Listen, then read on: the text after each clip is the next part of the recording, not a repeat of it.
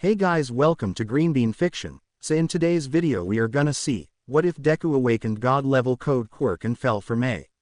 Movie. This story is the Deku code by Lotus_Moonveil. Before starting, make sure to hit that like button, as your one like motivates me to bring more stories, and subscribe the channel if you are new so you won't miss our latest videos. Izuku Pav. Hello. Hi, I'm the coded conscious of Izuku Midoriya. If you're reading this, my flesh body has been destroyed, or one of my cores was sent into another reality or place in time. I'm here to tell you of the life of my original vessel. In my world almost everyone had superpowers we all called quirks. Take note of the word almost. I was in the unfortunate 20% that was seen as quirkless. People like me were bullied, killed without consequences, and sometimes sold as slaves. My best friend Bagugo Katsuki, aka Kachan, became my worst bully when I was deemed quirkless. From the age of 4 to 14 I was bullied almost endlessly. Broken arms, legs, cuts, burns, and hundreds of black eyes. With any time I stood up for myself I would get punished.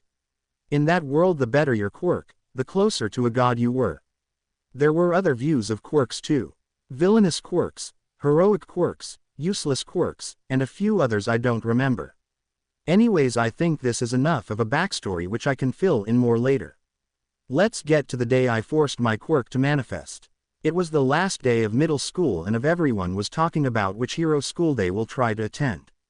Of course, my egotistical ex-friend, Katsuki, jumped onto his desk and yelled, "Yo teach, don't lump me in with all of these extras. I'm going to UA and I will become the #1 hero. You do know Midoriya is going to apply to go there too." That teacher pretty much signed an order for my grave saying that. Everyone laughed at me, saying no quirkless has ever been in UA. I'm just going to the support class. I have no desire to be a hero, I said, hoping to keep Katsuki from attacking me later. Once class was over I was attacked anyways. He burned my blueprint book of devices I was creating, had his lackeys break my left arm, and blasted me across the room with his flashy explosive quirk. Did a teacher come? No. Did anyone check to see if I was alive? No. I'm just a worthless person without a quirk. Deku, you better avoid UA or I will kill you. Oh yeah, I know a way for you to get a quirk. Take a swan dive off the roof and pray you get one in the next life, Katsuki said before leaving me there. Him and his goons laughed at his encouragement for me to commit suicide. I slowly collected my stuff and used an emergency sling I made because of how often this happens. I sighed and used some blast cream I created just for nitroglycerin burns. Once I put the cream away I realized where I was. I was on the roof of the school. No clue why I walked up here, but I decided just to follow his advice. I wrote a note apologizing to my mom that I do this and blaming the quirk-obsessed world and Katsuki for my death. After placing my backpack down with the note tied to it I jumped. My timing was perfect cause I was going to land and splatter right in front of Katsuki. I flipped him off and glared at him as I fell. That's when my quirk decided to intervene. It froze time and made a prompt appear in front of me. Continue with suicide as your quirk forms, or use quirk to make Katsuki suffer. This surprised me greatly. I could only move my head and arms as a keyboard formed under the prompt. I smirked as I typed, "Let me splatter close to death before my body recalls," similar to Tracer from Overwatch. I hoped it would work as I hit enter. Time resumed and I felt all my bones break, my skin and muscles flatten before bursting out, and my blood coating the arrogant jerk and his lackeys. The pain is something I hoped to never feel again, as the breaking stopped and I got rewinded back. In a few seconds I was suddenly back in the classroom before my book was burned. My body was fine, no broken arm, no burns, nothing. I quickly ran out of the school and saw the puddle of my blood and all my blood-spotted classmates. Thank you for the idea, Katsuki. I now have a quirk. Is that how you got yours to manifest a month before it should have? I said as I skipped by him, happy as I could be.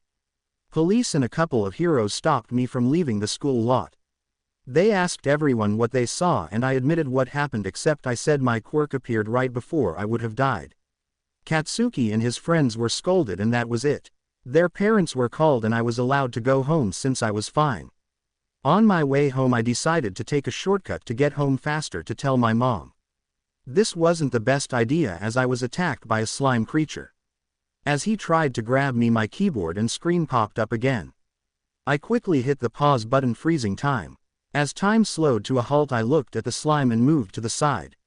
He could see my Quirk interface, as I called it, as he had a tendril close to grabbing it. I moved my stuff and typed, "Sludge attacker gets put into an unbreakable jar and arrested." Once that was entered, he was suddenly forced into a jar and time resumed. I picked up the jar and tapped it to piss him off as All Might popped out of the sewers where I'm guessing my jarred sludge came from. "Young man, is that the villain in your jar?" I nodded and handed it to him. "I'm sorry about using my quirk without a license. I literally just manifested it an hour ago and he attacked me. The jar is unbreakable, but it's best you hold it when you go turn him in. The jar won't fit your pockets that well." All Might was stunned. "Wait, you just manifested your quirk today and you were able to catch a villain?" I nodded and showed him the QI. He looked at it stunned and tried to touch it only for his fingers to go through. "Guess I can only let people see it. That's a good thing. I've paused time and undid my death with this." I told him the story as he began to smoke. Once I noticed the smoke, I instinctively summoned a fire extinguisher and a set of clothes for All Might, only for him to become a skeletal version of himself. "You will tell no one of this, understood? Also, can this villain see out of the jar?" I held up a finger and made the jar black and tested to see if I could erase memories using a video editing software on my screen. Needless to say, it worked. "Now he can't see out and I erased him seeing you transform. I cut it out so he just goes from you listening to my story to his jar going black and soundproof." Skella Might was impressed. "Such an awesome quirk. I hope you become a hero and not a villain. Can I ask you another small favor?" I nodded as I made Chi show up again, ready to type or use any other program that might work. Skella Might sighed. "Can you undo the damage caused 6 years ago? It's why I powered down suddenly." "Sure, but I want an autograph and you keep being an awesome hero," I said as I did a mix of Photoshop and Notepad editing to fix Skella Might. He laughed. "Done, and what all are you doing?" "A mix of Photoshop to get rid of your physical damage, and in case that's not enough, I'm causing your injury to suddenly heal as if it never happened. I'm thinking roughly 15 minutes ago shall do. And I am done." Once I saved it all, Skella Might returned to All Might. His scar was gone, and I had secretly added more power to his body and quirk. All Might hugged me and gave me his autograph as I created a small bag similar to a one-strap backpack. I quickly put the bag on him and the jarred villain in it. "This is a custom bag which can hold almost anything as long as it's no bigger than you. It's now your bottomless Might pack." He laughed and thanked me before he ran into a wall. Young Midoriya, did you boost my power or did my injury really weaken me?" I fidget with my notebook, which I had All Might sign in, actually a mix of both. "I only added 25% of your total power from your prime. I didn't think you were that hindered and assumed the boost would be welcomed." "I'm sorry." He made sure to get used to it before he patted my head. "It's okay, young Midoriya, this will definitely help me save everyone. If you want, I can recommend you into UA. That way you don't have to do the regular test." I perked up as he said that. "You think I could get into your old school?" He nodded and gave me his number before running off to turn in the villain. I stood still for a few minutes before I pulled up Chi and looked through my programs. There were programs just released and some from the year 1990. With some scrolling, I found a game called Minecraft and gave myself a speed potion from it. I drank it and ran home to my mom. "Mom, I am home and I got a surprise for you," I yelled as I ran into the living room where I saw her, Katsuki, and his mom Mitsuki. Hi Auntie Mitsuki. Is this about what happened at school?" My mom nodded. "Why didn't you tell me that, Kak? Wait, when did you stop calling him Kachan?" I freeze in place. I don't know actually. I think a few years ago after the 10th broken arm and the 4th broken leg." Auntie Mitsuki hit Katsuki. "You really broke his legs. I swear if I knew you were doing this I would have beat your ass like a drum." "Auntie, don't, you can't really blame him. The teachers did nothing to stop it, cause quirks or everything. Plus without his latest beating I would not be able to do this. I summon Chi and make glasses of tea pour themselves and add sugar or milk to everyone's taste.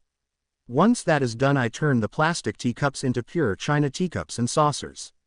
I now have my own quirk and helped All Might earlier." "Bullshit. I bet you're making that shit up." That outburst from Katsuki made his mom hit him hard. I then showed the autograph to them and showed them a bit of my meeting of All Might, making sure not to show his deactivation. My Izuku already helped a hero. I'm so proud of you, son, but not of how you got your quirk.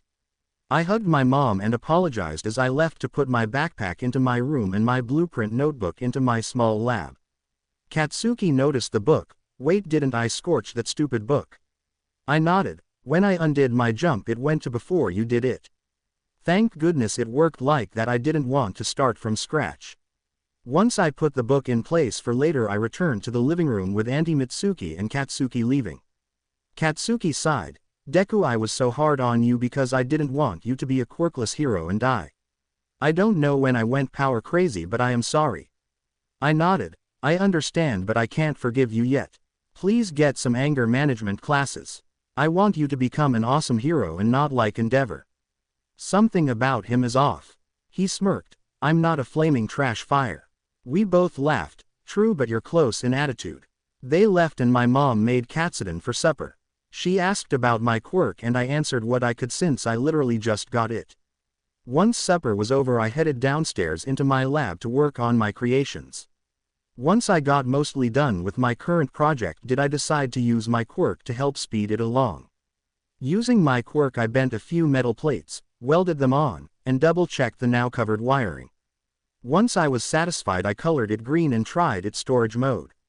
I pressed a certain button and it became a small bracelet which I put on. This is what he made. I loved the movie growing up and decided to give it a little shout out.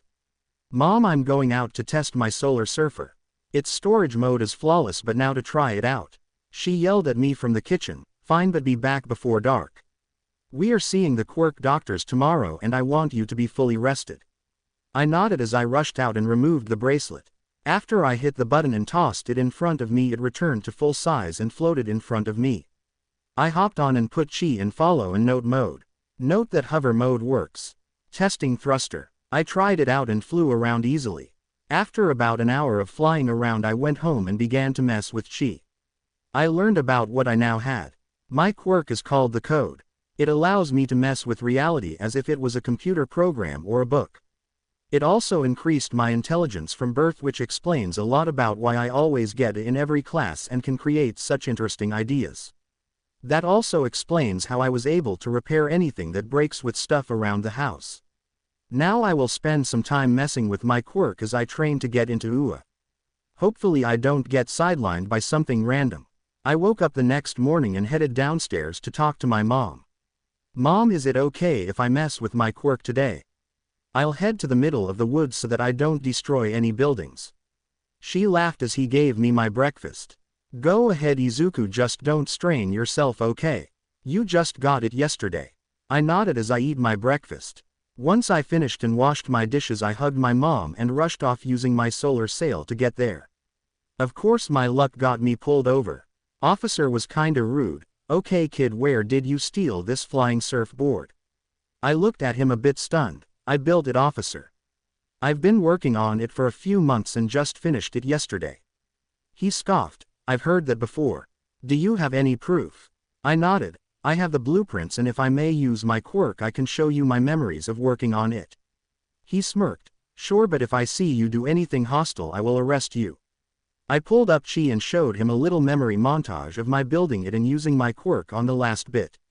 That is when he tried to arrest me for illegal quirk usage. I let him take me to the police station after I turned my solar surfer back into its bracelet form. At the station I sat in an interrogation room. I waited patiently as the detective came in. You were being held for illegal quirk usage. What do you say about that? I sighed. I just got my quirk yesterday. I used it to finish my solar surfer in my mom's basement, and to prove to the officer that I didn't steal my creation. If I may use my quirk, I can show where. I asked if I could use my quirk to prove I didn't steal. He allowed me and I showed him the same stuff and me asking the officer permission. Detective apologized. I'm sorry that he arrested you for no reason. May I ask what you mean by you got your quirk yesterday? I rubbed the back of my neck as I told him about what happened. He visibly paled as I finished the story. You're that kid. The officer that took the case called you blood bomb. Can you wait in the lobby for a little bit? I nodded as he let me leave the interrogation room. After roughly 20 minutes of waiting, All Might showed up and said hello.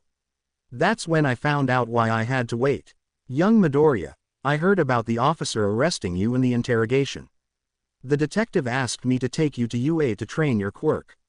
I quickly nodded as I jumped up. He laughed. I heard you made something. Think we can use it to get to UA? I smiled. Most likely, but I've not weight tested it much. I just finished it last night. I pulled him outside before making the solar surfer unfold itself. Impressive, young Midoriya. From that to a bracelet is incredible compaction.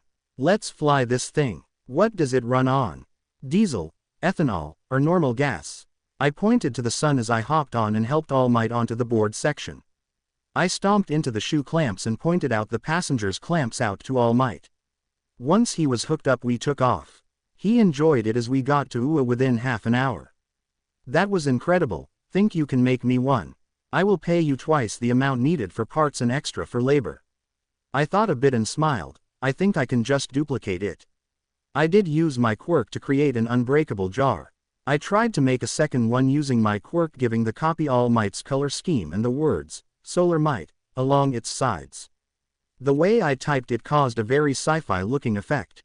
The original got All Might's color and the words along one side before it began to split, similar to how a cell duplicates.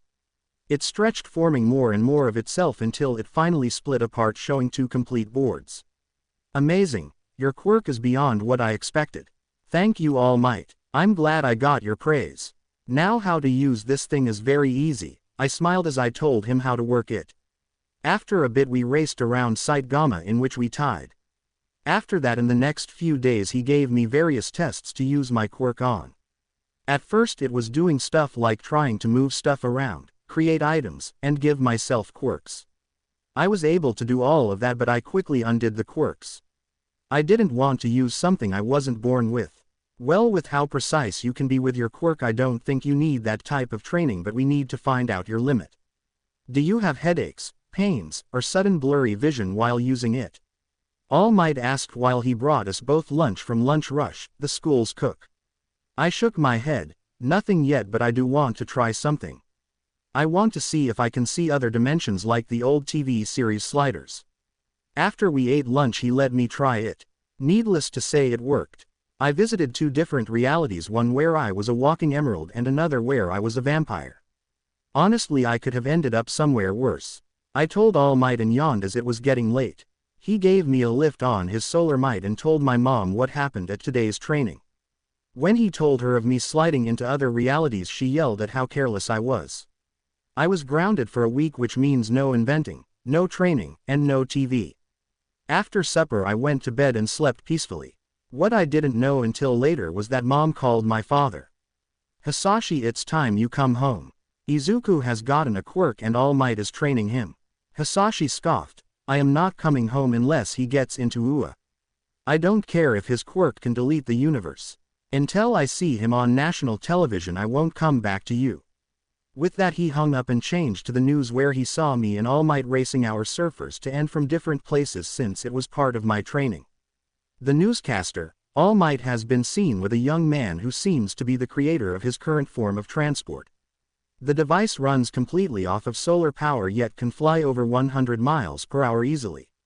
The creator is a young teenager called Izuku Midoriya, and according to some of our sources plans to be a support hero and enter UA this year.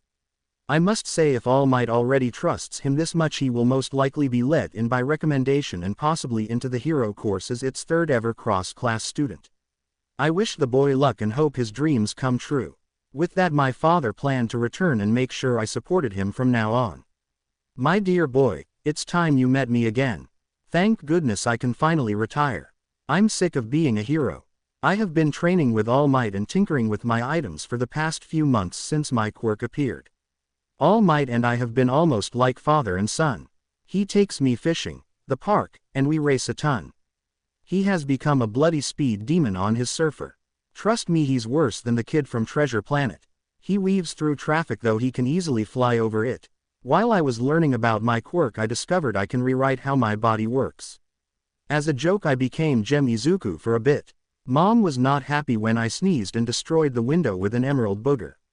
Of course I fixed it and undid my modifications. With some small experiments that would make some people blush, I made my body nearly perfect in my opinion. I have pink muscle all throughout my body, which is the perfect balance of strength and endurance. Though I boosted both, I removed the need for sleep, eating, and water, and my eyes can change their strength similar to a microscope or binoculars.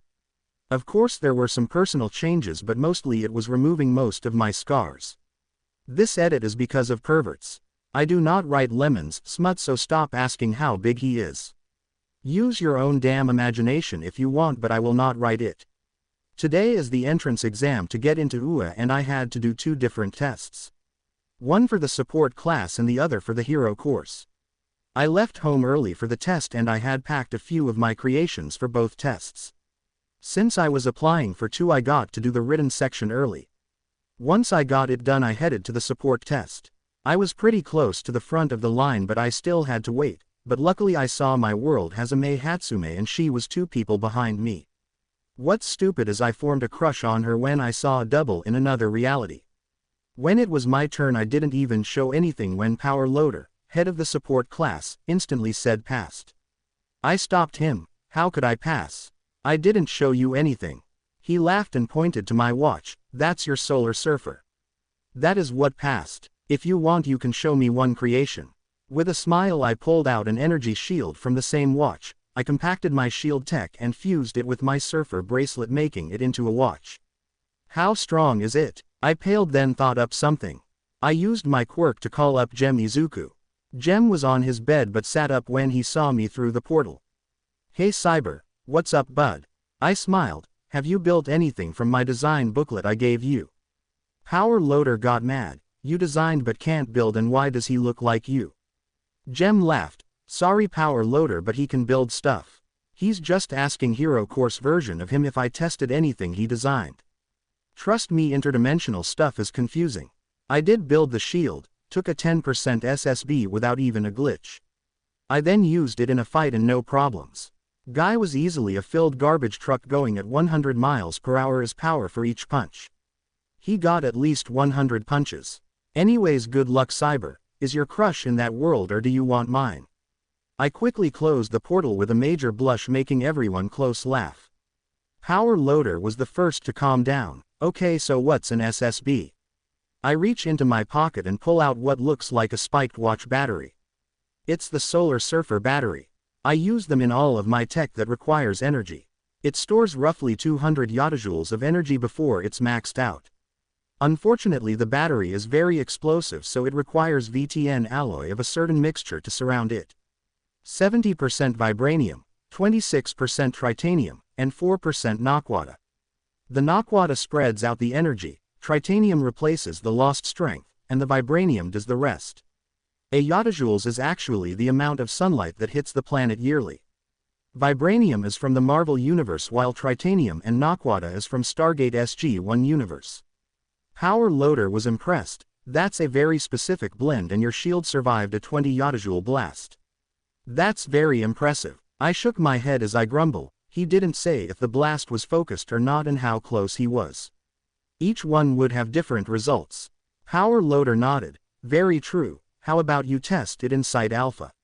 It's the only one with that alloy throughout its walls, though it's 2N and 28T. I nodded and flew off on my surfer. Once I landed at the center of it, I put down a VTN box with one side open, knowing the blast would mostly hit me. Once it's level 1, put a fully charged SSB inside with a destruction trigger on it. I then created cameras that can't be destroyed around me, so they get all the angles needed. With that set up, I typed up a revive code for myself, set up the shield to be point blank, and started recording. The blast was mostly absorbed by my shield, but when there was about 20% left of the explosion's power, it broke and killed me. According to the recording, my entire body was instantly incinerated and reformed by pixels shooting off the cameras to rebuild me. With that test done, I flew back to the test area with the results, but what I didn't know is that they saw it all. The second I landed, people rushed me to see if I was okay. I nodded and walked over to Power Loader, who was pale. My shield took 160 YJ before it broke, and the death was painless. 1 second my shield broke, and the next was me standing there as if nothing happened. That's when Mei came over to me. Have you died before now? How soft her voice was surprised me. Actually twice. My quirk fully manifested right before I died the first time, and the second time was accidental while training with daggers and such. Don't worry, it doesn't bug me, it's like I am in a video game with lots of lives. That seemed to calm everyone down but made May hyper. Wait, does that mean you have a HUD in your eyes? Can you see other people's stats? With those questions I pulled up Chi and started to type up some code, mumbling a bit. As I kept typing, Power Loader looked at other people's creations which sometimes worked or exploded in their faces. I would toss splash healing potions from Minecraft at them as I kept coding. Since the bottle would completely vanish in game, it did so in real life. Once the code was finished, I looked at May and smiled. May Hatsume, 15, female. Quirk is zoom, which lets you zoom in on people or objects in your line of sight similar to a telescope. Nice quirk, very useful in covert spying missions. You would need a way to hear them or just read lips. That made her bounce around some as my watch dinged. Power Loader, I have to go to my other test. May I be dismissed? He nodded as he yelled, if you do get into the hero course as well, I will see you in the afternoon of the first day. Good luck, bud, though you don't need it. I thanked him and ran to the auditorium where they would explain the physical aspect of the test. I got to the room a bit late, unfortunately, so the first thing I hear as I enter the room is some blue-haired guy in glasses yelling at present Mike because he didn't get to a part yet or there was a misprint. He quickly turned to me as the door opened and pushed his glasses onto his face as May crashed into me, causing us both to hit the floor. I helped her up and closed the door as the kid started yelling, "You should drop out now if you're going to be late to every meeting." Coming in late is a distraction and an insult to those on time. I simply ignored him as I waved to present Mike. Sorry, present Mike, my other test took longer than expected. Thank goodness you insisted on telling me about the physical when I took the written test at 7 a.m. This made blue hair stiffen before I turned to him. Apologize to present Mike, please. I bet he just explained the 3 bots worth points. The 4th is an obstacle worth nothing, which he was going to save for when he explained the environments with each testing site. That boy quickly apologized to me and present Mike. Present Mike laughed. Izuku, did you get another of the support class to join the test for the hero course? Also, the upgrades you did to my speakers are awesome. How did you triple their power and reduce the vibration problem? I chuckled. Not telling you. Oh yeah, you might want to change people going to Site Alpha elsewhere. I kinda destroyed it showing off my shield. He nodded and looked at May, who shook her head. I just wanna see him and his babies in the hero test. When the room gasped, I sighed. By babies she means inventions. Is it okay if she watches it? Big mouth. Present Mike laughed. Sure thing, broccoli head. Still working on your taunts? I nodded and he continued explaining the test. Once he was done explaining and everyone was at their necessary site, I relaxed and went through my support gear. May wished me luck before he went up to the observing room. That's when I saw a brown-haired girl looking like she was about to hurl from nervousness. I quickly walked over, jumping over blue hair. Calm down, you'll be fine. If anything goes wrong I will help you, okay? She nodded but still seemed tense as I looked at the info card I coded into my site. Oh, you're nervous about your quirk's drawback. I have something that might help. She looked at me stunned as I gave her a small mask with a small empty vial on the side of it. This mask is to help people who get motion sickness. No mess and they don't choke on their own upchuck. She hesitantly took it. How do you know about my drawback and my quirk? I don't know you and I've not told anyone here about it. I literally face-palmed. I am so sorry. My name is Izuku Midoriya and my quirk is the code. It basically makes me into a video game character and makes me able to interact with the world like it's a game. A support class applicant gave me an idea to try data cards on people. I forgot to undo the code for it. She smiled. Your quirk is amazing, much better than mine. I shook my head. Your quirk is awesome too, Uraraka. You just need to train it some. After that I walked away wishing her luck. Then the test started and I rushed in, confusing everyone. Present Mike screamed, "There's no countdown in battle. Follow that broccoli-headed shrimp." The rest then followed. The test was fun to do. I fought using a laser sword to cut up the bots and used my shield to protect people who were about to be hurt while we were all just started. As we all spread out I decided to try an ability called Code Clones. Soon pixelated versions of me with only shields began to help people only when needed. Unfortunately, this is when I met my quirk's first drawback. I saw through all their eyes and controlled them similar to a hive mind, but it gave me a splitting headache. Soon everyone began to suddenly clump back together and I realized why. The 0-pointer was easily 10 stories tall. I had my clones help people get away until I saw Uraraka under some rubble. I quickly ran over and used my shield to protect her as I had clones get her out and help me keep the robot's foot up. We succeeded in getting her free, but most of my clones and my main body was destroyed as the foot was too much for us. My mind instantly went into a clone near her and I started to cough some as I took in some air. Note to self, next time code my clones to actually use their lungs. That hurt like hell. Everyone was stunned as my clone went from pixels to flesh and blood. Is everyone okay? Is anyone hurt? Most shook their heads, but a girl with headphone jacks on her ears walked over. How are you alive? We just saw you get crushed by the 0-pointer. My clones and I began to heal people with healing items from different games as I answered her. My quirk is the code. Basically, I am a video game character in a video game world because of it. Basically, my clones were like lives in Mario or the respawn button in Dark Souls. When the time was up, I depixelated the clones and drank a healing potion, ending my headache. That's when I got a new one from Recovery Girl. Izuku, I told you it is my job to heal people. Are you trying to take my job? Even though she was very short and old, I knew if she got mad she could easily beat All Might right now. I'm sorry, Recovery Girl, I didn't mean to. I just don't like to see people hurt. Please don't kill me. She gave everyone some gummy bears and sighed. It's okay, I know your heart is in the right place. Also, I am out of the burn cream you gave me. You were correct about your friend getting people with his quirk. I quickly went through my backpack giving her some more of it, but because the bottle was bigger than her I had one of her medbots carry it for her. With that, everyone got shuttled back to the school where we changed back into our street clothes and left to go home.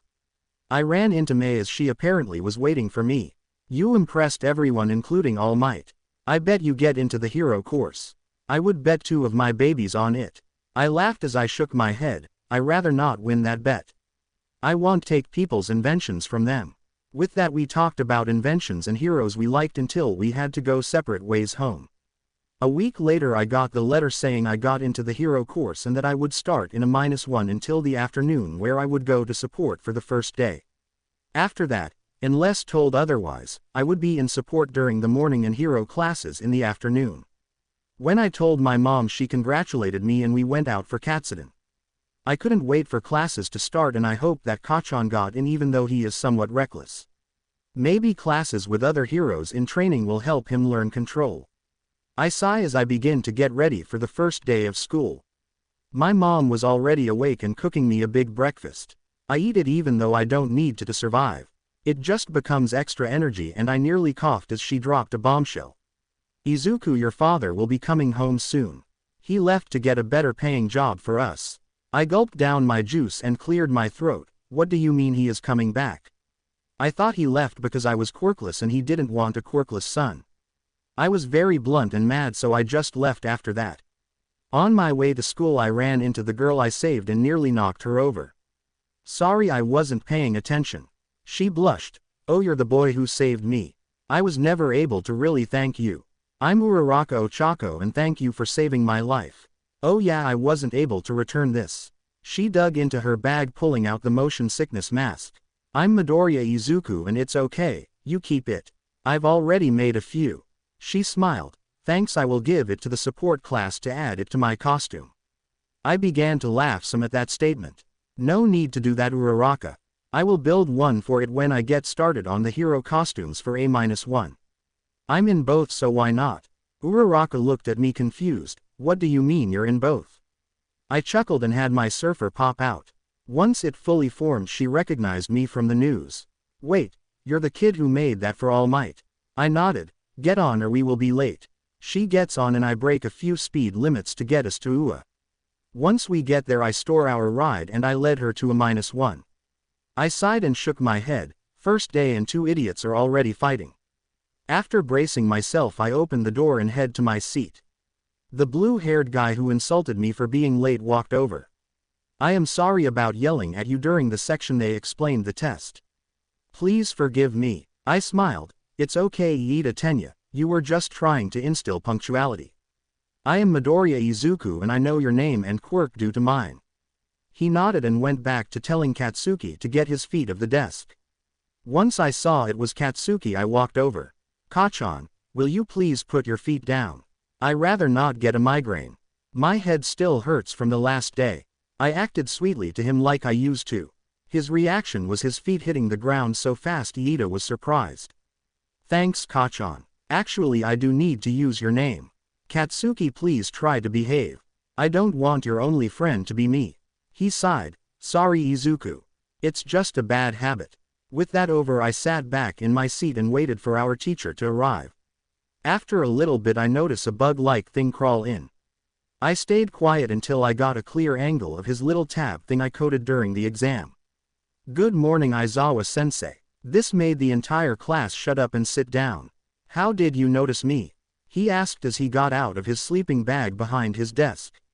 Info cards that only I can see. I coded it during the exam. He sighed. You're the dual class kid aren't you? I nodded. Yes sensei. Today I'm in here for the morning then I'll be afternoon here only. Aizawa sighed and tossed everyone gym uniforms and told us where to find him after changing. We all went to the respective changing rooms and got changed. I had to drag out one kid. His name is Mineta and he is a major pervert. He found a peephole and was about to check out the girls when I sealed off the hole and dragged him away. Aizawa was shocked to see me be the first one changed and dragging a classmate. Why are you dragging that kid? I growled slightly. He found a hole and was trying to look at the girls changing. I sealed the hole and dragged him so it will be able to dry before he tries again. After about 10 minutes everyone else comes out and Aizawa explained what we were doing. He was letting us use our quirks to do basic physical tests. He called me up. Izuku you got over 300 points so you start. Throw this ball as hard as you can. He tossed me the ball and I got into the tossing circle. I threw it and got infinity as a score. After that I broke the record for every test he had us do. I broke a hand grip device, teleported to the end of the print getting 0.00001 seconds. I flew up for a bit using potions from Minecraft. Side-to-side jumps were really easy thanks to Bouncy Gel from Portal 2. The one I loved the most was sit-ups and push-ups till I couldn't do them anymore. After an hour of me doing 30 push-ups or sit-ups a minute Aizawa gave up. Izuku just get changed and go to support class. All might training you gave you a big edge. I nodded and left yelling, Mineta, I'll make sure that the peephole is completely sealed. I don't want you being a pervert on school grounds. I changed and walked into the support classroom where everyone was already tinkering. Power Loader noticed me. Wow you're earlier than expected. Did Aizawa remove you from his class? I shook my head. Nope just dismissed me because an hour of push-ups and sit-ups broke him. Power Loader laughed and handed me a -1 costume designs. Once I looked them all over I started making them all. The first was easy for Uraraka. I based it roughly on a space suit with compression and a smaller version of the motion sickness device in its hood. Next was Katsuki's. He literally wanted to be a walking bomb in appearance. I make it as he wanted but I removed the grenade gauntlets changing them to look like dynamite is wrapped around his wrists with multiple fuses so he gets multiple shots of focused explosions. They would be less powerful for each one but together would be more powerful than the original if all are used at the same time. When I saw the invisible girl's gloves and shoes I shook my head. I made her an outfit that looked shiny and when it's activated it becomes invisible and hides her heat signature. That's when May interrupted me. Nice fabric what's it made of? Think I can use it in my babies? I laughed. May it's invisibility fabric and I'm working on making her goggles that do the same. That'll be metal and such. May nods as she poked Katsuki's wrist dynamite. Are these useful? I nodded. Just be glad it doesn't have any of his explosive sweat in it. Better put some nitroglycerin burn cream in a pouch. I then put some of the special burn cream into a pouch on his outfit. Need help with the outfits? I nodded. I need knight armor for Iida Tenya. I think some dry ice or colder should be used on his leg engine's cooling system. Best metal would be tritanium mixed with vibranium. I then told her a few others as I moved on to Tokiyami Fumikage's outfit. His costume was pretty much what he wanted but I add a bulletproof shawl and make his entire outfit the blackest black possible making him look somewhat like an error in a simulation. This should help boost Dark Shadow's power in the day, and the shawl can be used to glide around similar to a hang glider. I do smaller changes to others' outfits, but that's about it. By the time school is over we have all but my suit done. Izuku want me to make your outfit. I can see her gears turning as Power Loader looks over the finished outfits. I'm sorry, but I've not designed an outfit yet. I was just going to pixelate myself for now. She got to drawing as I finish what I was saying. Power Loader walked over and congratulated us on our awesome work for our first day. He tried to talk to May, but she waved him off. Up until the bell rang I helped other students. After packing my stuff I headed up to Nezu's office. I knocked on the door then walked in when he said enter.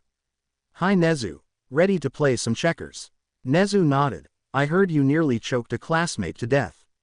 May I know why? Mineta is a pervert. He found a peephole that lets the locker rooms see into each other, but it looked like it was made from the male's side. I dragged him out after I sealed the hole. Nezu's eyes widened. I am glad you sealed it, but dragging him may have been overkill. I sigh. Maybe, but if he touches the girl I am interested in he will be embarrassed and hurt. That's when Power Loader and Aizawa come in.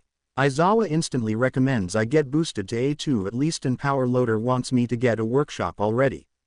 I was stunned by it and Nezu agrees. If he wants to skip a grade he can. Leave him be if he says no. I shake my head. I wanna stay in A-1. I don't want more people to hate me for skipping grades. Also, what do you mean by workshop? I already have one at home. May not have the best stuff, but it works. Power Loader laughed as he explained that usually he gives second years workshops that are near indestructible for more dangerous creations and to store their creations between working on them or doing a new one altogether. I think May needs that more than me. I can shrink stuff or store it in a pocket dimension. No clue how I do it yet, but I can. Also, I can create unbreakable boxes. You saw how strong the blast was during the test. He nodded and left as I packed up. During this chat I had beat Nezu at checkers without them noticing.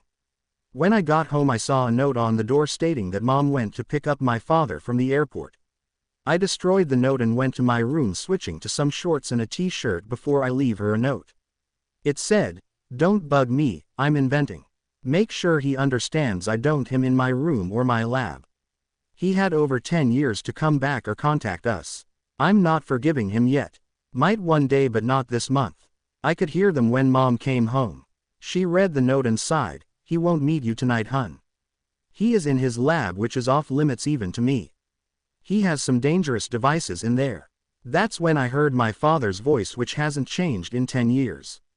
Fuck that shit. I've been gone working my ass off for him and he won't even see me. I then heard stomping and him open my bedroom door. Of course he loves all jerk. Where's his lab? Hisashi, calm down. You're just tired. Let's go to bed and you can see him in the morning. That's when I heard a slap. He hit my mom. I don't remember what happened next. 1 second I'm working on metal and glass I can turn invisible, and the next time at the front door glaring at my beat up father who has fear in his eyes and is backing away down the sidewalk. I slammed the door shut and walk over to my mom, who also is afraid of me. What did I do? I was just in my lab and heard him hit you. As I put cream and ice on Mom's face she told me. If it wasn't her telling me I wouldn't believe her. Apparently I teleported in front of Hisashi and yelled at him for hitting her. He said he only did it to get me out here to meet him. Those words made me go into something called Enraged Defender mode, according to a digital sounding voice that came from my chi. I beat Hisashi up without any serious damage, and each time he would breath fire I ate it like it was candy. Once I got him out the door I yelled, "Next time I see you, you better be apologizing to me and my mom. You owe 10 years of apologies and an extra year thanks to you hitting her." Mom was proud of how strong I am and that I protected her, but she also is afraid of how strong I am and how she might not be able to pay the bills now. I told her I will get a part-time job to help, since if he doesn't help anymore it's my fault. It wasn't until I went to bed did what she said hit me. I ate fire. My chi spoke, and I beat a pro hero. How much more power is hidden within my quirk? Damn it, I'm going to have to talk to All Might later since his quirk is a strength-based quirk. I yawn as I headed to school on my surfer. It's been a few days since the first day and honestly May was draining to contain at times. Literally in the past 4 days she has blown up 25 gadgets, injured 10 people, nearly killed me twice, and actually killed me once. After the third explosion she was assigned a big blast-proof hangar to test in. I was assigned the same one, but there was big rule we had. She could not test her babies unless I made the area completely unbreakable. As I walked past the classroom I waved to Power Loader. "Hey Teach, you enjoyed the improved digging suit I gave you?" He nodded and laughed as I headed to the hangar. "Make sure May stops working on the dangerous stuff when you leave. She gets really impatient." I stop and walk backwards. If I can talk her, Nezu, and Aizawa into it, can she join the hero course like I am? He shrugged as sent me along. I quickly rushed to Nezu's office with my plan. Nezu somehow was expecting me. "Hello Izuku, let me guess you want May to be a cross-lesson like you." I nodded. It may help reduce her more dangerous stuff, give her babies a better focus, and keep her out of Funding's hair. I want to, and I already talked to Aizawa. Now it's up to her. Please make her agree. I don't want another funder to scream at me to throw her out. I smiled. "Will do. Thanks Nezu. We can play chess tomorrow with Solar Surfers as a bet." By the time I had gotten to the hangar May was tapping her foot near the door. "About time, I need to test my babies and you're late." I sighed. "May, I was talking to the principal. He wants you to become a cross-study student like me. That way your creations can be made for people in particular. Think of it, all of a -1 using devices we create when they go hero. The reason is because we know their quirks and understand how to make them stronger with support items." I may have laid it on a bit too much as she nodded furiously. "Should I tell Nezu you'll do it?" "Of course I will do it Izuku, but you must become my boyfriend," May said as she hugged me. I was stunned as I didn't know my crush liked me. "Wait, boyfriend? May I ask why that popped up?" She giggled and kissed me. "You're smart but dumb. I got a crush on you during the entrance exams. Now don't deny you like me. I saw you drawing me in a wedding dress. Honestly, more gears on the left and laser shooting flowers in the bouquet and it would be perfect." I blushed darkly and kissed her back. "You got me, but please take better care of yourself. I know your goals, but your health comes before the techno babies." "Deal." She agreed and I sent a small robot to tell Nezu. Once I sent it out I set up a monitor so May and I could watch what would happen. I smirked and spoke through the small mouse-like bot after Nezu saw it. "Message for Principal Nezu. For safety reasons there is a riddle as a password. Are you ready?" Nezu chuckled. "Very clever Izuku. All right, give me the riddle. He who knows, does not speak. He who speaks does not know. Do you know the answer?" I muted the mic as I began to laugh. Nezu had me repeat the riddle. May asked for the answer but I ignored her for a second. After Nezu thought of the answer in complete silence for about 15 seconds I spoke. "Answer correct as you are wise. Message is, May will cross-study like me. Have a good day Principal Nezu." Once I finished the message I had the robot return with Nezu looking confused. I didn't give an answer though. Meanwhile I was laughing my ass off as May matched Nezu's look. "I'm sorry but I finally beat Nezu in a riddle. If I know him, he will either chase the robot or have a teacher carry him here." The second those words left my mouth Nezu kicked open the door and glared at me. "Okay wise guy, what was with the nonsense riddle? What could the answer possibly been?" Nezu yelled as he climbed onto my desk to get close to eye level. "The answer was for you to not speak. He who knows, does not speak. He who speaks does not know. Do you know the answer? The answer is in the riddle." I burst out laughing again as May and Nezu looked even more confused. It took them a few minutes for them to understand it. Nezu laughed and left. "I will remember that riddle and use it to confuse people." "You are devious Izuku. The bet is a surfer and Imperial tips tea." "Of course Nezu, it's worth the bet raised to finally stump you," I say as the laughing continues. May eventually slapped me. "Snap out of it Izu. Get up and reinforce the room for me. I have tests to do." I sigh and stand up typing the reinforcement code. "You're no fun. There it's reinforced." While she tested some explosive resistant material I created a switch on the wall labeled, coded reinforcement. I tested by switching it to off causing a huge wall in the hangar. I quickly fixed it and turned it back on and it worked. Of course May didn't notice at all but I tell her once she finishes testing. She was overjoyed but quickly went back to testing.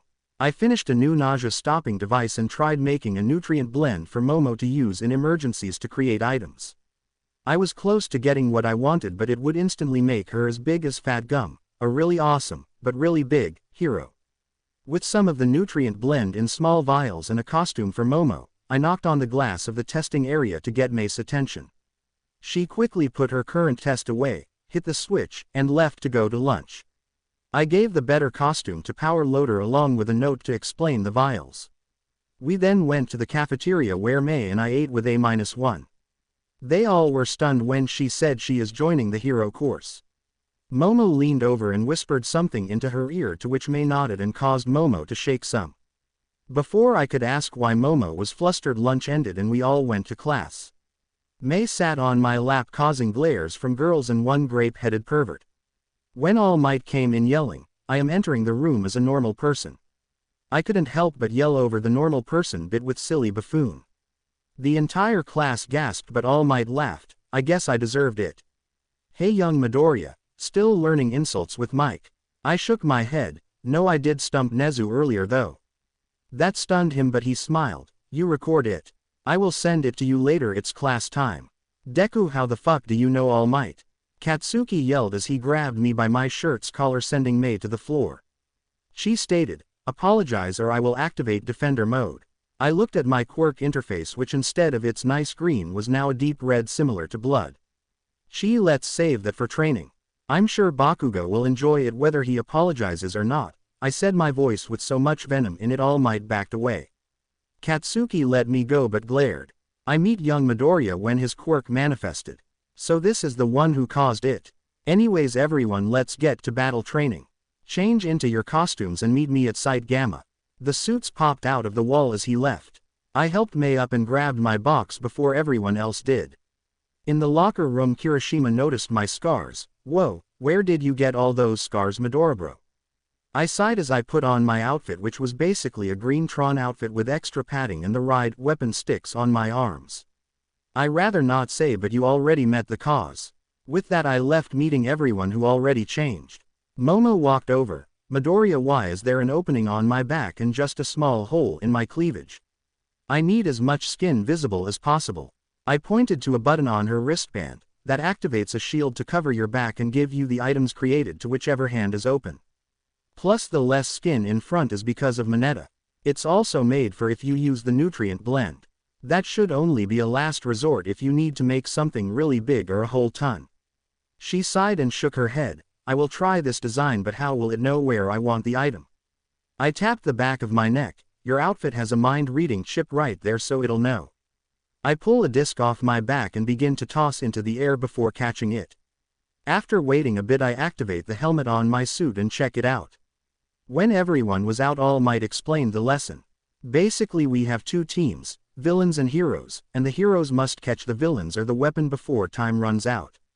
If the heroes are caught or time runs out, villains win. All teams and matches were done by lottery except one match.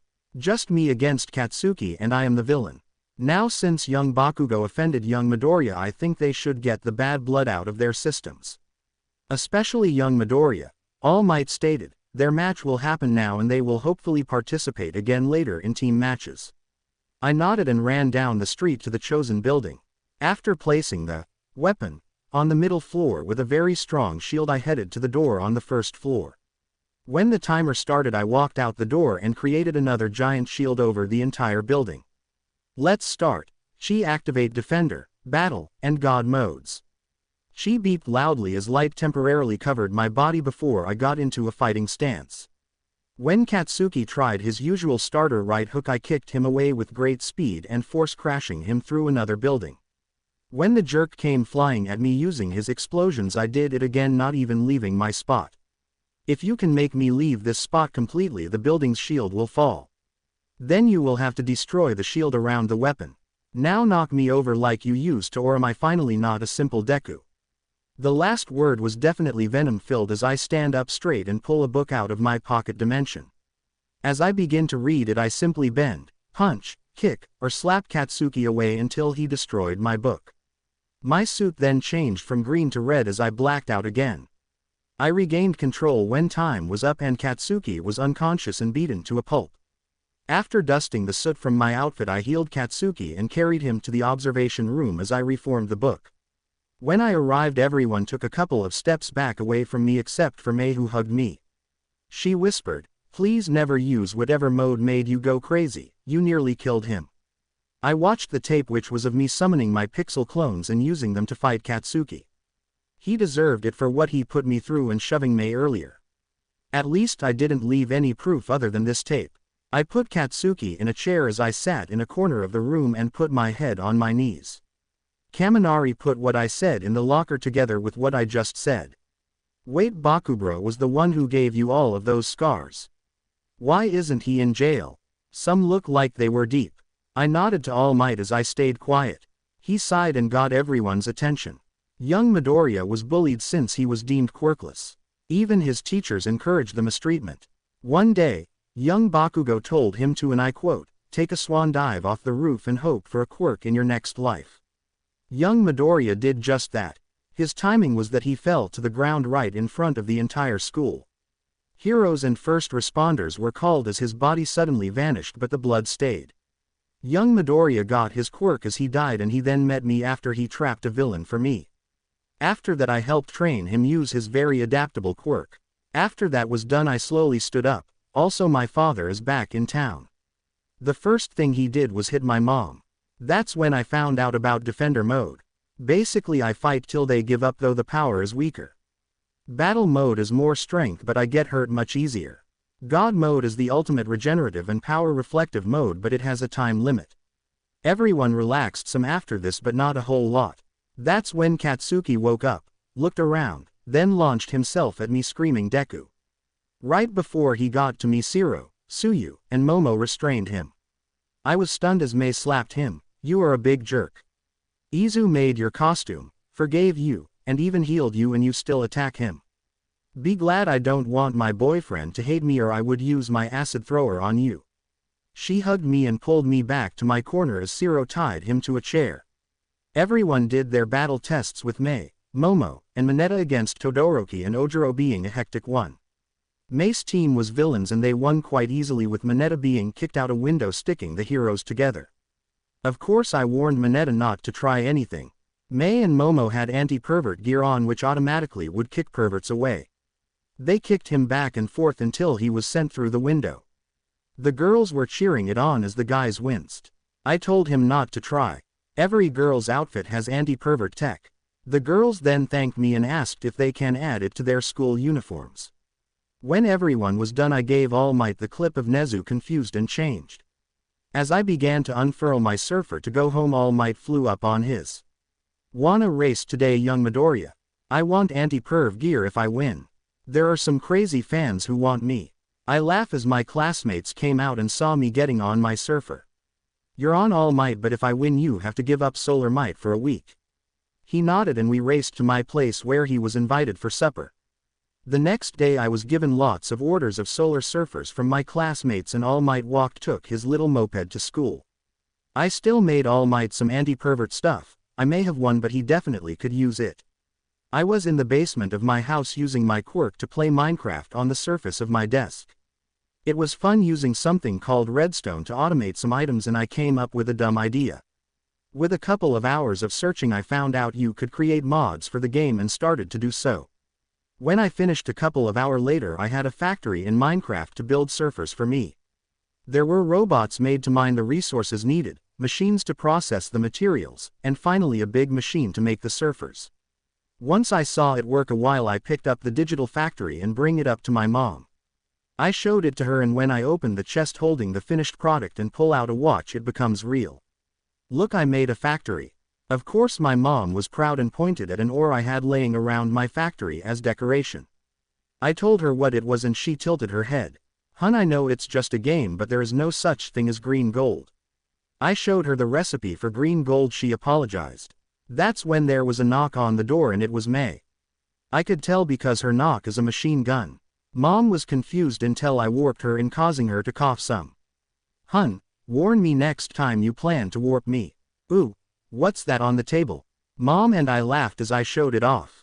Mei was really interested and asked if I can make fabrics this way, like her super fabric, which is cut, acid, explosion, fire, freezing, and a lot more proof, and it reacts to the user's quirks. She used it for my Tron-like hero outfit, which is why it glowed and changed colors. I looked at its elemental structure and used it in an odd mod which you can turn stuff like silk and dirt into its elemental components. Once I figured out how to make thread and a way to automatically weave it into different outfits and colors. I hand-made her digital factory for outfits and teach her how to put in the measurements and everything. She screams in joy and measures my mom. I watch her make a dress for my mom. When mom tries it on, its hem seems to float and move like there's a breeze and it changes colors to match her mood. Wow Inko, that dress looks awesome on you. I froze when I heard that from my father. May glances at him, then me. Hun, who's the dude standing there? Why does he look like Defender mode hit him? I growled and QI formed next to me. He is my father. He helped me discover Defender mode. What do you want, you waste of flesh? He glared at me. I am here to talk to Inko, not you. Hun, we need to get back together. I know I left to get us more money, but since Izuku is in UA and very powerful, I can retire and make up for our lost time. My mom paled with the dress turning a dark red. With that I was shaking with rage. You vanish for 10 years only to return since I can make you money. Leave the house now or I will activate Reaper mode. May quickly hugged me and tried to calm me down. Hun, don't you dare activate that again. You literally ate the souls of the last target. I don't want you expelled from the school. Father fell for the big lie and ran as Chi created Reaper mode and one called Ghost Rider. I guess I will try them later. Mom, get a restraining order please. I'm getting one tomorrow since I don't want to kill him. With that I head to a nearby park and use a laser knife from a sci-fi video game to carve logs from Minecraft into different action figures, video game characters, even make a few villain carvings as I zone out some. After about an hour I noticed kids and adults looking at the carvings. If they had questions about who was who, how much, where did you get that wood, etc., I would answer as I used QI to paint them. Most were shocked that I had a very flexible quirk and I had such fine control of it. I spent the rest of the day carving items and selling them as a way to pass the time. After that I spent an hour creating a bank account to store all my money and any I will get later. When I finally got home I was instantly enraged. My piece of shit father was beating my mother. He was mad I didn't respect him and that she didn't stand up for him. The sight of my mom bloody made me black out again. When I regained my consciousness I quickly called the police and healed my mom. At first mom was afraid of me and I didn't know why. That's when I looked at a nearby mirror and panicked a bit. I was scared of myself as I was now nightmare fuel. I wanted to test out the modes later but not at the same time. I kept the form as I glared at my still alive father. Sitting in a chair I look at the recording of what happened. When I blacked out I yelled, Hell Reaper mode safe edition. My father attacked me calling me a worthless piece of shit son. That I should be taking care of him finally since I know All Might and will be a strong hero. All I did was pin him to the wall and look into his eyes. Your soul is stained by the blood of the innocent. Have a taste of their pain. I rewatched him hurting innocent people for no reason. He only passed out from mental pain and that's when I woke up. Police arrived and assume I am the criminal until my mom said, That's my son. He just saved me from my ex-husband. His quirk activated to defend me. Izuku, please deactivate whatever mode this is and show the police what happened with QI. A cop snickered. Don't you mean IQ, ma'am? I deactivate Hell Reaper and glare. She is short for quirk interface. My quirk is similar to a PC. Don't worry about that piece of shit. All I did was knock him out with a watered-down version of the pain he caused innocent people. I showed them what happened and they took him away. After a bit I was grabbed as well and dragged to Ua where I saw Nezu and Aizawa waiting for me. Nezu spoke first. Izuku, you need to control your anger, okay? This is the third time you've blacked out thanks to your quirk. I growled. He was beating my mom like she was a fucking bongo drum. Be glad my blackout mode didn't kill him. I literally had to reduce it to 0.000001% power not to cause any damage. That made Aizawa pale. How many innocent people did he hurt? I don't answer as I head to a training gym. Nezu pav. I watch Izuku walk to a gym on campus. So his father is a piece of work. He has great potential but his father's actions will stain his name. Aizawa nodded. Yes, but his quirk is evolving much faster than any other I have ever seen. He might go unstable more often now. With that I climb up into his capture gear scarf. True, but I think his drive to protect others will make him the next symbol of peace before he even graduates. I just finished training for a couple of hours after beating the crap out of my father. Aizawa was asleep near the door, Ectoplasm was tired as his clones fought mine, and I was using Hellreaper to cut up some food and perfectly cook it. Once I finished cooking the stew I made, I brought it over to the two teachers. They ate it and actually enjoyed it. Incredible. I didn't think Hellfire could cook food like this. If I had more strength I'd have some clones eat this. Unfortunately, lunch rush. The school's cook heard and got upset until he tried it. He now wants me to help make lunch from now on. That's when some random woman walked into the gym. I offered her a bowl which she took happily. That's when Nezu showed himself. What, don't I get a bowl? I laughed. Sorry, Nezu didn't see you. He eagerly ate his stew and got seconds before he told me what's going on. Izuku, this is our school's therapist, Elvira. She will hopefully be able to help you with your rage blackouts.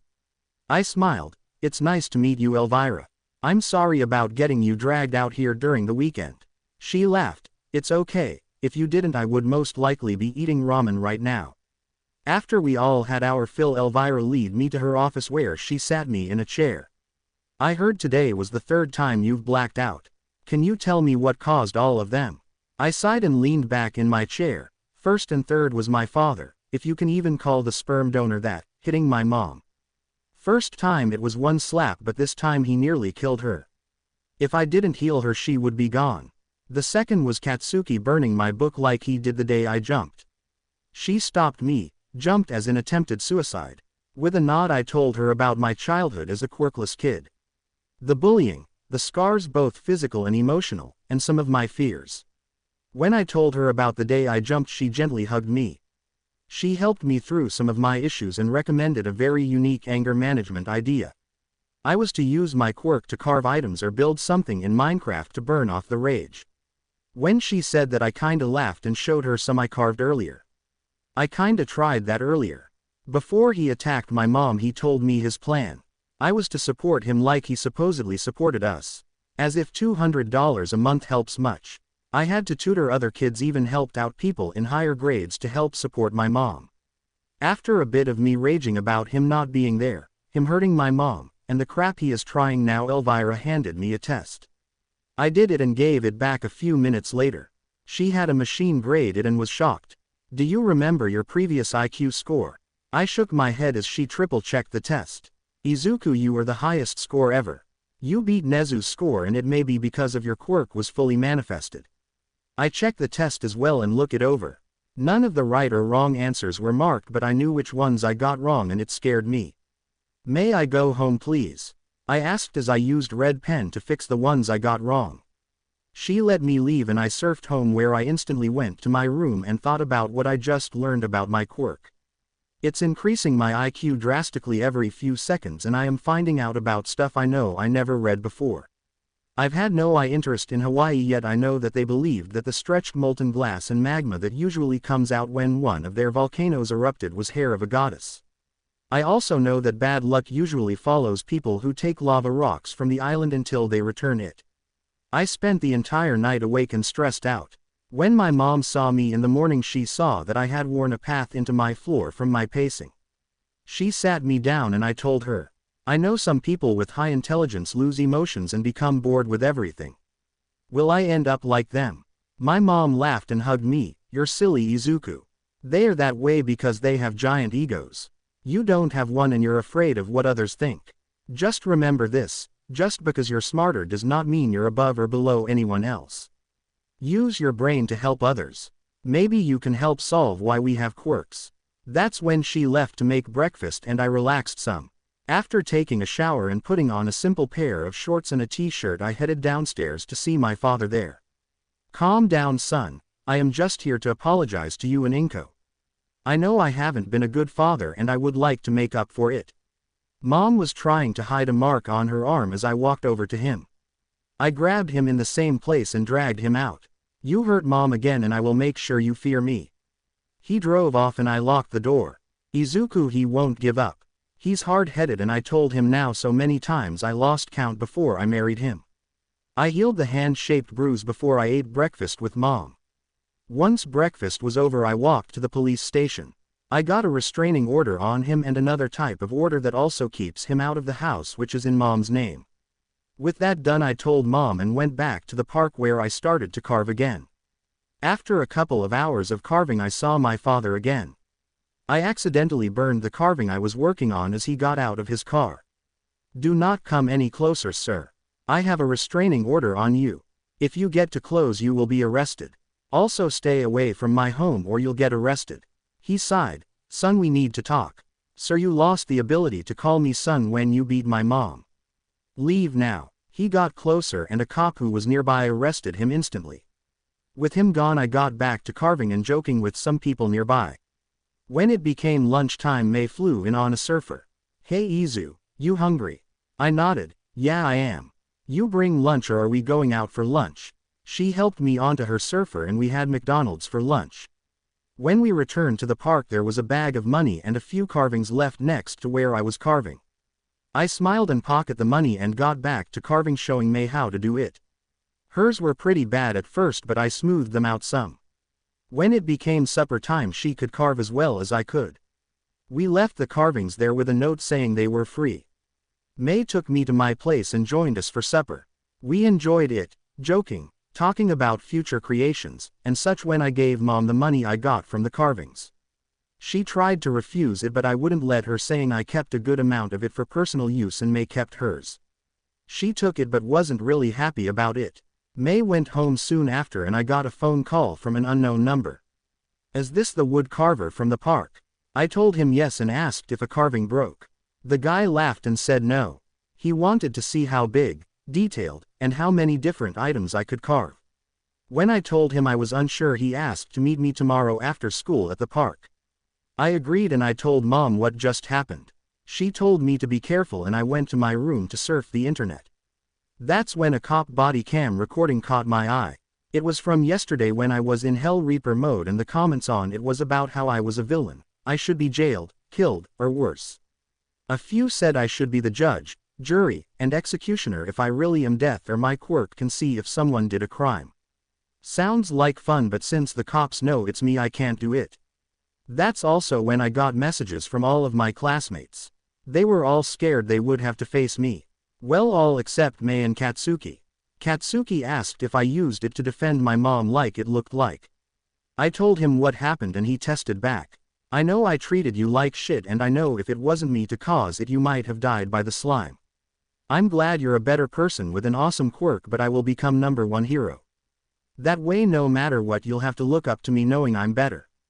I chuckled at his attempted apology and sent him a message saying I know why he's always angry. It's a quirk drawback, and if he allows me to, I can remove it.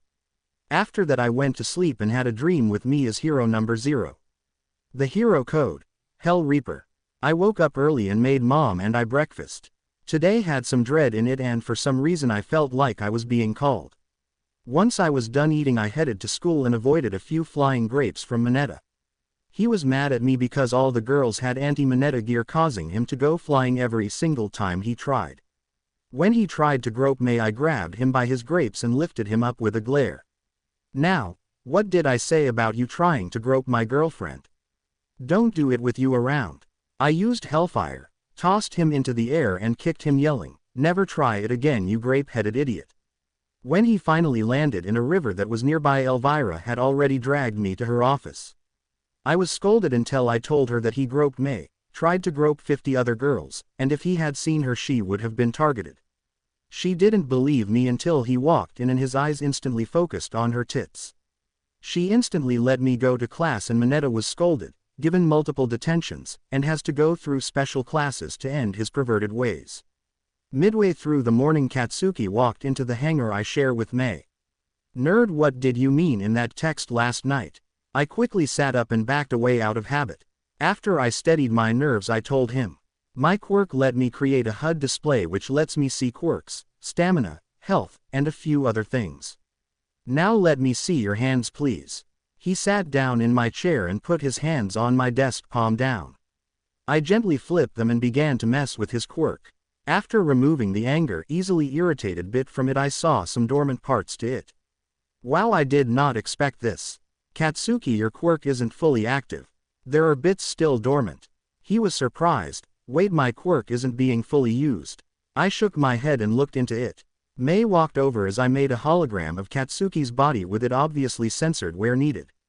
You have your explosive sweat glands in your hands, but you also have them on the soles of your feet, your elbows, back of your calves, and your tear ducts can make it too. Fortunately, if all of them get taken out of dormancy, you'll become blast-proof, gain more control over it, and control over when, where, and how much you sweat. Mei started to cuss before making him a new outfit as he yelled, "Fuck yeah, break that limit and boost me up." I nodded and removed it along with a bit of his ego so he has full quirk control. Once that's done, I heard a voice. I looked around, causing Katsuki look at me confused. "Deku, are you okay? You just went pale." After convincing him that I'm fine, I sent him back to class and got myself a drink. I drank some water and heard the voice again. This time it said something along the lines of trouble and the letters U, S, and J. I didn't understand and headed back to my hangar to work on Katsuki's new outfit. Luckily Mei and I got it done before lunch and we turned it in. We all ate lunch together. When we headed to class together, I froze in the doorway. The voice was back, USJ. Death, Reaper, must. Mei asked if I was okay and I simply nodded as I headed to my seat. She of course sat on my lap again, even though she has her own seat now. Aizawa crawled into the room, not leaving his sleeping bag. "Everyone put on your gym or hero outfits. I want you at the bus in 10 minutes. We all did as told and I sat near the back of the bus so I could think. That's when Suyu, nice girl with a frog quirk, decided to bug me. Pun definitely not intended. "Midoriya, what exactly is your quirk? I know you call it the code, but that's about it." Hiroshima looked up. "Wait. Midoriya bro, you're the pixel clone dude from my test." I nodded as I tried to figure out what the voice meant. "Pixel clone? What does that mean?" Uraraka chuckled. During the entrance exam he created a pixelated army of himself. He saved me and died in the process. This got Katsuki's attention. "Wait, you died twice already?" I flinched and sighed. "Over 7 times. Most was because I was learning my quirk." Mineta growled. "Of course the immortal of the class hates me." This is when Katsuki made the first joke I've heard not aimed at me. "Be glad he doesn't eat grapes. If you were Katsuden you'd be doomed."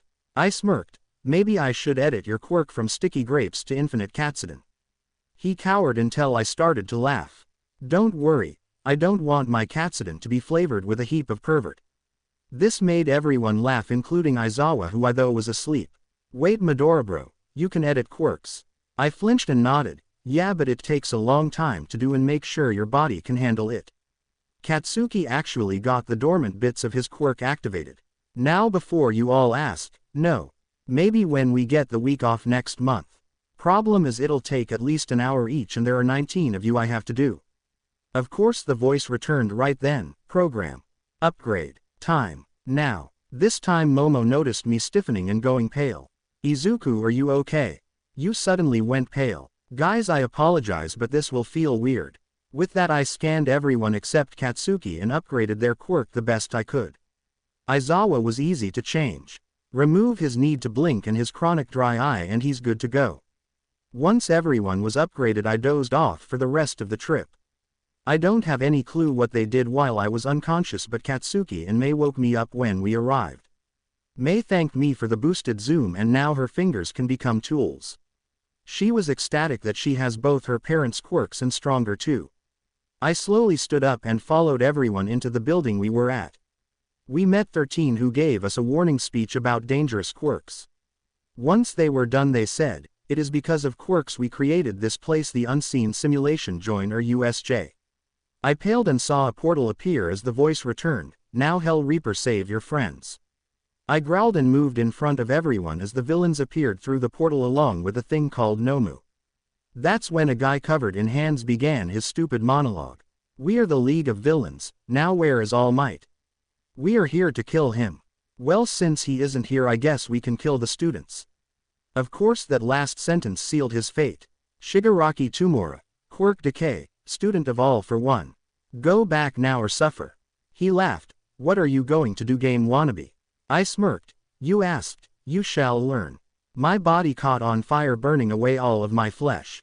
While this startled everyone, my outfit changed to a Reaper's robe and I got my scythe. I am hero in training, Hell Reaper. Turn back now or your souls will be my afternoon snack. Kurogiri, the warped cloud entity, walked forward a few steps. Why are you a hero when that Quirk suits a villain better? Join us and let's raise this corrupt world. I began to laugh as I looked at him, my voice beginning to become deep and ancient sounding. Why would I become a villain when I follow the hero's code? Nomu, kill him. The poor creature attacked me only for his fist to go through me as I touched its head. You suffered greatly. I free you of the mortal coil, young one. With that it collapsed and became a young child about 8 with blackish purple goo flowing off them. I picked up the child and walked over to Aizawa, handing him over. Keep the body safe. I will get his soul back once it's safe. Aizawa nodded as rage filled his eyes. Go all out, Hell Reaper. You have permission to use your quirk as you wish to defend your classmates. I quickly rushed at the villains and cut them down by temporarily cutting their souls so they can't move their limbs yet stay alive. When all but Kurogiri, Shigaraki, and another Nomu which came out through a portal a few seconds after I started my attack. Cheater. Hacker. This is not possible. Nomu, kill that skeleton. This one actually hit me. I wasn't moved an inch, but his soul was that of a very murderous man. Your soul is stained by the blood of the innocent. Feel their pain. Every murder the guy did before and after becoming a Nomu hit him, burning away his soul which I ate. Souls of murderers always fill me up. Now Shigaraki. Kurogiri, surrender now or else. Shigaraki was then warped behind me by Kurogiri where he grabbed me. Goodbye, Hell Reaper. Wait, why aren't you decaying? I laughed again as my mental stability began to crumble. You should know something about decay. It's always comes after death. Unfortunately for you, I can't die. I knocked him out, then motioned for Kurogiri to lay down. He quickly did and I immobilized him. While I was fighting, Iida had gotten the police and more teachers. Everyone was arrested, but I stopped them when they tried to arrest Kurogiri. Your soul is pure. You should have been a hero if it wasn't for the fact you were created to follow orders. If you want, I can remove that bit from you. His yellow smoke which acted like his eyes widened. You can free me of his control. Please do it. I quickly did it, and right then Shigaraki yelled as he woke up. Get me out of here, you stupid fart cloud. Kurogiri seemed to smirk as he yelled back, shut up, you overgrown baby. That made him throw a tantrum as he was put in a cop car with special gloves made by Momo so he can't decay anything. I laughed as I reverted back to my regular body. Kurogiri, you must go to jail for a bit, but I will try to get you free. I will use my contacts if needed. He bowed to me. Thank you, Hell Reaper. I am definitely in your debt. With that he was put in a car and drove off. After statements were made, I gave the kid back his soul and activated his dormant quirk. When he woke up, I talked to him for a bit. I talked to the police and called my mom, asking that if they can't find his parents, if my mom and I can be his foster family. They all agreed and the kid was happy. I sent him off as he told me his name. I quickly rushed to the bus but collapsed in the doorway of USJ, falling unconscious. Instead of me just waking up later, I had another dream. In it I met a female with what I thought was skeletal paint until I realized she was Lady Death. I'm sorry to mess with your life, Izuku. I had to stop many unneeded deaths. I slowly walked over to her. Why me? Why give me a quirk before I died? She laughed, sounding like bells and music. I chose you because you were the first in a very long time willing to meet me. Usually people who die have regrets and are not truly accepting their death. I sat in a nearby chair as she continued speaking. Also, you have all the quirks possible in the past, present, and future. Each ability, mode, and code you write is actually another quirk added to your collection. You are very special for current times. You are the first Reaper, agent of death in many centuries. You are my immortal Hell Reaper. Don't worry should your physical body die like it just did. We will talk for a minute and you'll be revived in a special way. Now revive my Reaper. You have work to do. I then watched as my body turned into dust and my soul was sucked into the dust as it reformed into my body and outfit I had on. In real time I was only dead for a couple of seconds, but I spent a few hours in Lady Death's castle. I got to the bus and shivered a little bit, prompting Momo to make me a thick weighted blanket. Midora bro, why did you just pull a phoenix? I didn't cause it. My body died and Lady Death talked to me. Mineta was next to me before I could finish my sentence. Death is a female. Is there a way to meet her without having to die? What I didn't expect was Lady Death grabbing and picking him up by his neck. How did you survive that? You were supposed to die, pervert. I'll take care of him. I gently grabbed her arm. Lady Death, maybe the pervert can change. Please drop him before he becomes a skeleton like you. She drops him and hears a thud.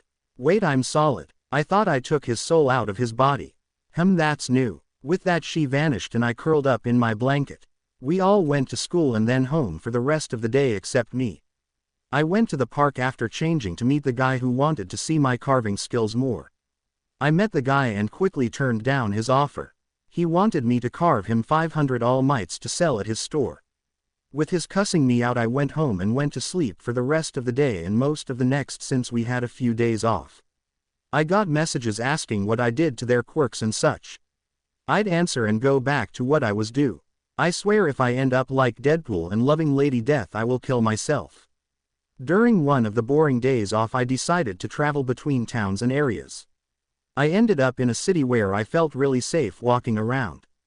After a while of walking around, I feel something bump into me. When I saw it was a little girl, I knelt down and helped her up. Are you okay? I'm sorry about knocking you down. I wasn't looking where I was walking. She instantly grips me and whispers, help me. I couldn't see her name or data because of how close she was, but I could see overhauls. I didn't even have to have the data HUD to know he was evil. Eri, I told you couldn't come out until after supper.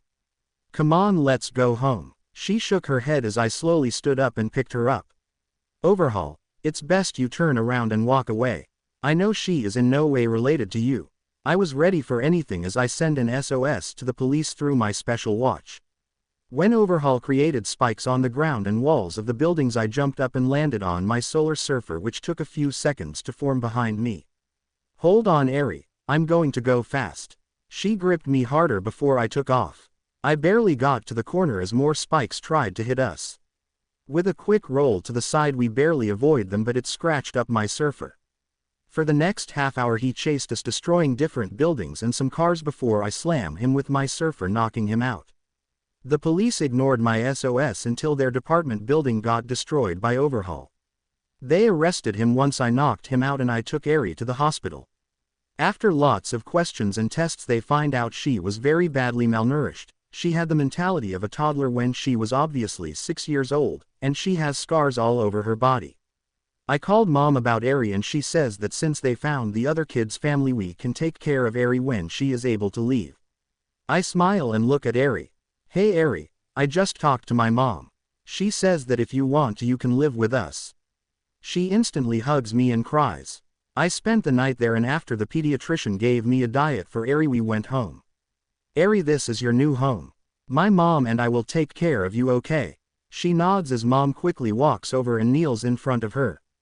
Hello Eri, I am Inko, but you can call me Mom or Grandma if either is easier. Eri looked up at me. What will you be? Is Izu. Who? I knelt next to her laughing. Your brother or I can be your parent, but I don't know if I can adopt you or not. This is when Eri smiles, pointing to me, then my mom. Papa, Grandma. This makes Mom cry, muttering that she's finally a grandma. I give Eri a tour of the house and notice her bed is in my room. She pointed to her pink bed. Is that my bed? I nodded and put her on it. Yes, it is. Do you want to take a nap or play some games? That is when my mom said lunch is ready. Actually, let's eat and then choose, okay? Eri nodded and followed me to the kitchen. We ate and she yawned. I gently put her on the couch for a nap and covered her with a blanket. After I put on a child's show for her to listen to, May comes in. May looked at Eri and then me. I didn't know you were a babysitter, Izu. I told May what happened as Eri took her nap. When Eri wakes up an hour later, she points to May. Papa, who is she? May squealed softly. So cute. I froze for a bit, trying to think of an answer as Mom walked into the room. Oh, good afternoon, May. I see you met your boyfriend's daughter. Eri tilted her head. Boyfriend. I sighed and put Eri on my lap.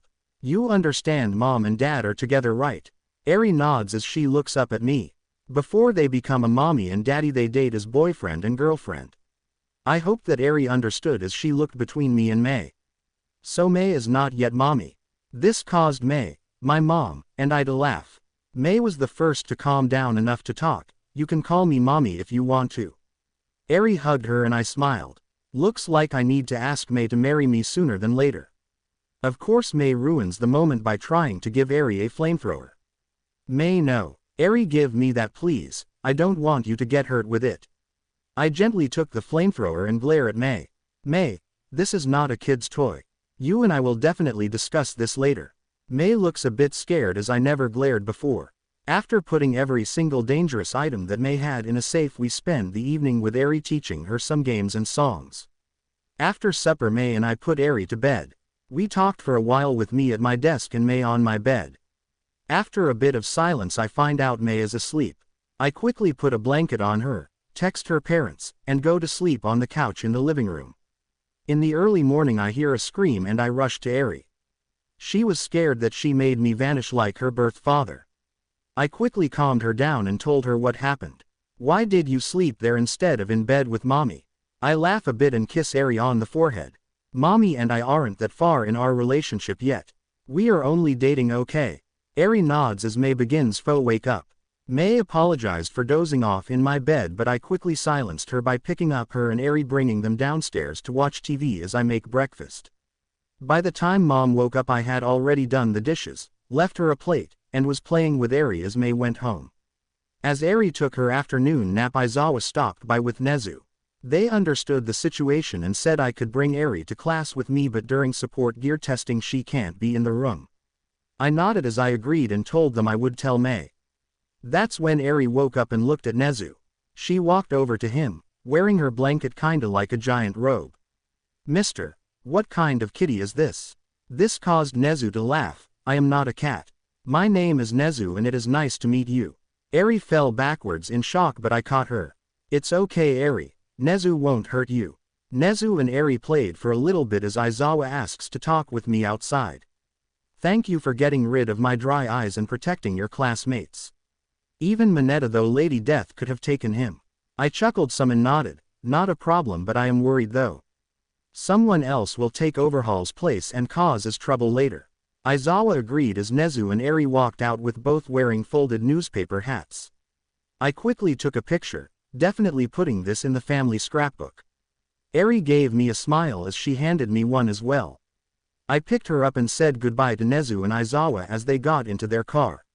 Eri, in a few days you will be going to school with me. I will do my best to teach you, okay? Eri gave me a determined look. Can you teach me now? I laughed and kissed her on the nose. I can try to. Grandma might need to help me some when she gets home from work. We headed inside and all I could think about is how Monday will suck. I used my quirk to make Eri's hair to be mace color and gave it my hair's unruly, fluffy nature. She loves how it looks after she makes me give her streaks of green and one small clump of white. Once that was all done I messaged All Might telling him I am going to check another dimension. He asked me to be careful and Mom made sure I knew that Eri is not allowed to slide between dimensions till she is 14. I set up my stuff and got ready to slide when May grabbed me by my shirt. Nope, you are not leaving me behind this time. This made me chuckle and bring her with me. The wormhole took a few minutes to ride as we ended up on the Eiffel Tower in Paris. After we figured out where we were, a dude in a black cat costume ran by with an extending bow staff. I took a picture as a girl in a ladybug costume using a yo-yo to travel started to follow him. So we just saw a black cat and a bug. This place is really out there. I nodded agreeing with May as a Parisian walked over. Oh, you've not heard of Ladybug and Cat Noir? When I heard that I sat on a nearby bench. In our dimension they were just cartoon characters, so I just slid us into a TV series. I have but never saw any good pictures of them. Their costumes are not like how I imagined them. The Parisian shrugged and left as I caught May up. So we are in a cartoon reality. Okay, I just hope they didn't see up pop out of a portal, May said as the duo landed in front of us ready to fight. May, they heard you. We both sighed as we got ready. Cat Noir was the first to speak. Okay, who are you two and why didn't you want us to see you? I came up with an idea and stood up. I am Izuku and this is May. We are watchers. We are only allowed to observe realities and interacting can get us stripped of our powers. Can you just pretend you've not seen us, please? Mind wipe magic isn't our forte and we don't want to accidentally erase more than needed. Ladybug scoffed, as if we would believe that. Now who are you really? I sighed, of course we get stubborn heroes. With a flourish I snapped my fingers, I have an idea. I will tell you both a secret that only you would know. Now it's best I whisper it in your ears or the other will know your identities. This made both look at each other nervously as I walked to a corner of the tower which is empty now for some reason. How about we just talk over here so the other can't eavesdrop? I know Cat Noir wants to know your identity. May laughed. Hun, don't tease the poor kitty. He's love-struck by the bug heroine. Ladybug walked over and crossed her arms. Okay, prove your lie if you can. I formed a chair out of digital data and sat down as I made a similar chair for her. Your name is Marinette Dupan Cheng, your Kwame is named Tiki, and you have a crush on Adrian Agreste. You were clumsy out of costume since you lack confidence. Need I go on? She sat in her chair stunned. How do you know all of that? I laughed. I watched your world from my reality. I won't tell Cat, so don't worry. Trade places with him please. She did and Cat ran over. Tell me who Bugaboo is. I shook my head. I can't do that, Adrian Agreste. I can tell you that you do know her out of costume and Plag knows who she is, but her Kwame would kill him if he told.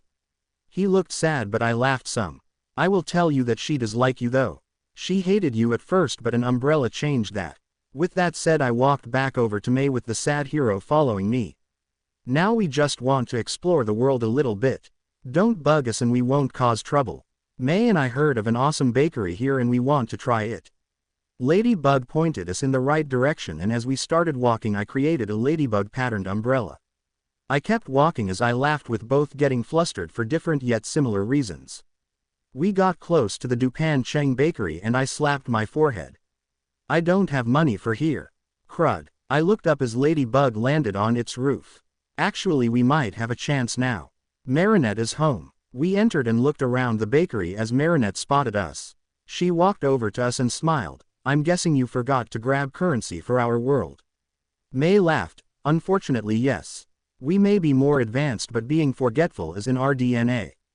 I dug into my bag and pulled out a big emerald and a sapphire in the shape of a heart.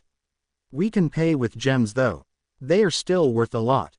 I gave the gems to Marinette and we grabbed a good amount of items. May was happy as I got her some chocolate. When she saw candy apples she screamed, Ari would love those. Let's get her some. That's when Adrian Agreste walked in. Hey Marinette, who are your friends and who is Ari? I pretended to introduce myself and May trying to hold back my laughter. Ari is my adopted daughter and even though May is just my girlfriend she calls her mom. May nodded as she grabbed a couple of the apples. What do you think your mom would like, Izuku? I grabbed some breads and more chocolates before I said goodbye to Marinette and Adrian. I made sure to leave the umbrella there as I formed a portal. Once it formed I shoved May through it and quickly followed, speeding us through much faster than earlier. We popped out on the couch and May hit me asking why I shoved. Another wormhole was forming. For some reason it scared me. If that was a super villain we could have lead them to our world. I just hope I am wrong and it is a good person. I started to put stuff from the bakery away as Ari tackled me. Welcome back Papa, did you have fun? I pet her head as I gave her a candy apple. Yes, May and I met two heroes that are actually a TV show from a long time ago. She ate her apple as I set up the TV to watch Miraculous Ladybug. After a few shows we ate supper and went to bed. Luckily May went home this time so I wasn't on the couch. After the few days off from the USJ incident the school had us do training for the sports festival. May and I worked together on our fighting skills when we met up after school. As a little joke and to keep Ari involved we let her fight with mini clones of May and I. It was so cute as the minis and her played and fought. Though she was hesitant we did have her train with her quirk. It wasn't long until she could use it easily and stop it when she got the result she wanted. As a reward I gave her a boost to her quirk and renamed it VCR. She can rewind and fast forward stuff she touches. We had her train that aspect and she got May and I by surprise. I told her about the quirk test Aizawa, or Sleepy as she calls him, had us do. Then that little snowflake tossed a softball and at the last second used her quirk on it. It went from no speed to lots of speed even though it still went the same distance. If you decide to play baseball instead of being a hero, you'll have a killer fastball. She laughed and hugged me as May wondered what just happened. That's when the day came for the festival. I was called up as the first year's spokesperson. I just want everyone to do their best and try to prove to the heroes and civilians watching one major thing. It's not the quirk that determines a hero, it's the person who is trying to be a hero with what they have. I stepped down and kicked Mineta. I saw what you were about to do, Mineta. Touch May and I'll make you into a kickball. He quickly backed away as we all got ready to do the obstacle course. I literally got into a sleeping bag as everyone else started running the course. Aizawa yelled through the mic, "Midoriya, get out of that sleeping bag and take this seriously." In retaliation, I stood up in the sleeping bag and randomly warped through the course to the end before laying back down. Present Mike started to laugh as Aizawa's jaw dropped. "Guess he beat you at your own game." With Mai already crossing the line, I just took a nap for the next 10 minutes for everyone to cross. The next challenge was the cavalry battle. I got teamed up with Mai, Uraraka, and Momo. Mai made a joke, "How about we just carry this sleepy Izuku and have him float us or something?" The second she finished saying that, I pull out a splash potion of levitation and slow falling from Minecraft. "Momo, can you make us ropes and you guys sleeping bags? You can all nap once we get into the air." Momo flicked my nose. "Okay Midoriya, why are you being so lazy today?" I sighed. "Just haven't slept well since the incident. I rather not push myself to death again." Mai slapped me on the back of the head through my sleeping bag. "Izu, get out of the sleeping bag or I will use my bomb on your lab at home." I get out of the sleeping bag and turn it into a platform of some sort. "Just get on." We all got on with Mai on our shoulders. When the match started, the platform just flew up into the air. Of course Kachan tried to use his explosions to get to us. Simple dodge left or right each time got us to the 1v1 battle tournament. We got a lunch break and I helped lunch rush feed everyone by making food with my hellfire. Everyone was enjoying the kebabs and burgers I was making as I tried to figure out how to use my flames to air fry food. Next round started and I headed into the arena with a yawn. I was against a purple-haired kid named Shinso. The round started with him asking questions like, "What's it like to be blessed with a powerful quirk?"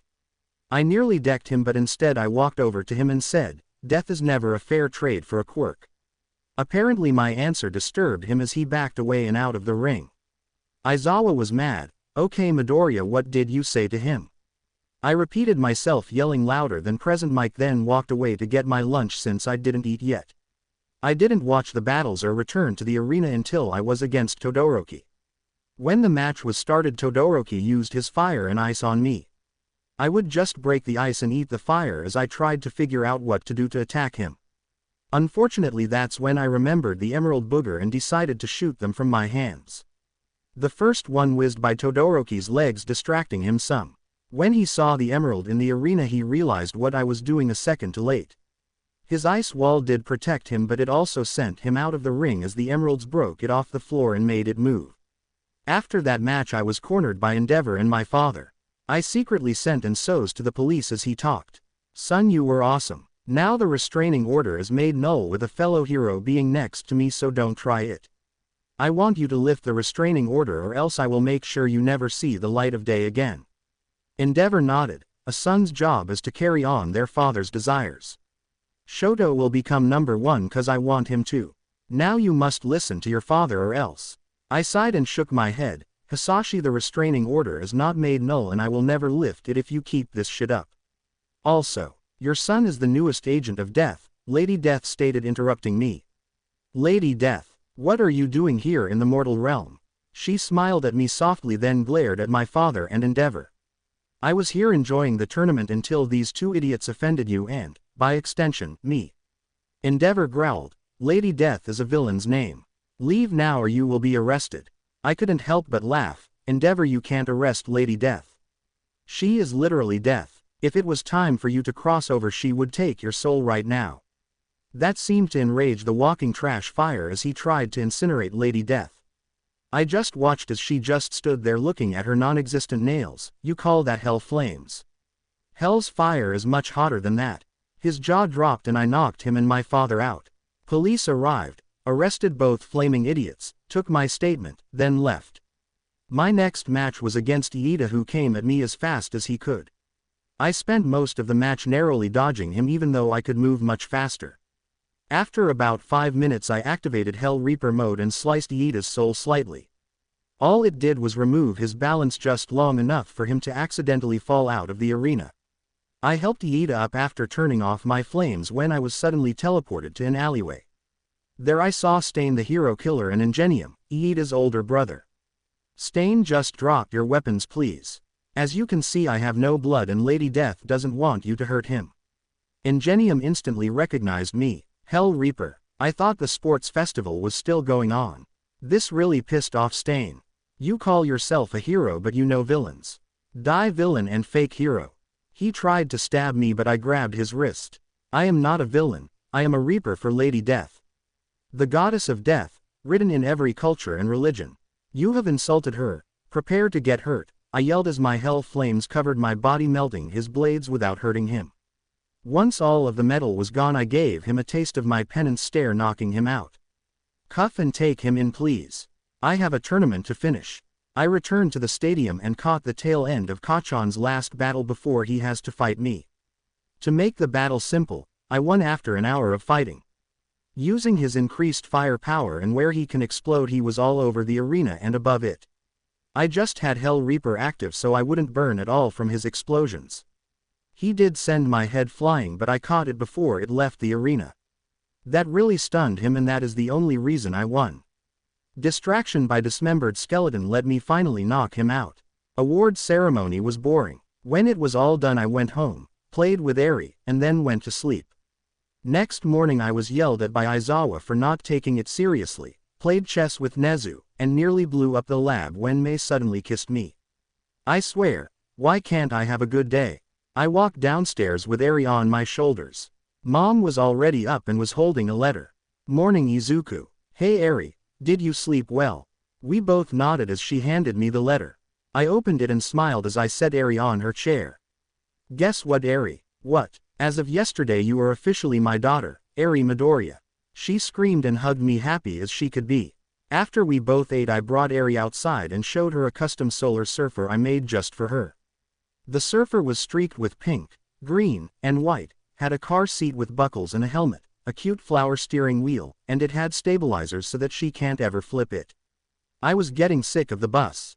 You ready to try OT out, hun? I wasn't even done before Eri was in the seat and buckling up. With a laugh I helped her seat up and put her helmet on before we set off to pick up Mei.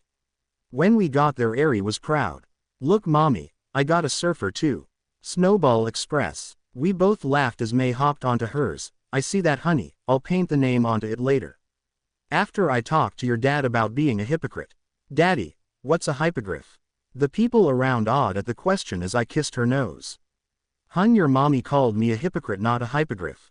Remember the big pink thing she tried to give you? Well, it and the surfers are dangerous if misused. Yours though has a ton of safety features along with anti-villain gear. I don't want my snowball getting hurt. She smiled and then smirked. Daddy wanna race to school today. Mei left the second the word race was said. I had to hop onto my surfer to catch up to her and Eri, who left right after Mei. With Mei winning because she cheated, we all get off our surfers and I show Eri how hers becomes a little cap for her horn so it doesn't accidentally prod people. Once we get that fitted onto her horn and tightened so it won't accidentally fall off, we head to Nezu since he wanted to watch over Eri this morning. When lunchtime came, Eri, Mei, and I ate in the cafeteria with all of a -1 looking at her confused. Deku, why is there a girl with a metal horn on your lap? I laugh. Sorry cock. I mean Katsuki. This is my daughter Eri. I just adopted her after rescuing her. Eri removed the metal cover. Can I show them the Snowball Express? I shook my head. Not inside, sweetie. You might hurt someone unfolding your custom surfer. That resulted in Momo slapping me. You seriously gave a 5-year-old a surfer? Those things are dangerous. Mei laughed and showed a picture of a Risk custom surfer. Izu went all out. I looked it over for a bit and he has it using more than 3 SSBs for all the defensive measures. Shields, perfect cloaking, tasers, Mommy, what's AI? Mei kissed Eri on the nose. It's a program with a mind of its own. Izu has it set to protect you without killing anyone. Eri hugged me. Thanks daddy. The class awed as I put her folded surfer back over her horn. I'm always going to protect my snowball. We finished eating and headed up to class. Eri sat on my lap and May was behind me when Minetta finally saw my daughter. Hey, I am Minetta. I can't wait to see what you look like in 15 years. I quietly gave Eri to May and grabbed the great pervert. I will be right back. Minetta just tried to perv on my daughter. I dragged him out with a very mad class glaring at Minetta and a scheming Aizawa smirking. I gently knocked on Elvira's door, but when she said come in I threw Grappist through the door and marched after him. I'm sorry to give you more work, but I want permission to turn this grape into a grapette. He perved out on my daughter. Elvira glared at him. What did he say? Something about can't wait to see her body in 15 years. Elvira gave the pervert a waking nightmare using her quirk and we talked about his punishment. Once we were done talking she removed the nightmare and we went back to class. Aizawa was playing rock paper scissors with Eri when we returned. Hi daddy, Mr. Sleepy taught me a new game. I keep losing though. I ruffled her hair as I tossed the perv into his seat. Minetta was nightmared and Elvira is planning his punishment. He nodded as I took Eri back to our seat. That's when we said what he wanted to earlier. Now as I was going to say before, Minetta's statement is that usually we let second and third years do internships. This year we are allowing all but Midoriya to get an internship. Midoriya, you'll be going to a special testing area for your quirk and to see if you can get your license much earlier than most. Especially since you beat Overhaul, League of Villains, and Lady Death chose you. I nodded and Eri looked up at me. Is Lady Death a colorful skeleton lady? I nodded. Yes Eri, how did you that? Eri smiled. She visits me at night calling me her surrogate granddaughter, whatever that means. I smiled. I guess she kinda is Grandma Death to you. The class got distracted by what Eri said until Katsuki yelled, finally registering what Aizawa said. What do you mean Deku gets to test for his license already? Why can't we test as well? I froze as Lady Death grabbed him, snarling, shut up you nuclear Pomeranian. It's your fault Izuku is a reaper. Eri yelled. Grandma Death let Mr. Angry go. He's becoming like you. Lady Death instantly obeyed and hugged Eri. Hey Snowflake. I didn't know you'd be here. Eri hugged her back and gave her a drawing of her, me, May, my mom, and Lady Death having a picnic.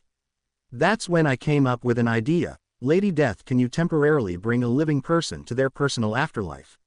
She nodded as she set Eri down. That is a very specific question, my dear Reaper.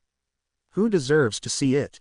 Zero caught what I was doing and wrapped Minetta in tape as he tried to escape the classroom. If I am catching what Midoriya is hinting, he is referring to Minetta. Lady Death quickly grabbed the wrapped up pervert. Okay, what did you do this time? Did you grope my surrogate future daughter-in-law? Speak Grappist. He cries and wets himself. Lady Death. He made a comment about Eri. He can't wait to see what she looks like in 15 years, Momo said as she backed away from her, afraid of what is about to happen. Aizawa, consider him on an internship in my castle. I'm sure seeing his afterlife will scare the perverted ways out of him.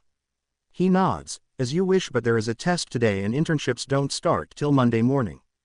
Please put him down. She drops him like a sack of potatoes. Fine, just tell his parents I will be collecting him at 1 second past midnight. With that she vanished and Aizawa passed out the test with him taking Eri up front to continue playing rock paper scissors. I honestly have no clue what was on Minetta's test, but I was smirking as I read mine. 1. Don't tell Minetta anything. 2. Write your name. 3. Wait 5 minutes and turn it. It's saying that was easy. 4. Before anyone asks, yes, I made this just in case Minetta makes everyone mad. I will show you all his test after internships. The fool was sweating like a hooker in a church. I waited a bit less than 5 minutes before turning it in. I brought Eri back to my seat and gave her a small ball to play with. It was cute and fluffy, and as she played with it until it became this. She squeaked and played with it for the rest of class. That's when Midnight walked in and saw Eri. Hey Snowball, I thought you would be with Nezu all day. Eri showed her the small fox ball. Nope, Daddy brought me to class today. I saw Grandma Death and Daddy gave me this. Midnight smiled as she asked what Minetta was doing. I filled her in and she smirked. Think Lady Death will let me help? I shrugged and we all went to choose our hero names as Minetta kept doing his test. I stopped Katsuki and wrote ground zero on his mini whiteboard. Trust me, it suits you and I rather you not make Lady Death any matter. He nodded and put that in. After a little bit I went up with the hero code, Hell Reaper. Midnight was about to reject it when Lady Death showed up. All Reapers have the word Reaper in their name. It has been so long since I have had one, so please let it go. If you do, you can help. Midnight agreed and she walked out with Lady Death so they can meet up with Elvira to help punish Mineta. Mineta, your week of hell is just getting worse and worse. I just hope it's not class SS hell. I smirked as he relaxed, thinking as was easy. Don't relax, Grappist. From least to worst the rankings are E, D, C, B, A, S, and SS. Last time I checked only Kane has seen that level of hell. Class ended and we left with Mineta looking like a husk out of fear. We all talked and planned a class and Eri outing for the weekend. We did it and Eri got toys and dresses to play with. I hope Mineta has fun with Lady Death. I stumbled downstairs and head over to the school for my test for a license. Honestly, I was really tired from using a lot of my hell flame and Eri having some nightmares. With my mom watching over Eri this morning, I was alone as I head to the school on my surfer in autopilot and with me in a sleeping bag. When I arrive at the school, I get off the surfer and switch to another sleeping bag made for mobility. After a bit I get to my classroom and wait for Aizawa to walk in since I was told to wait for him here. When he got in and saw me in the odd sleeping bag asleep, he sighed. After waking me, he asked where I got it and for me to follow him. I toss him a yellow one I had got for him as I followed to him to the testing area. The test area was Site Alpha, which still had some burns from my SSB test. The first test was for me to fight all of my teachers and defend a gem statue at the same time.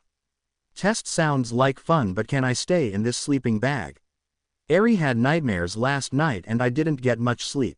The person overseeing the test wanted to postpone it, but I insisted to get this done. I formed clones, put a giant moving shield shaped like a spider around the item I was protecting and me.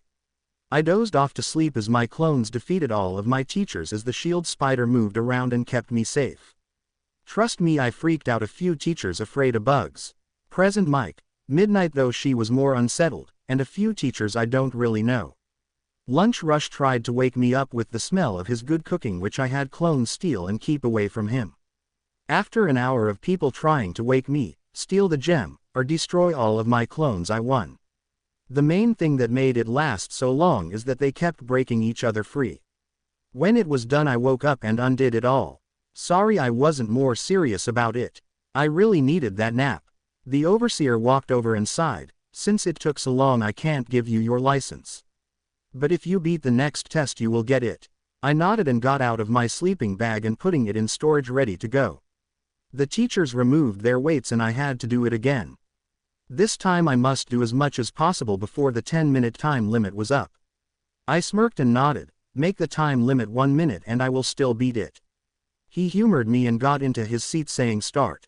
The second he said the word start I froze time. I began to sing the theme song from an old movie series called The 10th Kingdom. I sing the song with clones making the music a cappella.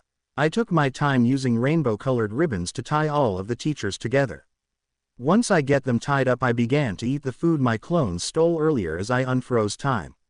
The overseer was greatly stunned when 1 second I was next to him and the next I was on a giant stack of tied-up heroes eating gumbo that was stolen earlier. The teachers who didn't know me were stunned with All Might laughing his ass off. Well done, young Midoriya. What code did you use this time? I finished eating and hopped off. I just froze time and created rainbow ribbons only I or my pixel clones can break. I untied them after the timer for a minute was over and got my license. With my test done, I decided to use the rest of the week to spend time with my family, earn money for them, and hopefully get a lot of sleep. When I got home I showed them my license and my mom noticed something I didn't. Izu, you said you have a provisional hero license, right? Either this is a misprint or they jumped straight to pro for you. I quickly checked and sat back stunned. After she called All Might and spoke for a while, he came over. Something wrong, young Midoriya? Your mother sounded worried. I showed him the license and pointed to the part that said professional license. Yeah, overseer decided to make you a pro after you caught us all in less than 1 second. I was stunned and after he talked to my mom he left. Mom and Ari took me out after we picked up May to celebrate my license. I wish we just ate at home. Halfway through our meal, a group of idiots came into the restaurant and used their quirks to get everyone to hand over their wallets and to get the manager to open the safe. When the idiots came to my table, I was eating as if they weren't there. "Oi broccoli head, hand over your money and wallet." I glared at the dude. "What did you just call me? Do you not watch the UA Sports Festival?" I slowly stood up and pulled out my wallet with my hero license in clear view. They looked and tried to attack me. I froze time, knocked them all out, tied them up, and put them outside on a pole. I returned all the property I could and left the rest in the bag before sitting down and resuming time. What a bunch of idiots. I swear villains don't learn. Everyone collected their property from the bag, and who would walk in but Endeavor? Who tied up the idiots on the pole and why? I groaned. I swear this afternoon is getting worse and worse. I tied up the idiots as they tried to rob the place. Before you yell at me for illegal usage, come here and look at my license. He walked over, then burned it in front of me. I just see a fake license. I got dragged away by him and sent to jail. I'm going to destroy that dumpster fire later. I was of course released soon after with a new copy of the license. As I walked out, I saw my father smirking and talking with Endeavor. My son is an idiot. As if he can be a pro already. Provisional maybe, but not pro. Endeavor smirked. Yeah, I hope he doesn't get out for fake ID. I slapped both as I walked by. That was for burning my license and for being assholes. Plus I am a pro like you too. I showed the license and walked away, flipping them both off. That's when both sent fire at me. I ate both streams of fire and froze time. I tied both up, gagged my father, and put them in a cell made for fire quirks. I resumed time as I walked by the jailer. The two in flame cell attacked me. I'd say give them a day to cool off before processing the morons. He nodded after I show him my license and he checked it. I warped home and waited for my mom, Ari, and May to show up. I was released, got my license reprinted, and rearrested father and his flaming dumpster of a friend. I hope they both lose their licenses. After that we played some games ranging from board, Twister-like games, and video games until supper time. After supper time we all went to bed with me and May in a bed with Ari between us. Mom laughed and covered us in a blanket. I think I will fully divorce his father and get a new boyfriend. It has been forever since I had a real date. The day after the test I wake up and head downstairs to see May making breakfast with Mom and Ari playing a small game of patty cake. If you don't know the game, you're really young. I kissed May, hugged my little snowball of a daughter and have her a small gadget I made for her. With a smile I put the gloves on her hands. Pretend you're throwing a softball, okay? What she does as told as aim for May. As she tosses, a snowball forms in the glove which hits May in the back. May screams as the cold snow goes down her shirt. I quickly stop Ari from tossing more as I brace myself. Sorry hun, she didn't let me finish what I was going to say. I poke Ari on the nose. I have a habit of explaining an item's use before I explain what it does. Next time wait a bit, okay? Now as you saw, it launches snowballs. Only use them to play with people who know what they do. Not everyone is okay with being hit by a snowball. Now apologize to May. Ari walked over and hugged May. Sorry mommy. I just wanted to see what it does. May forgave her and finished breakfast. We all eat and I head out with Ari as I put on my own gloves. Anyone wanna join the snowball fight? May and Mom laughed, saying after the dishes they will join. I smirked and showed Ari that if she pretended to form and shape a snowball, the gloves will form and make the snowball bigger over time. We had roughly melon-sized snowballs by the time they came out. The second they came out, the snowballs hit them, making May shriek again. After Ari and I finished laughing, I gave Mom and May their gloves, teaching them how to use them. For the next couple of hours we had snowballs flying all over the place. A few neighbors asked why a snowball flew over the fence. They all saw us flinging snowballs and asked since when we had an ice quirk. Sorry neighbor, we are just using a gadget I made. While I showed them the gloves, I got pelted by a lot of snowballs. After a bit some people asked how much for a few pairs for their kids. I explain I'd need exact measurements and it'll take a bit to make them. They eagerly agreed and went off to get the measurements and colors. By lunchtime we were all damp, tired, hungry, and I had 50 orders for gloves that each had at least 3 pairs. As Mom and Eri, who was standing on a floating stepstool I made for her, made lunch, I set up another mini factory to make the gloves. When lunch was over, I set Eri down for a nap and watched some TV with May as Mom headed off to work. Okay kids, be good and don't do anything I wouldn't do. Mom, May and I yelled, making her laugh as she headed out the door. We must watched TV until there was a knock at the door. We both groaned as I got up. I opened the door. Hello, how?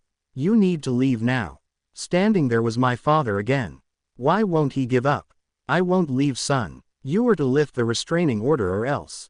I adjust my gloves and begin to smirk. Leave or get pelted.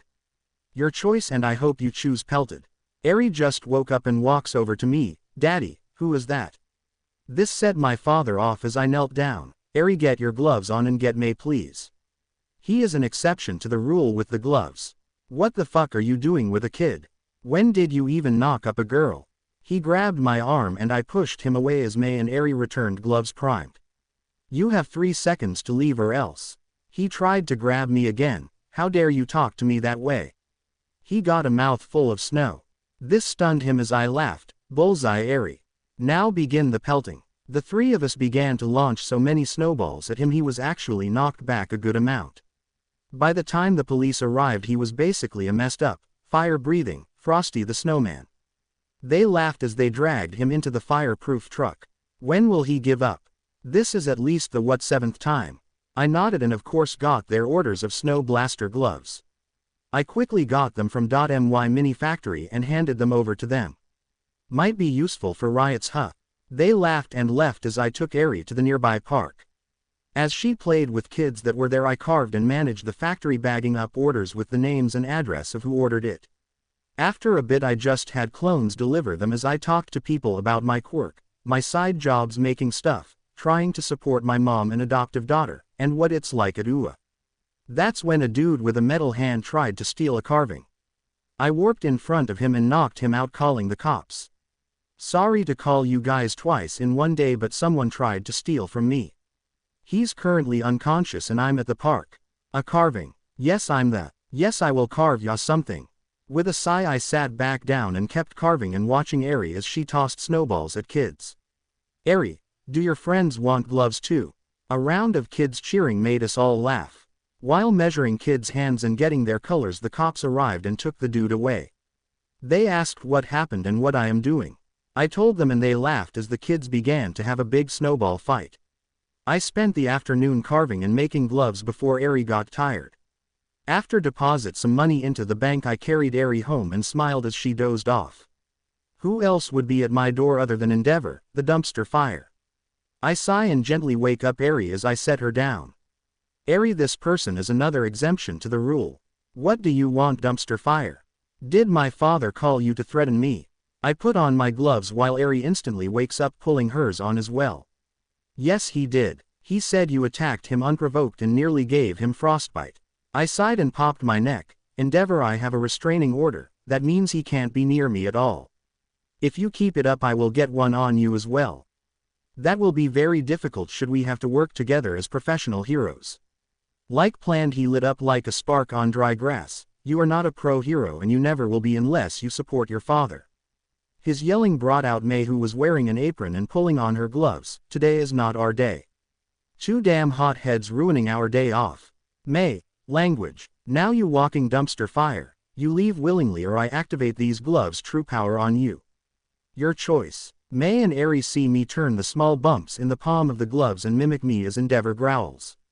After about 2 minutes of waiting, he attacked us. The jerk tried to hurt my daughter. I was livid. I warped in front of Eri and let him burn my shirt away as I protected my daughter. Once he was done, I stood up and glared at him. How dare you? How dare you attack my daughter? He backed away as I became a different Reaper form. Instead of being a flaming skeleton, I became a skeleton made of ice. May, Eri, go inside and call an ambulance. This sorry excuse of a hero is about to become a frozen dumpster fire. They ran in as frost and ice began to form on the ground around of me. I slowly walked to him. If your first idea is to attack a person's kid, you don't deserve a kid or your license. He was in awe of me. Your power is better than my son's. I punched him in the gut, making his fire there and up to his neck freeze solid then break. This stunned him as I then kicked him into a tree.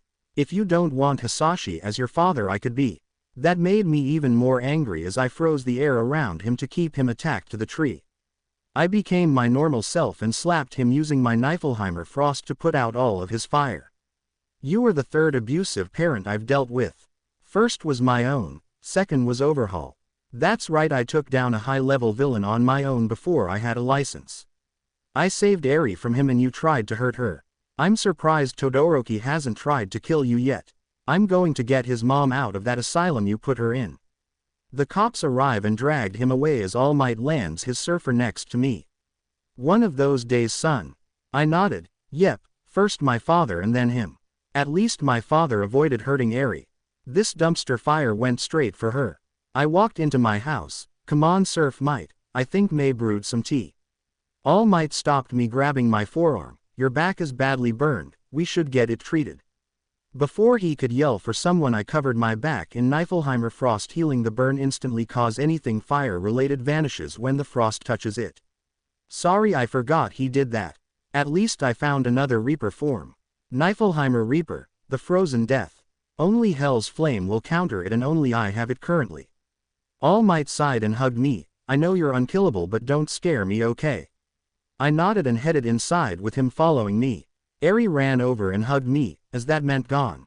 I nodded. Yes, my little snowball, that dumpster fire is gone. She smiled and I got All Might a drink. So what's up, All Might? Enjoying having your old energy back? He nodded. Yes, I am. It's awesome not having to worry about my time limit now that it is gone. I actually came here to talk to your mom.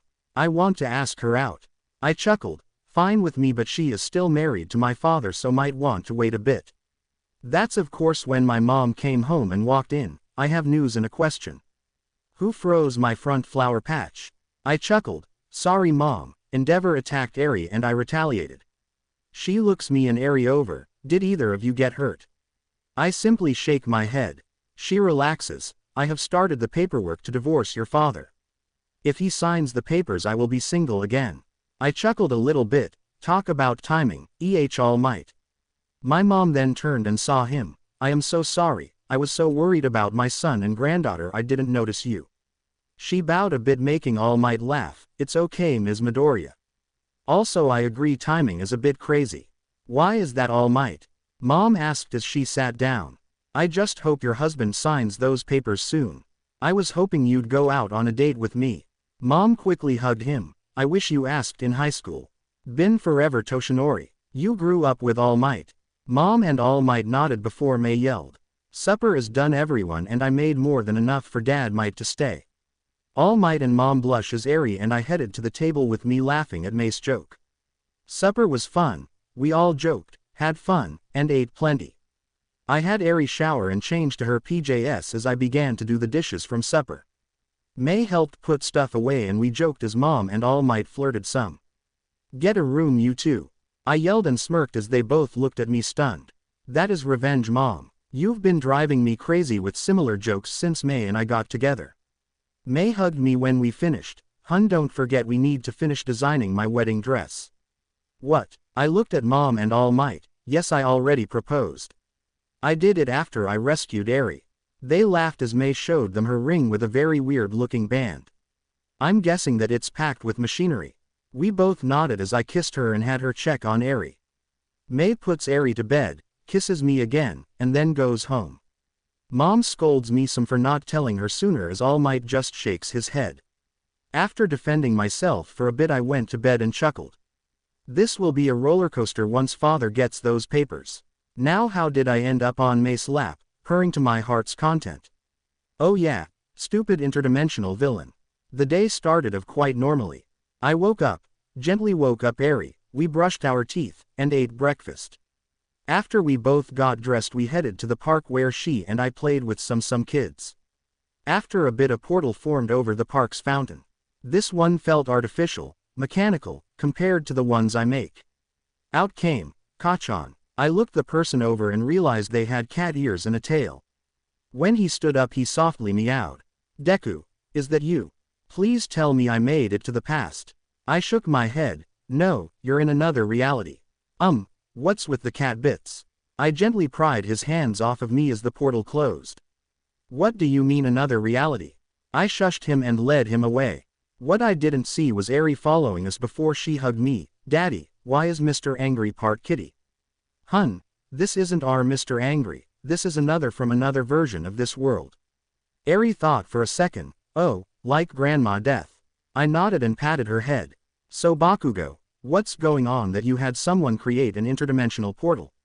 He growled and created some explosions. Okay Deku, who's this runt? Did I go to the future?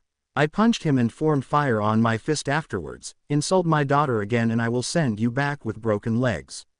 Bakati calmed down. Okay, not my world, my Deku only had one for all. Okay, I am trying to go into my past to stop Kitty Claw. She is making heroes into Nikos, like me, while villains become cats. I chuckle. Okay Bakati, you want to stop a villain making everyone into cats or half cats. I'm sorry but I can't really help without a date and location in your reality. He growled loudly. What did you just call me you? I covered his mouth and glared. I called you Bakati to separate you from my Bakugo. Cuss in front of my daughter and I will beat you up. Bakati relaxed but his tail went stiff and puffy as a new portal showed up. Out of it came a Neko girl with green fur and eyes. I couldn't help but laugh loudly as I looked at her. I can't believe you didn't recognize her as a female me. I bet she can travel between dimensions using her own tech. She purred as she laughed. I'm guessing he just said my name. Eri looked up at her than me. Daddy, why is she like Mr. Angry Kitty and you? This stunned Kitty Claw. Wait, you saved Eri too. I nodded as I stood up. Yeah, Overhaul is in prison and I'm guessing you have a grape-headed pervert. She hissed. I hate Minerva, she keeps grabbing my tail and the boys, well you know. I nodded. Eri used Snowball Express to head home and watch some TV okay. She hugged me. Okay daddy. Bye Mr. Angry Kitty. Bye kitty lady. She unfolded her surfer and went home. Wow, I think I found a new target reality. Maybe you guys have a better chance to reverse the ray gun. I stiffened. You are blasting people with a Nikification ray to find the cure. She nodded and mewed a bit scared. I took the ray gun and scanned it with my quirk before it blew up suddenly. When the dust settled I was a green cat and my clothing was on the ground. I didn't think it would explode, sorry male me. Kitty Claw tried to pick me up but I hissed at her. If my fur could change colors I would have been a very dark and bloody red. After she recoiled I grabbed my watch and tapped Bakati on the foot as I messed with the strap. Okay what do you want Deku? I growled, hit his foot harder, and then hit my watch. You want me to put the watch on you? I nodded as I hissed at Kitty Claw when she tried to touch my watch. Okay, I get you're mad but let me help too okay. I swatted her hand with my claws out very mad. When Bakati got it on me I smirked and looked up at them. I hate it when my paranoid ideas are right. Now Bakati pick me and my clothes up please. They were stunned as I wasn't meowing or anything but my watch was speaking using my voice. It's thought translation now do as I ask please and get me home. I can't use my quirk and the only other way for me to see the scans is on my PC at home. Bakati instantly did as told and ran to my house with KC following close behind. When we got to my house May was already there. Okay Izu, why are you a Neko girl and why is Bakugo also a Neko? KC chuckled. I am not your Izu. I accidentally turned him into the green cat. I nodded. Yeah, she did. She's me from another reality and this Bakati is from yet another one. I need you to help reverse this. May gently picked me up and snuggled me. You make a really cute cat. I prefer bunnies but this will do. I couldn't help but purr at the affection. KC coughed and snapped me out of it. Not now May. My PC now. She sighed and pouted as she walked through the house holding me. I instructed her on how to activate a special part in my PC that interfaces with my chi. After that she began to pet me as she began to work on reversing it with my help. I may be unable to use my chi but I still have my intelligence. While we worked Bakati and Kitty Claw played with Eri to keep her distracted. We remade the ray gun with an upgrade to reverse its effects. Actually, we made 3. One for each of our realities though May wanted a Bunbun gun instead. She made me human again and I made clothes from digital data before walking out. We fixed and reversed it. Now next time you have a problem with a weapon like this, will you do me a favor? Just ask for help instead of using it on others. KC nods like crazy, takes hers, undoes her ears and tail before heading to her reality. I undid bnha and told him how to use hit. He thanked me and said he would apologize to his Deku. He understood that he was a jerk, and when he played with Eri he realized that he should have been a better friend. I sent him back to his reality and May hugged me. Izu, I think you forgot something. I looked up at her. Since she is taller, what would that be? She removed my watch, turned me back into a cat, and put it on me like a collar. I think Eri should play with you as a cat for a bit. I glared up at her and hit her foot. You're evil. We just undid this. That when Eri made me laugh as she zapped May with the gun. She put May's watch on her like a collar. Since mommy wants daddy to be a kitty, so shall she. May started to yell and I would mentally yell over her and shut her up each time she got close to cussing. After a while she calmed down and we played with Eri as cats. When mom got home we had to explain what happened and we got changed back for supper. While we were eating, Eri asked, "Can I be a kitty tomorrow? Or even a half kitty like Mr. Angry Kitty?" May said no, but I smirked. Maybe I can do one better, Eri. Come here please. She quickly ran over to me and looked up at me. I gently picked her up and set her on my lap. After a little bit of forming a new quirk and making it completely compatible with her, I gave it to her. With that done I set her back in her chair. Daddy, what did you do? Yes Izu, what did you do to our daughter? I smiled. I just gave Eri 2 more quirks. The ability to become a Neko or a full-on cat yet still be able to use her other quirks, and I made her able to walk on walls or fly once she masters the walking on walls.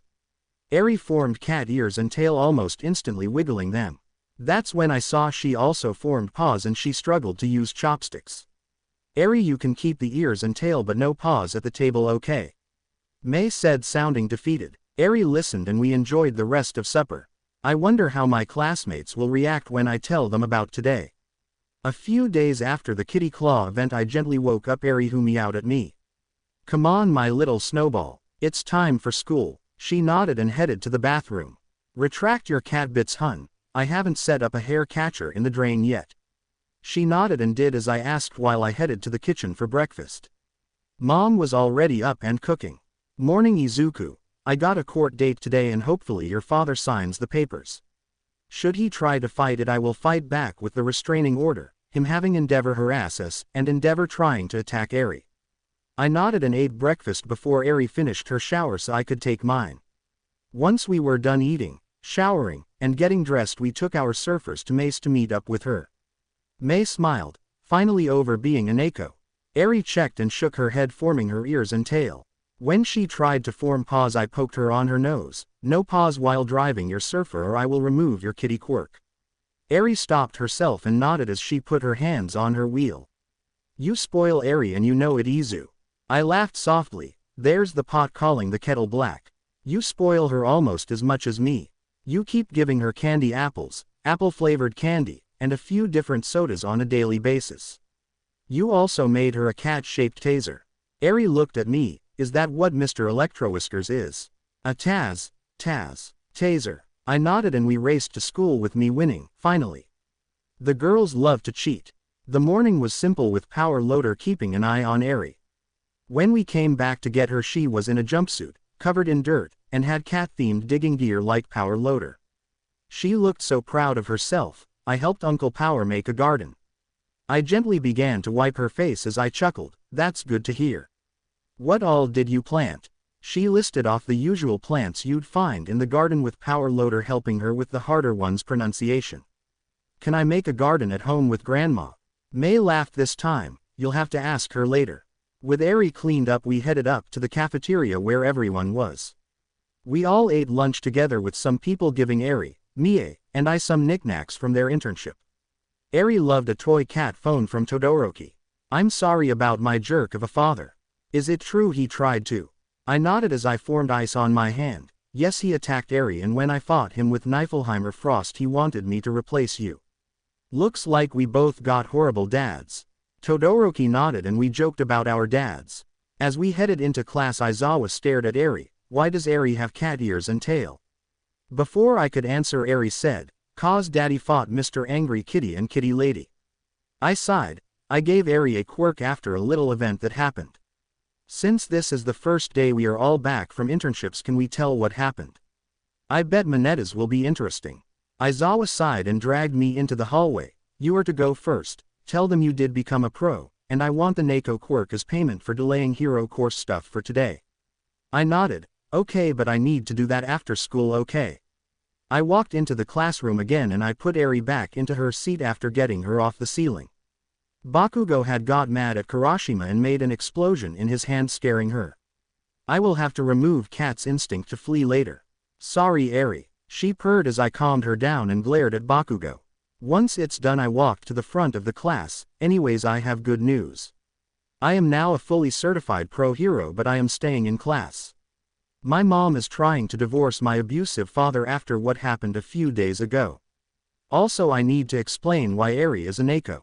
I tell the story and show some pictures that Eri took on my phone of Bakati, Kitty Claw, and of May and I as cats. Once I was done, I looked at Monetta. Your turn, Monetta. Let's hear what you did. He shakily walked to the front of the room as I sat down. As you know, I was in Lady Death's palace.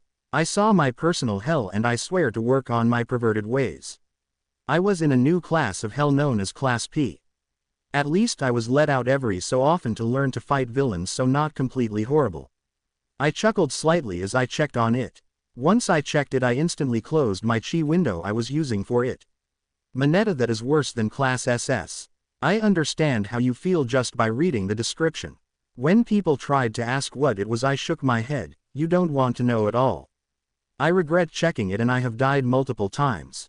They shuddered and tell what all they did during their internships.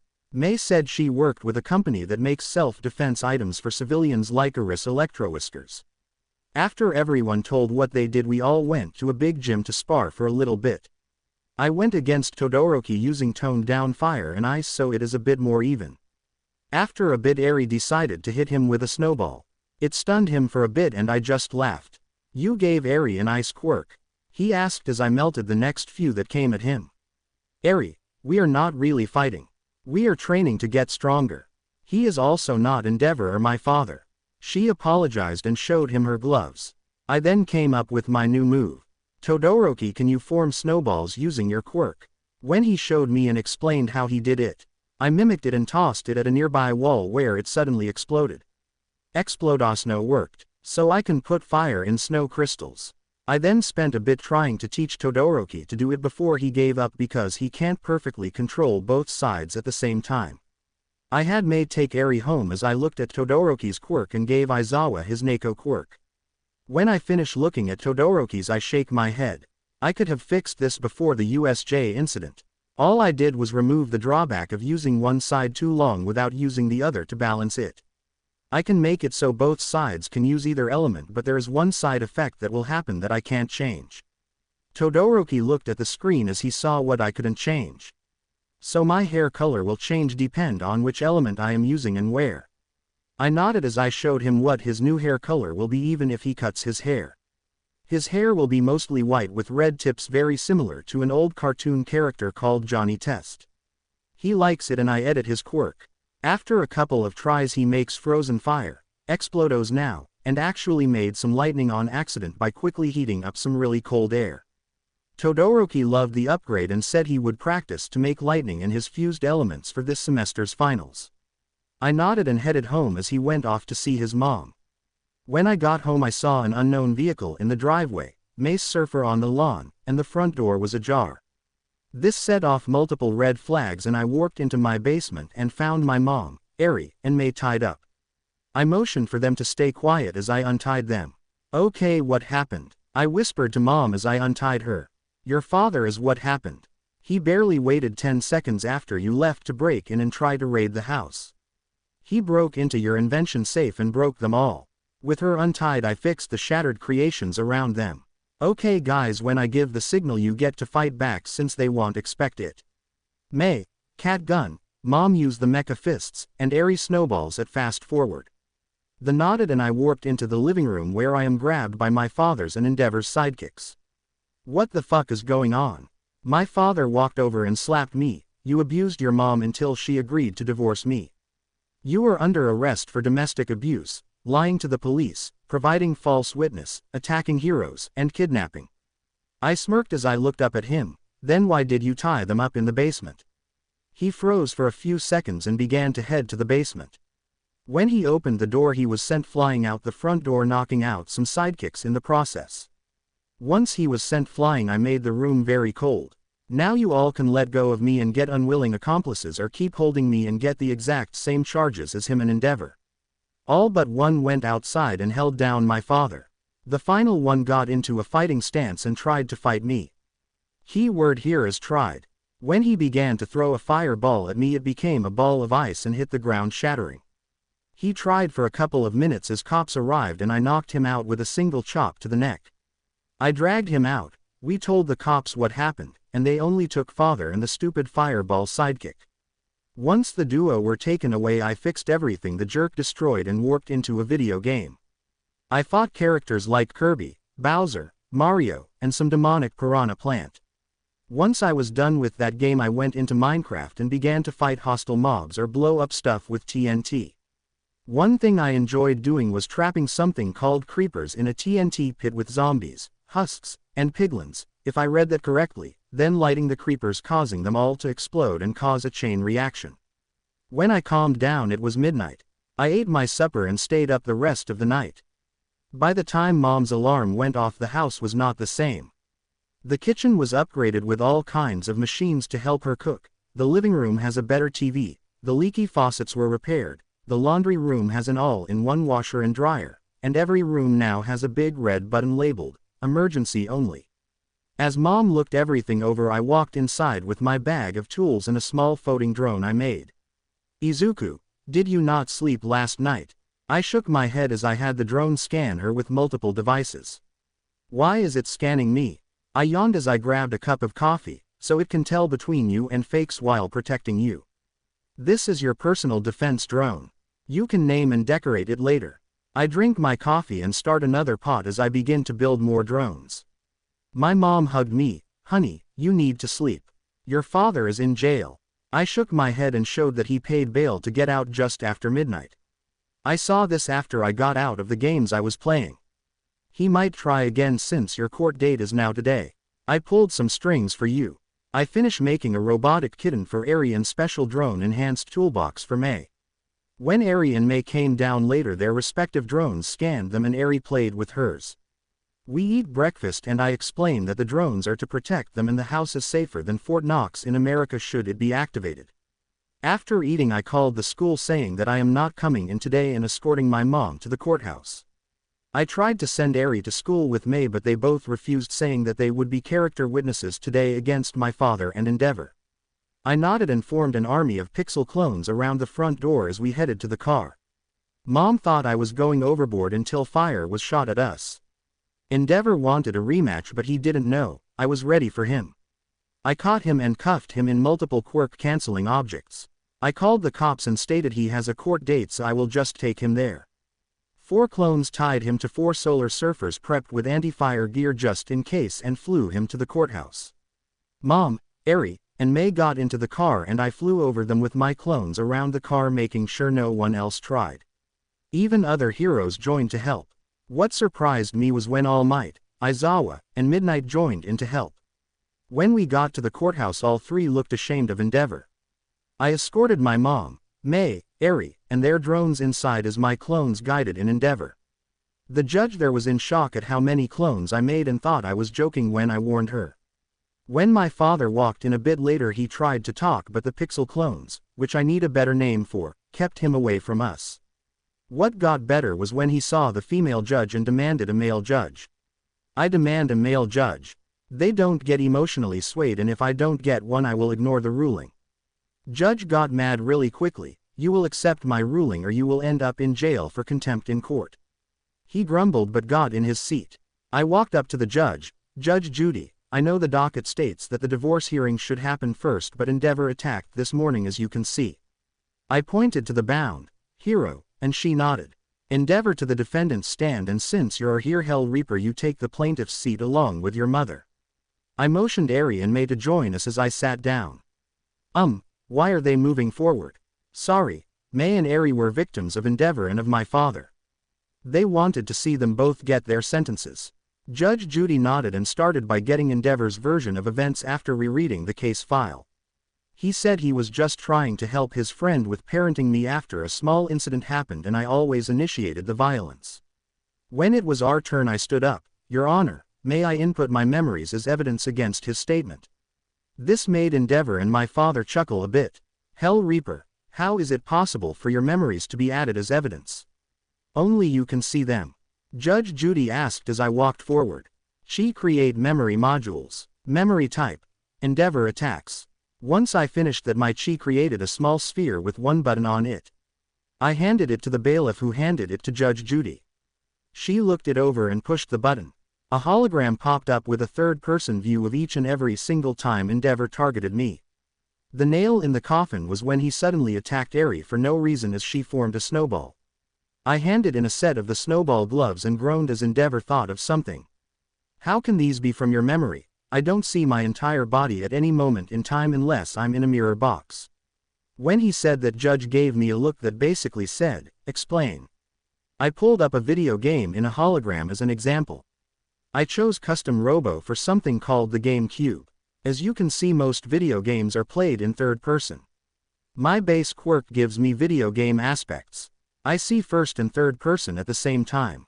Judge Judy, you can use your eye tap quirk if you desire to see that it's true or call the detective with the lie detector quirk. What I didn't know was that he was in the balcony and he signaled I was not lying. She checked anyways and gasped as she turned off her quirk. She then looked at the court stenographer. Let it be noted that I saw third and first person through his eyes. It was very disorienting. The person typed it as it's their job.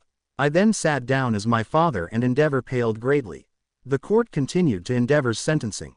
He was found guilty on all accounts, lost his hero's license, and is sentenced to Tartarus prison with no chances of parole. She also stated all closed cases and claims on Endeavor will be reopened and checked just in case. The divorce started next after Endeavor was escorted to a temporary cell before being transferred to prison. Eri was asked what she thought of my father and she looked up at me. After this, is he still grandpa?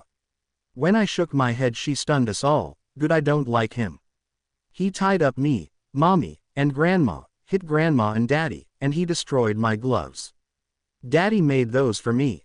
She glared at him and hissed. Not a small kitten hiss but a full-on mountain lion hiss. Judge Judy looked at her then me. She is your daughter. I nodded. I adopted her after I saved her from an abusive guardian. I'm sure you heard of the Overhaul case. She nodded then realized, she was the girl he used to make those bullets. I nodded. He overhauled her using her flesh and blood to make them. I adopted her and have been taking care of her as I go to UA. If Eri wasn't holding my hand I would have decked my father because of what he said next. Number 15-year-old boy should be taking care of a toddler.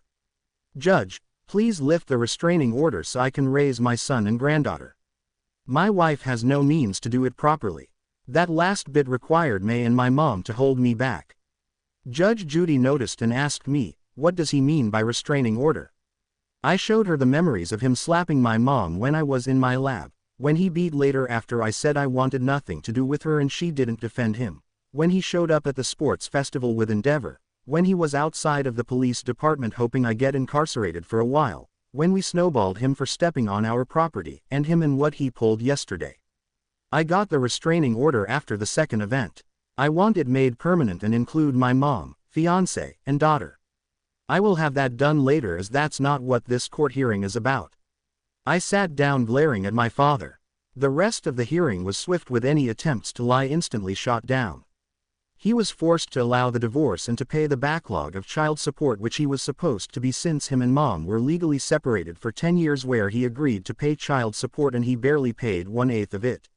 She then expanded the restraining order as I wanted and ruled him guilty for all the domestic abuse of my mom, illegal arrest, planning to bear false witness, and so many more I lost track. His sentence was community service until the child support is paid off.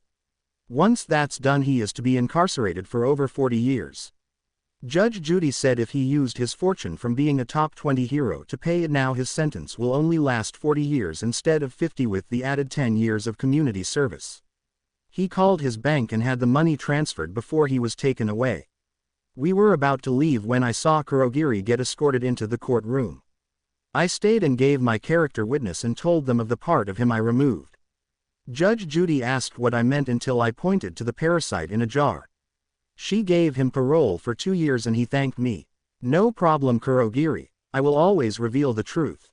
I'm glad you are not being punished for something beyond your control. Kurogiri laughed. Very true, now to find a place to live and a job. My mom beat me to it, if my son trusts you, so do I. You can live with us and work kinda as a butler/bodyguard. No cost for living with us and you'd get a paycheck with pay stubs every other week. He agreed instantly and asked what all he would do. Mostly help mom when needed and maybe deliver stuff that I am selling. You'll get a commission for each item you deliver depending on its cost and how far you had to go. Eri walked over and hugged his leg. Welcome to the family Uncle Kiri, Kurogiri. He laughed and gently picked her up. It's Kurogiri but I think Uncle Kuro will do. She cheered and we all laughed. We went out with Aizawa, All Might, and Midnight for lunch which we all enjoyed. Eri was loving Kurogiri using his quirk to warp an apple around the room. We saw it flying around, popping out of empty bowls, upside-down hats, and him. After lunch Kurogiri and Midnight escorted my mom home as All Might, Aizawa, Mei, Eri, and I went to school. When we arrived Lunch Rush asked what happened and if we were okay. I gave him a very quick rundown so he would calm down. He gave Eri a candy apple and went back to cleaning the dishes from lunch which wasn't fully done yet. He literally was checking the parking lot through the window because he liked me and loved cooking with both Eri and I. We barely entered the classroom when everyone was checking on us. The usual questions and before I could say anything Eri let out that hiss again. Everyone even Bakugo backed away like crazy. Let daddy speak. Also too loud. The entire class said sorry and Eri went back to eating her candy apple. I set her in her seat and said that I can't talk about the court cases but only the results. My mom is divorced, my father was in jail for 40 years and his license was being suspended. I then asked Todoroki to talk with me in the hall since it's about his father. He smirked and simply said, please tell me the book was tossed at him. I nodded and gave a small glance to Eri as the day he tried to fry her popped into my mind. Momo noticed the glance. Please don't say he tried to hurt Eri.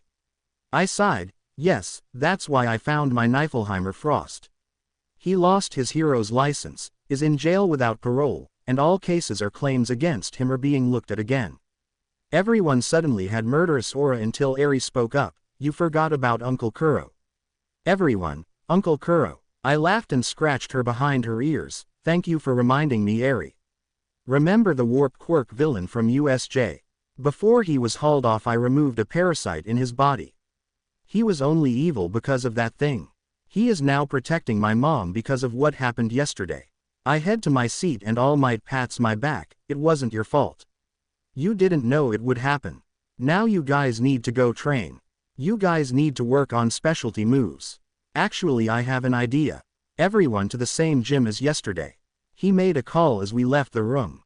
By the time we got to the gym Kurogiri was there with my snow glove factory. I smiled and shook my head. I should have seen this coming. On the keyboard type run a -1 class. He did and gloves were printed for my classmates. I measured All Might, Aizawa, and Kurogiri so they could join in. No cheating and warping away. He nodded and for the next few hours we had a snowball fight. We all had fun but when Aizawa got some snow in his sleeping bag during a break he freaked out. He jumped out, latched to the ceiling, and hissed. Katzawa. Eri basically yelled making us all fall down laughing. Bad beginning but a good ending to a day. It was finally Friday and the semester test. I gently woke up Eri and had her shower first. I installed the hair catcher in the shower. You can stay as a Neko. That got her up and she basically ran to the bathroom to shower. I laughed and made breakfast as May drove over and my mom woke up. When I finished cooking Eri walked out brushing her tail. It was different showering with my ears and tail. We laughed and helped her into her seat as I headed off to shower. I came back down to eat. I saw Kurogiri doing the dishes. We spoke for a bit as I ate. Once I finished, I gave him a list of orders I finished for him to deliver. I then went to school with Eri and May. Both cheated during the race and I rescinded their surfer privileges. Especially since both weaved through traffic, which I banned for good reasons. When I saw All Might in the hallway, I slapped him through a wall on my way to class. You are a reckless surfer. You are showing everyone who owns a solar surfer it's okay to weave through traffic. You need to stop or I will take back Solar Might until I think you deserve it.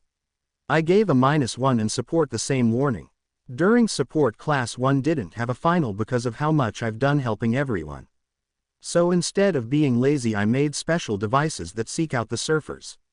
They attached themselves to them and integrated themselves even if the surfers were in storage. When at lunch everyone wanted me to look at their surfers, I told them it's okay. I just added a special set of sensors and mechanisms to stop traffic weaving. It would tell me when someone does it and then I would collect the surfers for a while. Multiple infractions made the time longer. Before lunch ended, I talked to the DMV and saw what it would take for a test to be made, so surfers require licenses. I got the info and began to set up rules for writing them. Lunch ended and we got into hero costumes for our finals. The first thing I see is All Might being an idiot and collapsing his sail so he can go through the replica city windows. I hit a button and his surfer lands against his will. When he saw me forming a stick and running at him, he ran. Everyone did their tests as I beat the crap out of All Might for being a really bad example. I finished scolding All Might and took everyone's surfers. You can thank All Might, but I'm making it so special licenses are needed for surfers. I was going to wait till summer, but I'm speeding up the process. I growled and sat down next to the rest of my class, who quickly scooted out of range. Bakugo yelled at me for taking his surfer and I snapped back. If I knew idiocy was contagious, I never would have given these out. I've seen too many close calls on these. They are getting upgraded, going to require a license, and they will have penalties for breaking the law. Everyone scooted away, more especially Bakugo, who I have never snapped at. It was then my turn to do the finals with Bakugo, but All Might freaked out and tried to run. Kazawa caught him in his scarf and told him to man up. Since I already beat his butt, I passed, even though it wasn't for the test. As those two spoke, I gave Bakugi some vials of green powder and told him to add it to his dynamite reservoirs. He quickly did and took my shield watch. All Might, it's just you and Bakugo, but he has one of my creations. That made All Might calm down and he and Bakugo went into the fake city. Kazawa walked over. What did you give Bakugo? I smirked, laughing. A shield watch and bubble blast additive to his left dynamite. We watched as Bakugo used the shield to knock All Might back and to take most of the punches without any trouble. When I heard a set of dings, I covered my ears and motioned Eri and Kazawa to definitely do it. What happened next was beautiful. Bakugo pulled all the strings on his dynamite and green bubbles came shooting out of them. All Might laughed and poked one big mistake in the middle of a field of explosive bubbles. Bakugo crouched down and hid under the shield as All Might became a living ping pong ball. He was instantly blasted back and into a new bubble. It caught and bent a bit before bursting him another direction. This continued for a couple of minutes until All Might was blasted into a building. Bakugo just left the testing area and I walked into it. Everyone watched me fuse the bubbles together. Once all the bubbles left were one, I warped it up into the air where it exploded harmlessly. I quickly healed up All Might and helped him out of the ruined building. I then spent the rest of class for the others' tests upgrading everyone's surfers. By the time I was done, May, Shoto, he wanted us on a first-name basis, and Momo were against Kazawa. I got on a simple hoverboard, grabbed Eri, and floated up enough for her to watch the battle. We watched as Kazawa did lots of acrobatics which he couldn't do previously, while Momo and May worked together to make something as Shoto distracted. I watched them build a catnip cannon and quickly gave Eri a face mask. Keep it on, you're too young to smell what they are up to, okay? Eri nodded, confused, but listened as they hit Kazawa with the catnip catnon, as May called it. At first there was no reaction except he was stunned by the blast of catnip hitting him. When it filled his nose he acted drunk and played with it some, and I made some notes on what else I needed to remove from the Neko quirk I gave him and Eri. Daddy, what's wrong with Kazawa? He's acting silly. I hugged her and adjusted her mask. There's a plant that makes cats act a little bit crazy. I forgot to give you and Kazawa immunity to it. I will definitely do it later. I floated us away as I shook my head. When May showed up I stopped her and completely checked her for any catnip using a scanner. When she asked what I was doing I pointed to Eri. Luckily she kept on her mask and looked up at May. After a bit I incinerated every bit of catnip within the fake city, took Kazawa to Recovery Girl, and began to work on the Neko quirk. The rest of class was everyone talking and joking a bit about Kazawa. I apologized to Kazawa when he came back up from RG. He laughed and said it's okay, just make it so he can choose when it affects him. I agreed and kept messing with the base quirk. By the time I figured it all out I gave him the small change and gave it to Eri but made her unable to let it affect her until 21. May, Eri, and I took the bus home once class was over. May went to her home as I went home with Eri. As we walked home, "Daddy, why can't we use the surfers?" I sighed. You and May were being dangerous. Weaving through moving cars and motorcycles. If you messed up you could have died or killed someone else. I don't want to lose you too. She nodded and apologized for not listening to me. I walked inside with her only to see some random guy with my mom asleep on the couch. Something about the guy made me very uncomfortable, so I put Eri in a shield bubble along with my mom. Who are you and what do you want? He laughed. Oh Izuku, I thought you'd know your own father. Actually never mind that, your mother thought it was Hisashi. I am all for one and your true father. I created a plasma sword ready to fight. You're the #1 villain and you're claiming me as your son. Do you think I am an idiot? He quickly grabbed my arm and I felt something familiar. It happened when I was 4 and I had an odd dream about taking and giving quirks. I woke up feeling this odd sensation and saw All for One. He knocked me out afterward and I just thought it was a bad dream. Now I know he took my quirk and he's returning it. Sorry about the pain I caused you for 10 years, son. I only did it so you wouldn't be called a villain. If All Might hadn't have found me you would have had this quirk back over 6 years ago. He hugged me and cried, I want to make it up to you, my son. I will give you a sample of DNA for a paternity test if you want one. I pulled away and started to type on my chi. He watched me confused until I looked at him. I stepped backwards as I shook my head. How is it possible? You're actually my father. I just added family to the info cards I see. I'm on it along with your parents and brother who have the deceased X on them. My real father looked at me surprised. You can see stuff like that. I nodded as I used my quirk to wake up Mom and released Eri. Mom, remember I told you I had info cards? She nodded as she saw All for One and covered her mouth. Please don't tell me a one-night stand is your real father. I nodded as I put Eri down for a nap. Daddy, is that man my new grandpa? I sighed. I don't know, sweetie. It depends on his future choices. If he gives up villainy and becomes a civilian or hero maybe, but if he keeps his ways then no. She hugged me then went to sleep. I walked down to Mom and All for One talking. Sorry to be sharp, All for One, but why now? Why not years ago? He sighed. About 6 years ago All Might found me and nearly killed me. I told him I would turn myself in. I told him that if he let me see my son one last time I would give myself up and he could arrest me. Needless to say he didn't believe me. I knew he was telling the truth as I activated a lie detector code for the cards. You're not lying, good. Now you had that doctor lie about my quirk and took it that night. What is the quirk and what all did you put in me? He chuckled. You are too smart for a young kid. Yes, I had my friend lie. The quirk is a better version of my own. Before he could continue Kurogiri warped in and said hi before he backed away in fear of All for One. All for One, I thought your wounds kept you in that chair. I calmed Kurogiri down as I had him either sit in the kitchen or go to his room. All for One looked sadly at Kurogiri. I didn't put that parasite in you. That was Shigaraki. He didn't trust you wouldn't betray him if I asked you to. He's not lying. He sighed. Do you not? Never mind, dumb question. Your quirk lets you copy and mutate quirks as well as take and give them. I chuckled. Sorry to tell you this, but Lady Death already lets me do that. She gave me the code which lets me view the world like a video game. I actually coded that for myself as an emergency function should I have to defeat a stronger villain. He sighed and nodded. I assumed so when I saw you warp similar to Kurogiri, make flying discs out of a sleeping bag, and the solar surfers. I groaned. I regret making the surfers. All Might acts like an idiot on them, and so do my classmates, fiancé, and daughter. He sat up instantly. You have a fiancé and a daughter. I feel ancient. You are a few 100 years old, and Eri, the Neko you saw me put to bed, is my adoptive daughter. He nodded. I'm guessing the Neko bit was your doing. I nodded and told him about that day, making him laugh and wish he never was a villain so he could have seen it. I knew then he was pure-hearted, just a bit misguided. Before I could speak, All Might forced his way in, fighting Lady Death. I thought I killed you all for one.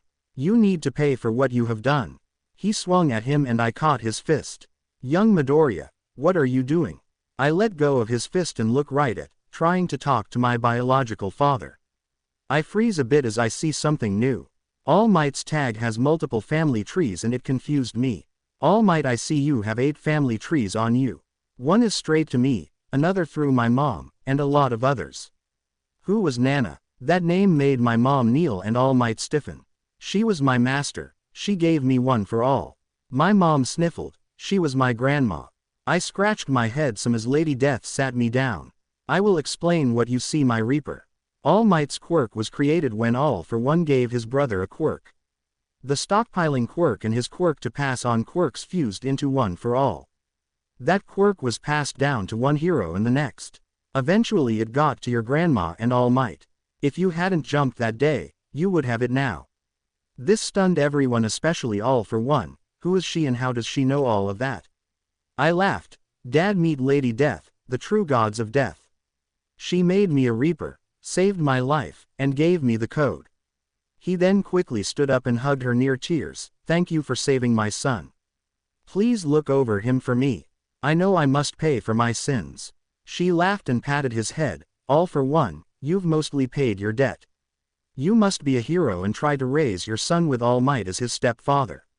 All of us stiffened except Mom and All Might, who were both blushing.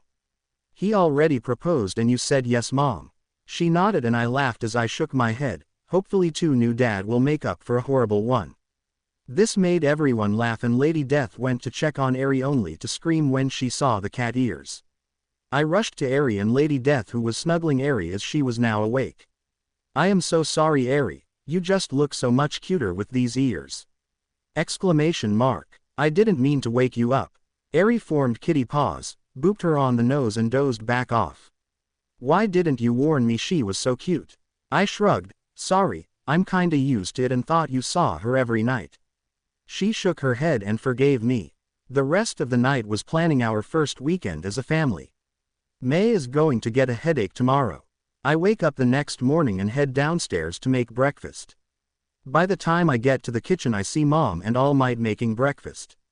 I then see Kurogiri and All Might talking on the couch as May walks in and looks at everything going on. Morning, hun. Eri is still in bed and I have someone I want you to meet. May, meet All for One, my biological father. Dad, meet my fiancé. May freaked out and reached for her collapsible bat before I stopped her. May, he's giving up villainy. He can't lie to me and I truly am his son. I show her my chi with a link to my eyes so she can see it. She sighs and head up to Eri to wake her.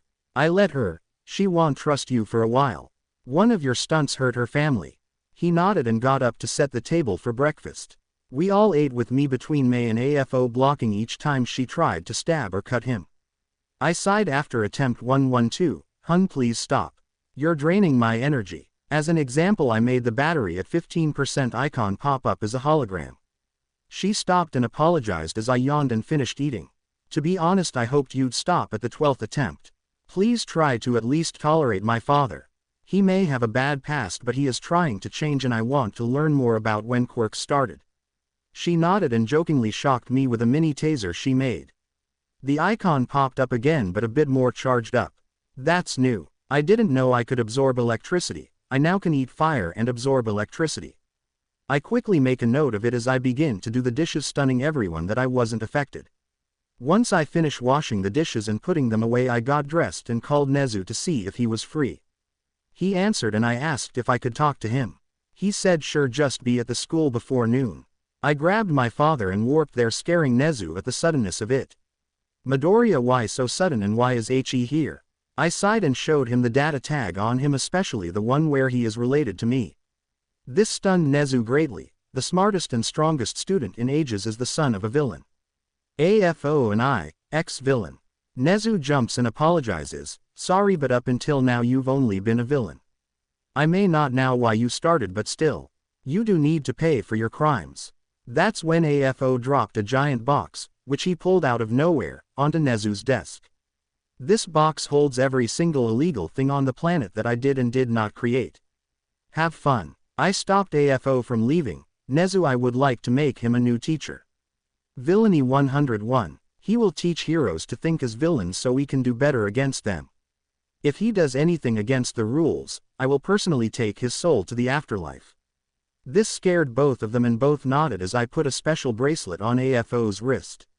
Sorry but just to make Nezu and other heroes feel safe. You can't use quirks without permission until everyone trusts you. AFO nodded and accepted it. I hope there's a clause if I need to protect myself or another. I nodded and warped us back home where All Might saw the bracelet. Where did you two go so suddenly? I yawned and sit in my chair. We saw Nezu. AFO is now a teacher of Villainy 101 where he teaches about how villains think. This made May, Eri, Mom, and All Might quiet long enough for me to take a nap. After a couple of hours I woke up to everyone playing a board game with Eri napping next to me. I yawned and slowly sat up making sure not to wake up Eri. What did I miss? How long was I out? May hugged me. You were asleep 3 hours and your mom brought out a game called Shadows in the Forest. Basically the lamp stuns the shadowlings and to win all the creatures have to meet up in one shadow. It's kinda challenging against your mom and all for one. If one is the seeker they win but if both are against the seeker they win. Kinda infuriating. I shrugged and yawned slightly as I got up and got a drink. I walked back to the living room and try my luck to beat Mom and AFO. After a couple of turns I froze both of their shadowlings. This made All Might laugh, my mom to make Katsudon because she bet me that I would lose, and AFO to sit back stunned. Eri woke up and stretched like a cat as she yawned. What happened? She saw me chuckling as I put the masks back on the shadowlings. Did Daddy beat Grandma and Grandpa grumpy? I burst out laughing as AFO said he wasn't grumpy, just old. AFO tried to shut me up as I keep laughing. May had to put me in another room to muffle my laughing. Eri, you might need another name for All for One. Otherwise your father will keep losing his mind. Eri gasped, where is Daddy's mind? Did it run away? I heard this and laughed harder as I walked back into TH living room. I didn't lose it, Eri, it's just an expression. I couldn't help but find Grandpa grumpy funny. It really caught me off guard, thanks for the laugh, Eri. I hugged her and sat down setting up another round. Everyone watched me against AFO in the game. It took an hour for me to win but it became very close for either of us to win. Remind me to fear you should anyone make you evil, AFO said, shuddering a bit. I put the game up and helped Mom set the table for supper. If that day ever comes, Lady Death will hopefully remove the code and my Reaper abilities. All Might and AFO nodded as they began to make drinks for everyone. We ate lunch and May forgave AFO but stated she still doesn't trust him. The afternoon was filled with lots of board games with me trying to remove some IQ temporarily so I don't always win. We went out for supper with All Might thinking ahead and booking the entire restaurant so he isn't bugged by fans as he enjoys his food. After a while of us all enjoying supper, someone broke in. I saw the data tag and sighed, what do you want, Katsuki? Also, how did you even find us? He was panting as he grabbed me by the arm and dragged me out. I went out and saw some Nomu. I went Niflheimer Reaper and killed all of the ones made from villainous people. There were some made from innocent people who I cured of their Nomuism and gave them quirks or slightly better versions of what they started with. Once the mess was cleaned up I went back into the restaurant to eat. Katsuki stopped me, who was the guy between you and your mom? I've never seen him before. I groaned, you will find out on Monday. Now let me eat please, Toga. I knocked her out and had her arrested for identity theft as her disguise fell off her like mud. I ate supper quickly and told everyone what just happened. Once I finished I looked for Katsuki. He wasn't home, in the forest where he practices, or near the mall. After a bit I decided to cheat and just teleport to him. He was tied up in an alleyway with some wannabe charred Frankenstein and a depressed Deadpool standing guard. Me showing up scared them both as I sighed, okay, what's the scheme this time? Toga was already caught, so come clean please, Dabi, and twice. As I spoke at them, a mini pixel clone was freeing Katsuki.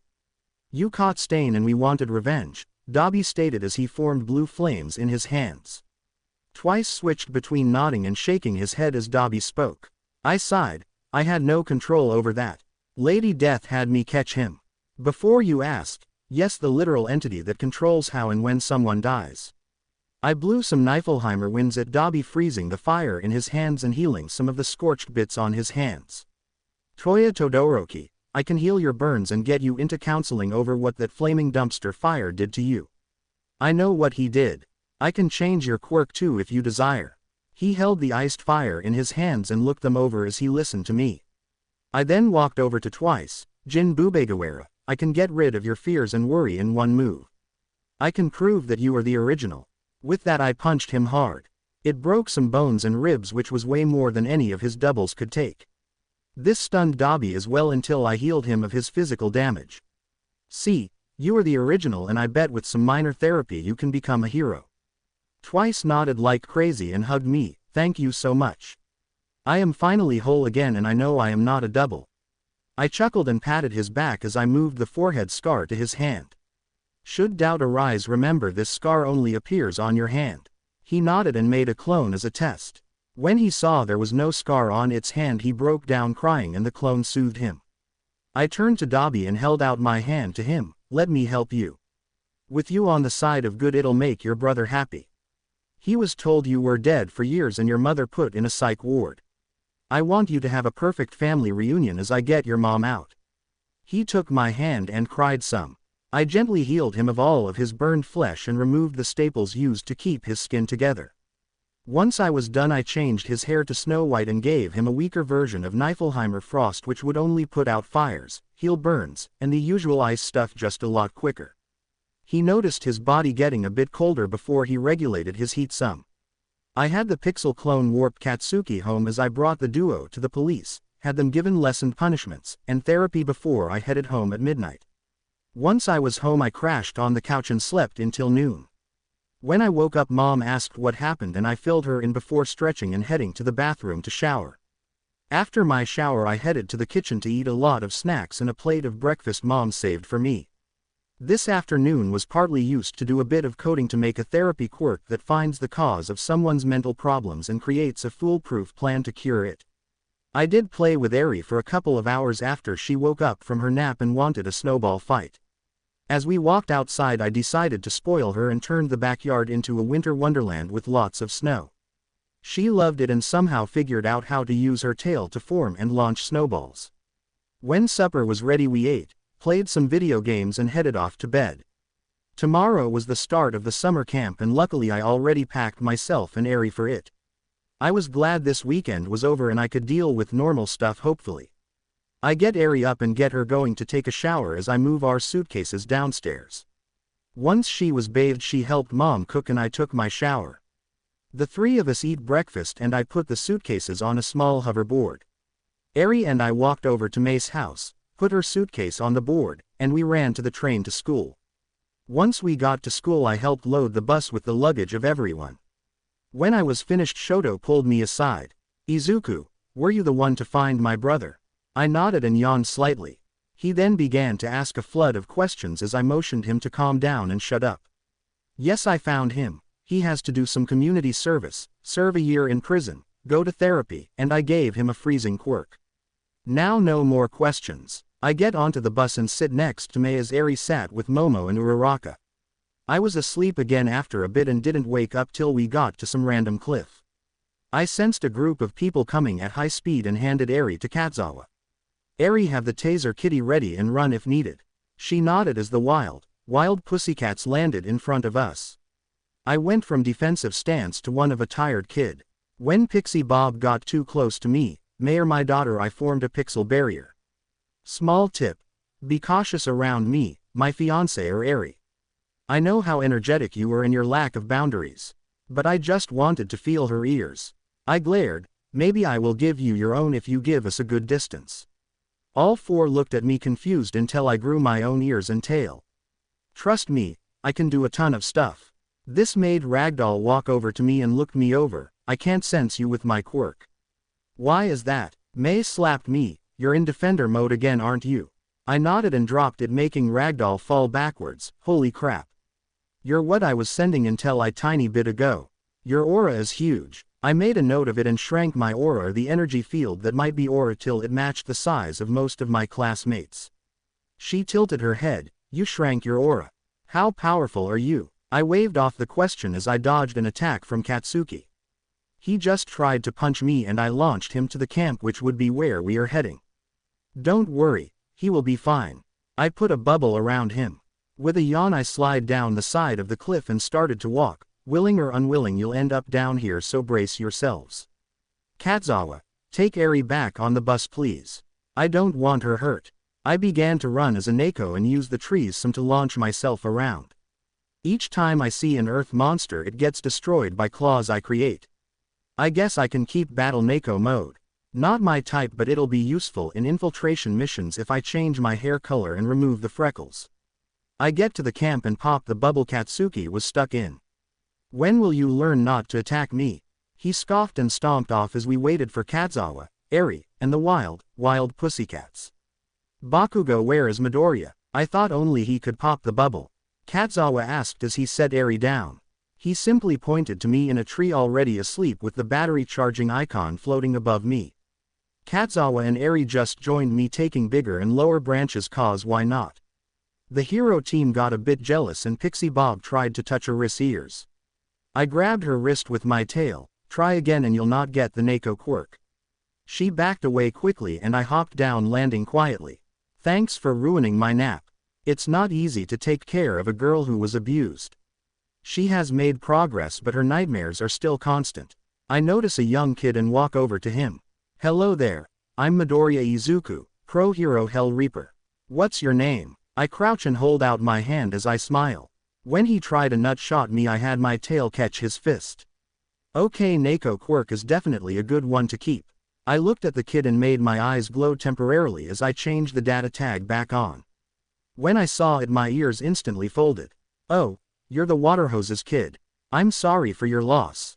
I'll let go of your wrist, Kota, but no trying to punch me, okay? I let go and he backed away a bit stunned. How did you know that about me? Did Aunt Mandalay tell you? I shook my head and made chi show up as I had my hand become skeletal. I have two quirks, Quirk Vault as I call it, and the code. The code is very versatile and lets me see stuff like a video game. When he looked confused, I created a hologram of the latest Smash Bros. See how at the bottom you can see damage and lives? I can do that, but see name, age, relations, and their quirk. Yours seems weak now, but wait and train some and eventually it'll be stronger than your parents. He nodded and tried to touch the hologram because of how real it was. I looked at Mandalay, who nodded, so I created a solid controller. Wanna play as we wait for the rest? He nodded and smiled some as we played with me just possessing my character. Once the rest arrived, I popped out, healed them, and ended the holograms for now. May made a joke about me adopting another kid and I shook my head. His name is Kota and he is Mandalay's nephew, so no adoption. Kota looked up at me. You have a kid? I chuckled. Yeah, I adopted Eri after I rescued her. With that, both Eri and Katzawa woke up with a loud yawn. I gently picked up Eri and put her on the ground. Eri, this is Kota. How about you two play together for a while? As I spoke, I gave Kota some snow blaster gloves I just created for him. After a while, the two were having a snowball fight and enjoying it as Katzawa had everyone start training. I was to fight all 4 members of WWP on my own. Great. After a couple of minutes of me coding up the area so nothing and no one in it really gets hurt, we started. I battled using only my Neko quirk, elemental punches, claws, and extreme flexibility which rivals Tiger's pliabody. The 4 of them could barely get a good hit in as I hit Mandalay, Ragdoll, and Pixie Bob pretty good a few times. When it was a 1v1 between me and Tiger, a flurry of snowballs came at us. The first 2 hit us before we started to easily avoid them and still kept fighting. Eri and Kota decided to try to prank us as we trained. After a bit, I thought up revenge on the 2. I formed more tails and added the elemental bit to them as well. I did it slow enough they didn't notice until suddenly a giant storm of snowballs came flying at them. The females of WWP were laughing as the troublemaking duo yelled in shock and ran away. With Tiger distracted, I caught him with my new tails and smirked. I'm now the king of cats. I put him down and apologized for my bad joke. I healed the bruising I caused and added it to the coating so I wouldn't cause any more. We kept battling and I tried different combos. One was hardening like Kurashima, stockpiling, and strength boost. That combo actually would have destroyed a good amount of the forest without the coated area. They had fun and took it as both sides teaching each other since I have a lot of quirks to use and decided to limit them. By supper time we were all fired and I made a few calls using my quirk.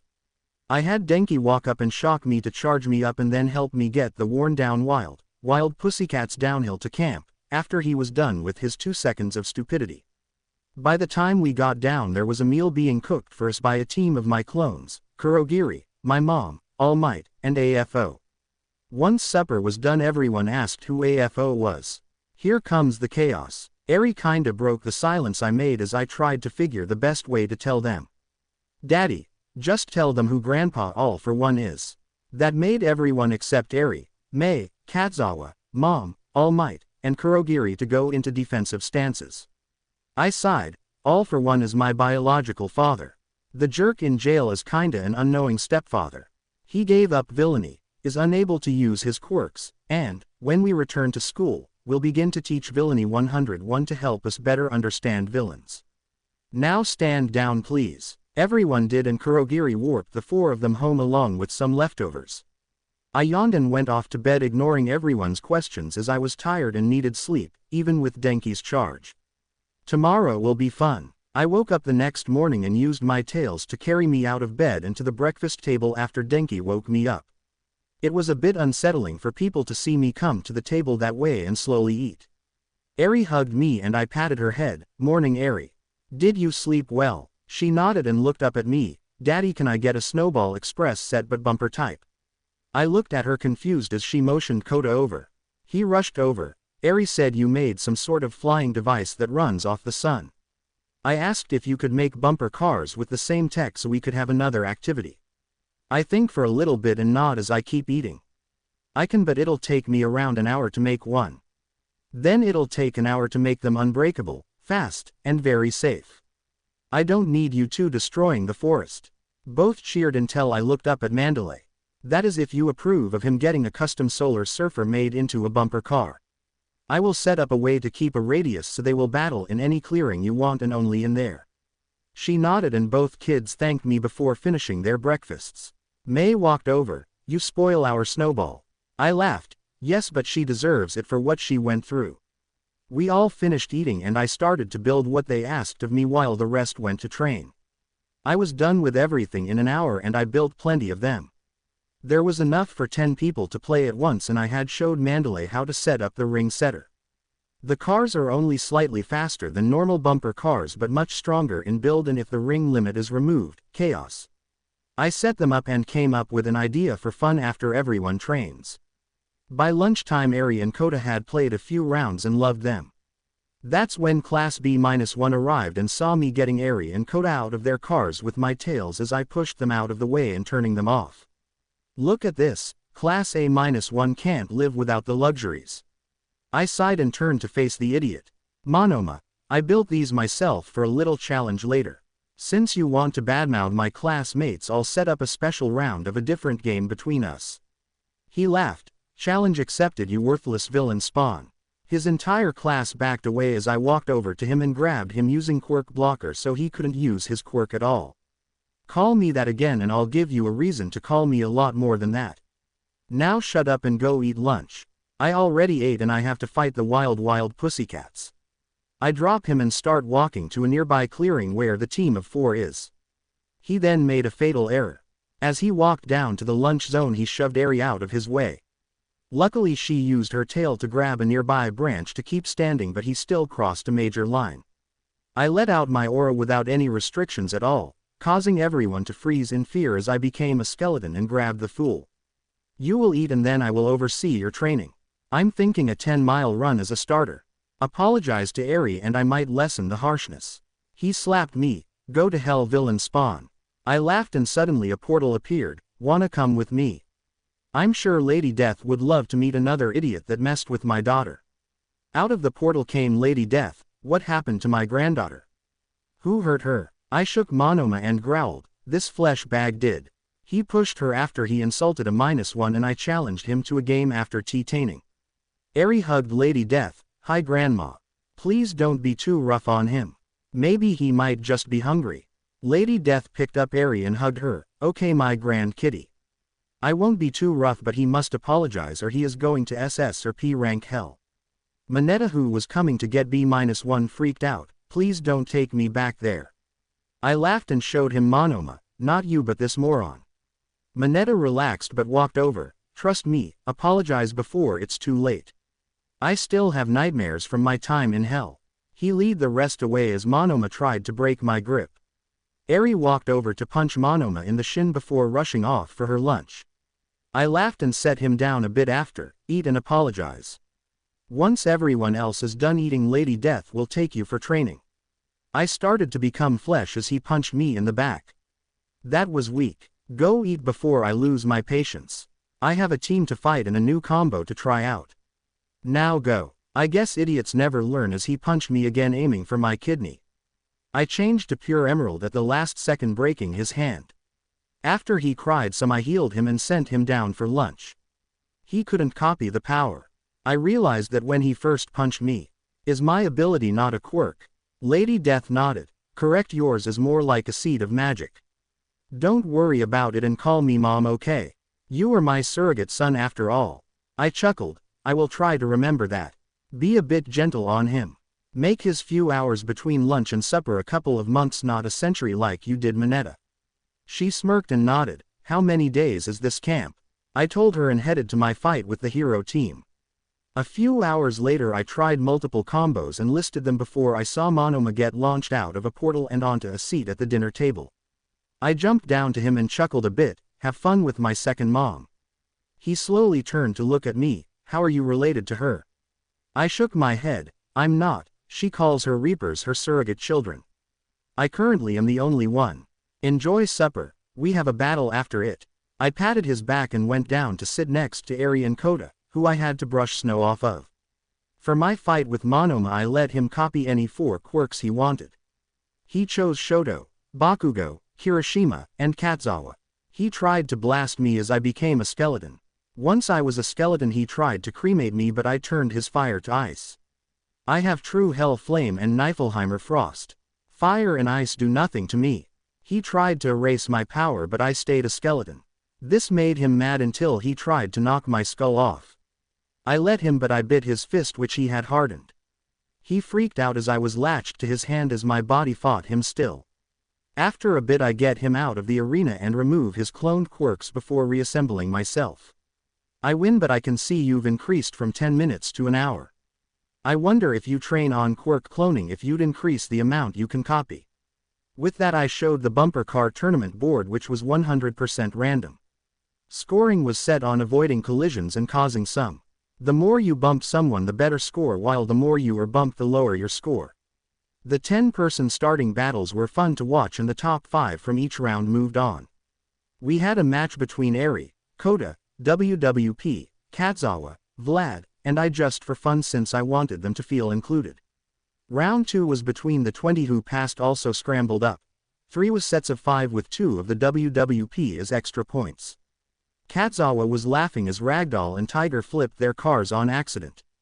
Fixed them and the top 2 from each group other than the WWP members went against each other.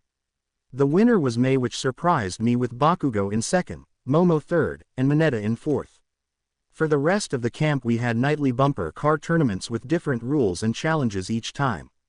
Eri and Koda loved bumper chess as they were allowed to cause chaos randomly and try to knock over custom bumper cars.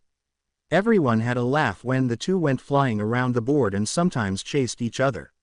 When it suddenly became a snowball fight in the bumper cars it was too funny.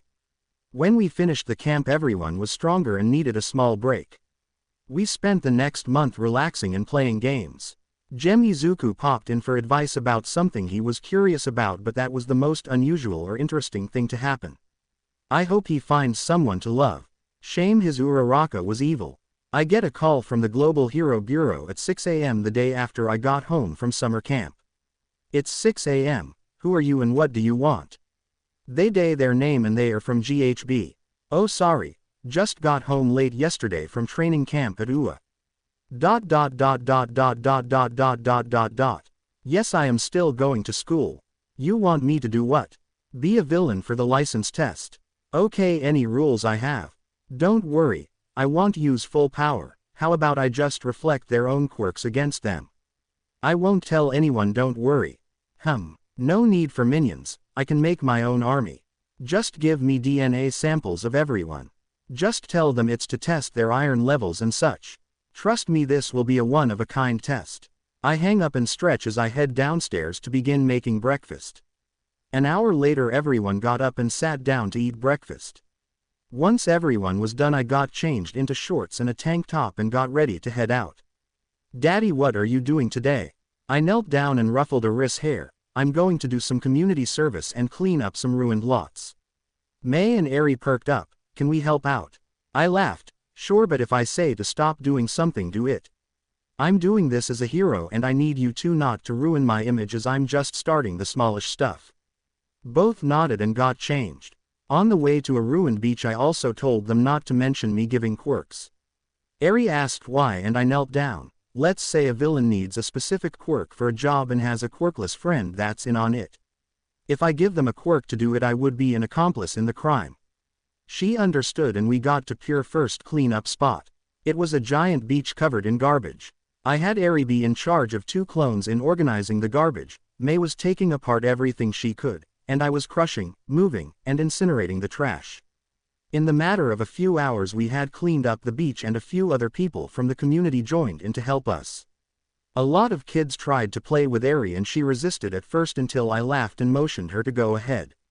Once she was playing with them we got the work done a little bit faster and decided to let her play for an hour after we finished. I had Kurogiri warp over my floating grill and some supplies so I can make lunch for those who helped out. Once I was done serving everyone lunch, May, Eri, and I went to the next lot with the same setup. This lot wasn't as big, so an hour later it was done with just the 3 of us and a few clones. Eri had fun at this one as she corralled some wild cats away from the piles of trash and played with the kittens we found there. There was over a dozen cats and nearly twice that in kittens, and I was prepared for the question that was going to come. Daddy, can we keep them? May and I looked at each other and I shrugged. Let us see if any have owners first, and if they don't I will let you keep a few of them. You will have to help take care of them, okay? She nodded furiously and started to talk to them. I got curious and activated my Neko ears but made them look like a machine. What I didn't know was that Eri can actually understand cats thanks to the Neko quirk. May, I think I made a little mix-up making the Neko quirk. Eri and I can speak to cats now. This made the cats look at me stunned before a kitten climbed up a tree and got eye level with me. Kitten, you can understand me too, human? Me? Yes, I'm Midoriya Izuku, but you can just call me Izuku. What's your name? Kitten. We just get called by coloring until we are named by a human. Me. That is kinda cool but kinda hard since there are 3 of your litter that are orange and white too. Kitten. True, but I'm the runt, so runt orange stripes is me. I put my hand out and the small kitten sat on it. How about I name you Fortune? You may be the runt but I sense you are not like your siblings. Fortune tilted her head and I scratched her behind her ears. You can actually climb any surface without your claws. You have a power we humans call a quirk. You are the first animal I have met with one. This caused Fortune to climb a smooth sheet of metal. She was so happy until she lost focus and slid down onto Aris' head, as the metal was in a pile. Sorry Eri, did I hurt you? Eri shook her head and petted Fortune till she dozed off. I quickly checked the other cats and none had chips, quirks, or odd mutations. All of them had thumbs, but that's it. The other kittens were jealous of Fortune and I just calmed them down. I told them maybe they would form one too, but if they don't after a year I will give them quirks if they are good kittens. The cats relaxed and nodded at me with the expressions that basically said finally a break. May and I finished the lot and we had Eri pretend to be the Pied Piper to the cats, which everyone enjoyed and some actually recorded.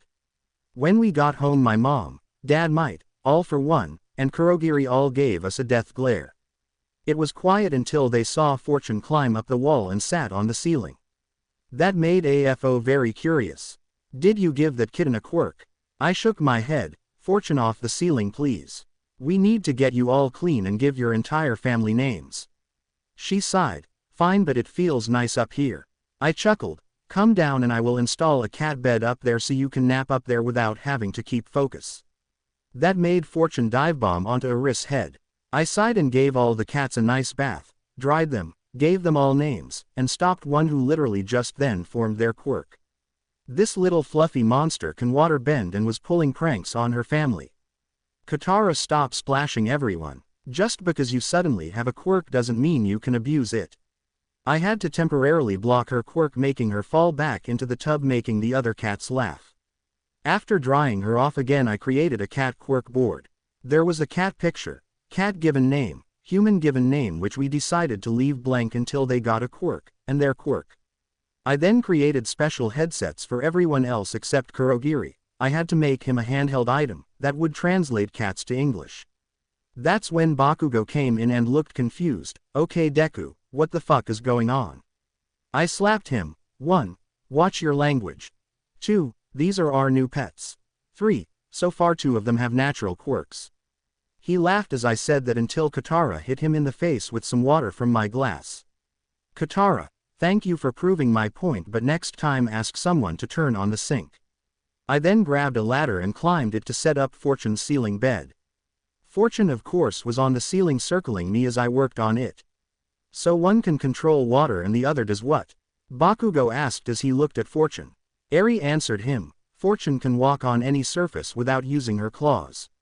Fortune chuckled. Is he an idiot or just a blonde? Eri gasped. Bakugo isn't dumb, Fortune. He just thinks that everything is below his giant ego.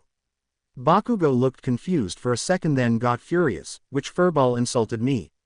I sighed and tossed him a headset. Put that on and listen.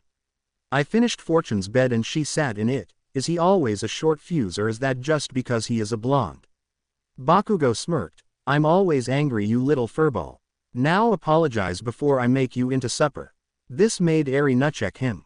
Bad Mr. Angry. You will not cook my kitties. I then got a phone call from Katzawa. Hey Katzawa, what's up? Why do I understand my cats? I chuckled. Eri and I just found that out too. It seems that because we are part cat we can understand them. Also, any tips on what's best for cats and kittens? We found a bunch of cats and some are forming quirks. He then hung up after I told him how many cats I had. Everyone get away from the door and open it. I have a hunch Katzawa is about to fly through it. About half an hour later, Katzawa came in with multiple bags of food, cat toys, and his 6 cats. We spent the next hour talking to him, learning about the cats, and having to make some quirk-proof cat stuff. Another cat got a quirk. I named him Thunder as he can create storm clouds he can ride and actually create the weather. We had to set up rules with quirk usage by the cats. We called Nezu later and he was surprised until he heard me yell at Thunder for hitting me with lightning. There is now a class for animals with quirks. I now have to make cat carriers that float and a lot of other stuff for when classes start in a month. Hopefully the house lasts long enough. Daddy, one of the kittens is now a giant kitty. Damn it. Mom, talk to your realtor. We need to move and I will help pay for it. I stumbled to the small backyard. Okay Titan, shrink back to kitten size. That's a good girl. I gave her a treat after she shrank. Yeah, moving is definitely top priority right now. I woke up in the middle of the night and look at Titan. It's midnight, you're in giant form, and you licked my face. What is so important? Titan shrank down. More of us got quirks. I sighed and rolled to the side as a cat dive bombs my bed. Fortune, why did you decide to try to attack me? She meowed. Sorry, thought you were still asleep and I was running for momentum. I groan and get up. Okay, which ones got quirks? I stumble downstairs where I see Kurogiri playing with a cat which looked like him. After a minute I watch the kitten create warp gates and start sneak attacking Kurogiri. Well Kurogiri, looks like you got a mini Jiri. The kitten and him nodded as I wrote it on the board. I had to have the kitten tell me his pre-quirk name and took a picture of his new look. After a couple more minutes of me naming the newly quirked cats I sat down and pulled out Fruit Ninja on my chi. As I played holding a bamboo sword, a small kitten pawed my leg gently. I paused the game and knelt down. Yes, Starmark. Can I play? It looks like fun. The kitten replied as it stood on its hind legs and grabbed a pen off the table to use as a sword. I chuckled and gave her a small cheese scream to join me. Better score wins. She nodded and the game started. Honestly, I was distracted by the cute kitten playing the game, so I didn't do my best, but I still won. We played for a few hours and I noticed that Starmark was improving at a crazy rate. After a bit we started to always tie and we decided to try a new game. This is when she summoned her own chi. I watched her find Minecraft and created her own control scheme before playing it with me. Gamepaw, your quirk is like mine. Now I wonder how the rest will form quirks. A few days later, of a few more kittens forming quirks, we moved to a full-on mansion with May's family. While Mom, All Might, All for One, and I were busy looking, May was talking to her parents. What none of us knew, because honestly I didn't care, was that May was loaded. She was also staying at an apartment close to Ua, so she wasn't always in a limo like Momo. Her parents own and run a support gear company. May's mother and father met me at a cafe I started to go to often with my horde of Quirk kittens. The cafe workers enjoy the kittens, especially the one called Shadowling. That little bugger can form tentacles from shadows and use them to help the workers out. At home he just uses it to steal my Katsudon. When we first met, the mother was very standoffish, but May's father was eager to find out all he could about me. When I saw his took quirk, I quickly looked his hand over and healed the chipped tools and strengthened a few of the weaker tools. After that I gave him more tools and then backed away blushing. I apologized and said it's a habit to heal and boost those I can. When May's mom walked over, I got rid of her migraine drawback and increased how far she can zoom her eyesight. After that I had to catch kitten twins just getting their quirk. Both got May's father's quirk, but their tails become tools instead of their paws. They are now aptly named Gadget and Gizmo. When they saw the twins and noticed the others with quirks, they both said at the same time, "Tell your mom to pack up. We have plenty of room at our place." They tried to hire movers, but with Kurogiri, his kitty, and mine's quirk, we just warped stuff over on our own. After moving in, Gamepad, Minijiri, and a cat now named Duplicity warped into Vamp Izuku's reality. Gamepad is now renamed Cyberpaw and Minijiri is now Kuro Kitty. I caught up with Vamp and his Momo before getting out some rage on their overhaul. Of course I copied all his quirks this time. Some interesting ones were in it. May's parents were not very happy about being called Grandma and Grandpa at first until I explained why I have Airy. Now they are on with it, but they do sometimes freak out when called Grandma or Grandpa. When class started back up, I had a Solar Surfer license test set up. Most of the surfer owners took it, and Airy was happy to have hers back as she passed the test at nearly 100%. All Might barely passed at 85% with an 84% as a fail. After I handed people back their surfers after they took their tests, they flew home safely. I had to give All Might a warning before he flew off. Unfortunately he didn't listen and I hit him upside the head with a newspaper. All Might, this is why I had a license put in as a need for the surfers. If I check your board's data and you were traffic weaving, I'll revoke your license for a year. All Might instantly raised himself up and flew normally. I headed back to May and Airy, who were both shaking their heads. Grandpa Might big doofus. I instantly agreed and hopped onto my surfer. Let's get back home. We have class tomorrow. We flew back to the mansion and May's mom got mad. What are those things and why does Airy have one? I explained the surfers, showed all the stuff I put in Aris, and showed the licenses and Aris score. She was stunned but relented as I showed her the patent for all my stuff. The next day at school, Airy was playing with the kittens and helping teach them quirk control. May and I were working on an Iron Man suit as a joke. We had it mostly built when we had to go up for the hero class. Katzawa was happy to see the kittens and welcomed them all by name, and when they corrected him he apologized. Everyone in A1 was shocked as the kittens walked in. When they saw Kuro Kitty they all looked at me. Did female Neko you come back? I shook my head and explained what happened, making them relax. Ashido started to play with a quirkless kitten and showed off her quirks, and when the kitten suddenly turned pink, gained horns, and mimicked her. Well, that proves kittens actually chose a quirk they see in action and gain it. Acid Fang is your new name. The kitten nodded and sat on Ashido's head for the rest of the day. At the end of the day every classmate had their own kitten mimic. What was funny though was that Kachan's kitten looks like a Pomeranian. He really got mad at that but is dealing with it. For class everyone was creating super moves as Ectoplasm, Duplicity, Cyberpaw, and I created clones for everyone to use. Everyone was in sync with their kittens and were having fun creating combos with them. All week they practiced and got stronger while Cyberpaw and I talked to the HB about my role as a villain and that A-1 now has kittens with quirks which can be considered support animals. After explaining it they allowed it and let me have Cyberpaw help me. When the Provisional Heroes license test happens they will be stunned to hell and back. Less than Maypaw. I grumble as Izuku is called on the phone and says that he can't watch me take the license test to be a hero. It's totally unfair. He works day and night as a hero and a student. The one day he asks off he doesn't get. So not fair. As I'm raging on the bus ride to the test area but Momo calms me down. After a bit, remember that day you decided to join 1A? I looked at her. Yeah, you asked if we did it together. I'm guessing you didn't mean create inventions. She shook her head laughing. No, but your answer, yes, we have made some babies together, really made me think dirty. I face-palmed when I heard that. No wonder Izu keeps correcting me in front of Eri. He was afraid she'd get in trouble for saying him and I make babies in front of her. This makes everyone who heard this laugh, even Kazawa who was currently entertaining Eri and her kitty. One seems to have bonded with her and has a habit of sending sonic plastic mice all over the place. We call him Vector as he has a loves to only speed stuff up, not slow or rewind them.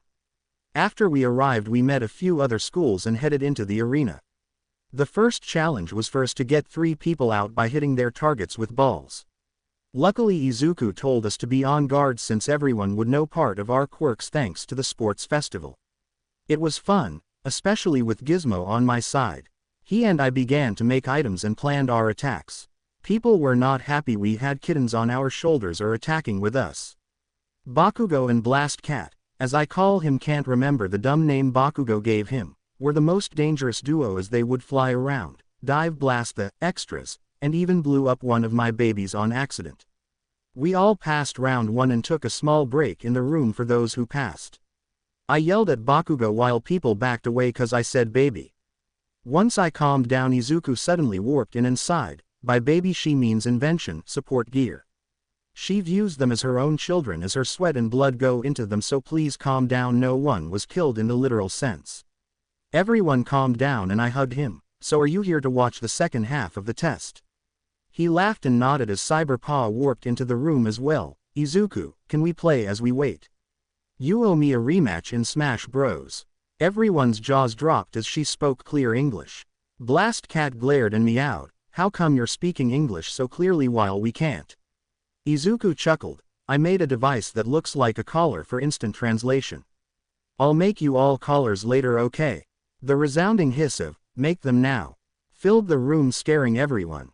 Izuku sighed and copied Cyberpaw's, edited them to match their costumes, and passed them out to the Quirk kittens. Soon the kittens began to speak and the people around asked why the kittens had quirks and are so smart. Izuku explained that he found them and they seem to get the quirks of whomever they think is cool or they bond to. That's when Cyberpaw created her chi and said, Izuku, we need to go. The second part is about to start. He nodded and warped away with Cyberpaw vanishing right after. We all were suddenly warped back into the arena and watched as it became ruins with Izuku blasting them with a gun from Halo, or was it Fallout? I couldn't see either clearly, so no clue. He then floated down close and yelled, there are professional victims throughout the city and you guys must rescue them. Have fun as Cyberpaw, and I kinda went overboard. Cyberpaw bowed. I am sorry, but I now understand why destruction games exist. They both warped away and we started rescuing people. We rescued roughly half when an army of fake villains suddenly broke into the arena. I used my zoom quirk to see it was an army of vampires, gem statues, robots, and some odd flying flaming skulls. They started to run out and trap heroes in training that went out solo. When people rescued the heroes and made the villains back off, I helped out by blasting the flaming skulls with water from a broken pipe. They went all out building the city for the test. After a while the villains began to draw a "what the fuck" Why are they using blood from the trainees taking the test and from the professional victims to draw a summoning circle? What in the world kind of mumbo-jumbo kind of test is this? That's when a giant skeleton was summoned with bits and pieces of machines, some gems, different elements, and parts of the arena. That's when we hear over the speakers, "Those are real villains, the fakes were found unconscious in the back along with the heroes who came with you. Fight with all you have." Everyone froze and had one single collective thought, so this is how we die. What a way to go. Less than May Pav. I panic as I try to figure out a plan. Our test has been hijacked by vampires, living gems, robots, flying skulls, and a giant skeleton. The thing is, the skeleton was summoned like dark magic in video games. Now, according to video games and horror films, if you break the summoning ring, the summoned vanishes. Now to tell others without the villains hearing. Gizmo, can you tell the others to destroy the blood circle on the ground? Do so quickly and quietly. My cat ran off and I planned my assault. After a bit I launch at the giant hodgepodge skeleton trying to unscrew the robotic parts on his body. I undid a couple ribs before I was hit away. I couldn't help but laugh as the ribs landed on the army. Once that was done, Todoroki and Momo launched ice, fire, and cannonballs at the army. As those two distracted them, more joined in as the rest moved the injured further away.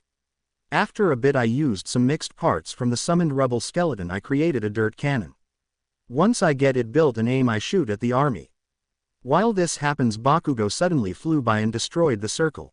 This causes the rubble skeleton to fall apart and vanish. With the big threat done, we all worked together to finish the other minions when we all heard clapping. As we looked around to find the source, we saw a guy covered in tattoos and holding a scythe. He was floating in the air and chuckling, "You beat my sorcery, good job saplings. Too bad I can't let you live knowing the secrets to my magic." He started to speak something that was a mix of English, Latin, and something else. Once his chanting finished, all of his defeated minions were drawn to him and he ate them. They didn't become energy or shrank. Tattoo, as I labeled him, had his jaw dropped to around his crotch and ate all his minions while. Once they all were consumed, his arms split, becoming 4 sets of arms. His original arms, a robotic pair, a red gem set, and a set with very long and sharp claws. "I am Shadow Reaper, I will kill all of you." I froze. Lady Death said Izuku was the only Reaper. Fakes are punished by Izuku and Lady Death. Shadow Reaper laughed, "She made me back when the Black Plague was rampant. I split from her and gained power unbelievable. Now I will give you 2 options. Bow or die." The entire testing arena yelled, "I'd rather die than bow down to a villain." What happened next was beautiful. Everyone who wasn't defending the injured attacked him. There were some awesome combos like a fire tornado, water and lightning, and what I think was acid and machinery. After a few minutes, he and all the attacks suddenly vanished into a beam of light with Izuku at its base. My boyfriend ate the villain. He then coughed a bit and spit out a bit of machinery. "Damn, tungsten tastes horrible. Is everyone okay?" He healed everyone that was hurt and apologized for getting distracted by a decoy attack Shadow set up. After that, he stood up with the test conductor looking tired. "Everyone, I was supposed to be your villain in this test, but I fell for a decoy villain attack. I am sorry for falling for it, but I'm glad you guys kept him pinned in place or a lot of you would be dead." Everyone stiffened and murmured as Izuku said that. "In light that you all worked together and stopped any casualties, you all passed the test, but as Izuku said, be careful, some powerful villains are still out there. Just because you have a license doesn't mean you are unbeatable." We all got our provisional licenses and I saw Izuku head into the tunnels where the teachers and his team of fake villains were. He looked so sad. "Izuku Pav." I walked right to the observation room and sighed, "Did you think they bought it?" Katzawa and Nezu both nodded along with all the teachers from other schools. "You did good, but why the name Shadow?" Katzawa asked as Ms. Joke played with his ears. I looked at a napping Eri who I had knocked out so she wouldn't accidentally tell anyone I was the test villain. "Because I beat up a shadow of regret a bit ago. One I wish I had done more to in this reality. Also because I also ate the real Shadow Reaper last week." Everyone stiffened up in shock. Nezu was the first to collect his wits. "You're telling me Shadow Reaper was a real Reaper?" I nodded. "Reapers only die if another Reaper eats them. There are a few hundred still sleeping out there. Hopefully I am stronger than them, as some are older than the earth." I gently woke up Eri and carried her down to May, where I congratulated her on passing. Hopefully when the time comes everyone is strong enough to help me beat the first. I walked downstairs and jumped over Titan and Flash, racing through the mansion. Both of you need to stop that. Race outside on the dirt bike track. When they didn't listen, I warped them out onto the track. Eri meowed softly as she slid down the banister while May chased her down. We all ate breakfast when I got a call from Mom and Dad. Might. Izuku, you need to come to the hospital. All for One is dying. I dropped my food and ran to my surfer and broke lots of laws to get to the hospital. Once I found the room they were in, Mom and Dad might left me alone with him. I'm sorry, Izuku. I shouldn't have tried to take them alone. Save your breath, Dad. I might be able to save you. Lady Death showed up and stopped me. I am sorry, my young Reaper, but his time is now. His soul will decay and make him into a demon should you save him. Let him die a hero. I nodded and Dad gave me all of his quirks before he suddenly died. Lady Death escorted his soul to eternal rest and I cried. Dad, Might and Mom walked in and helped me get back to the mansion. They then told me what happened. Dad, Might was busy buying some groceries to help out at the Hatsune mansion with Mom and All for One buying collars for the kittens and setting up an appointment to get them all chipped. As they were all doing their thing, some guy high on trigger attacked the vet's office. The drugged shark-looking person was trashing the place, blaming them for his pet's death. As they tried to calm him down, he suddenly attacked All for One. My mom's scream caused Dad, Might to rush over and knock out the high idiot before rushing All for One to the hospital. They then called me and now I know what led up to my dad's death. Instead of asking for a day off of school, I decided to head there even though I am slightly late. Power Loader was understanding and gave me a simple set of machines to fix along with a few orders for Snow Blaster gloves. With me working on it, a portal appeared suddenly. It was Vampire Momo with a jar of ashes. She dragged me to her world and explained. My Izuku was told that the USA's president wanted to create a treaty to save his country. Instead, he trapped Izuku in stone. After a few days with him in the stone, Izuku broke out and drank lots of trigger. I stopped her there and looked around the room he died. I found his soul crying on the bed he died on. Without warning, I cut my arm and used my blood to rehydrate his ashes, have them form a body, and made sure it was correctly set up for his soul. I then choke-slammed Vamp Izuku's soul into the new body and berated him for being an idiot. With that done, I went back to my reality and got back to work. I felt better having saved him, but I still felt bad about my dad. During lunch I ate on the roof and sighed some as I didn't eat a lot of it. Katzawa pulled me to the side before class to ask if I am okay. Of course I said I was fine and headed in. After the usual hero rule updates and how trigger exists and what it is scared everyone but me. I came up with an idea for later but decided not to tell anyone yet. When school ended, after we all practiced some more ultimate moves, or in my case combos, I disguised myself and warped elsewhere. I snuck around the darker parts of Hosu looking for trigger. I'm going to analyze it and make an anti-trigger bullet. Unfortunately, I couldn't find anyone selling it. While I got irritated, I warped to the USA. I quickly found a place they made trigger, stole a few doses, got them busted, and warped back to the mansion where I got to work. I scanned every aspect of the drug to find a way to reverse the effects and make people unable to use it again. After a bit I figure it out and go on patrol looking for another trigger user to test it on. After an hour I found a user. Their quirk was the ability to move faster than normal, but on trigger they are basically the Flash. As they came at me, I slowed down time and injected the cure into his rear. I resumed time and they almost instantly returned to their normal fast speed, causing them to flip and roll in shock. As they were stunned, I cuffed them and turned them in, telling the cops he was on trigger. They asked why he is so calm now, and I said I nullified the drug and made him unable to ever use it again. I made a factory to create anti-trigger darts and handed them to the person in charge of ammo and put them all over the world, giving every police station AAT dart. With my job I headed home and destroyed the samples of trigger I had, incinerating them completely in extreme hellfire that destroyed it all, even the fumes. I then headed downstairs to eat breakfast with everyone looking a bit tired. Mom and Dad might instantly forced me to stay home and sleep. I let them order me around and lay down in my bed, quickly falling asleep. A few hours later Dad might entered my room and woke me. You made anti-trigger darts. Did you actually have a source for the drugs? I pointed to the scorched section of my desk half asleep. Destroyed it. Simple Mix surprised no one got a cure already. He smiled and let me go back to sleep. Such an amazing kid. Next time, tell me when you get a dangerous idea like this. I chuckled. I want to make a stable trigger without drawbacks or anything like that. Can I do that tomorrow? His face of fear was worth it before I signaled I was joking and waved him out of the room. We both chuckled before I dozed off again. I sleep for over 4 days, but Dad might. Mom, Ari, May, and surprisingly both of May's parents made sure I would eat. After that I went back to school without any problems. What a week. I was bored as I headed to hero class after lunch. For the past week I've had to fix hero outfits, create better versions, return solar surfers, and fix whatever someone destroys. They won't let me do anything more since my dad died, but it's boring me to death. Before people say I am embellishing it, I'm not.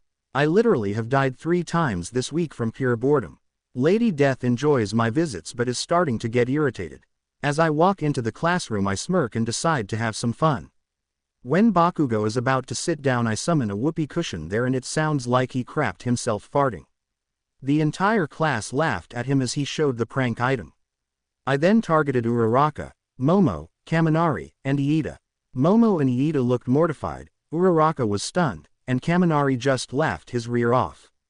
Katzawa walked in and was holding his nose early but let go when he saw the farts were fake. Okay, so someone is pranking everyone. Okay, so today we're going to. He looked at his tail which not suddenly had a pretty pink bow with a bell. Okay, which one of you problem children did this? Just so you guys know I hate pink. If it was black with a sleeping bag shaped bell maybe. May and I looked at each other and instantly began designing a new outfit for Katzawa. He notices and groans, do that later you too. Today we are going to. Okay, why is there a can in the drawer? He opens it and fake snakes pop out scaring him as they scream. He jumps and latches to the ceiling like cats in cartoons do. This made everyone laugh again as Katzawa slowly calmed his nerves. Once he was on the ground again we all shut up as his tails grabbed the snakes and put them on his desk. Okay, who pranked me with this? I raise my hand. That would be me, sir. I thought you'd like something exciting to happen that wasn't villain-based. He sighed and shook his head. Any more pranks planned? I just smiled mimicking Katzawa's shit-eating grin making everyone worried. He smiled back. Any good ones? I shrugged and let the class stew in worry. Next one was Bakugo opening his backpack only to get covered by pink Pomeranian stickers. This made everyone snicker as I jump out the window. See you all at Site Gamma for more hand-to-hand training. Bakugo chased me and everyone watched me avoid his blasts, jump over his head a few times, and pants him showing his heart-covered boxers making him madder. By the time everyone was there Bakugo was tired, he was looking for me, and I was a cat in a sea of Quirk kittens.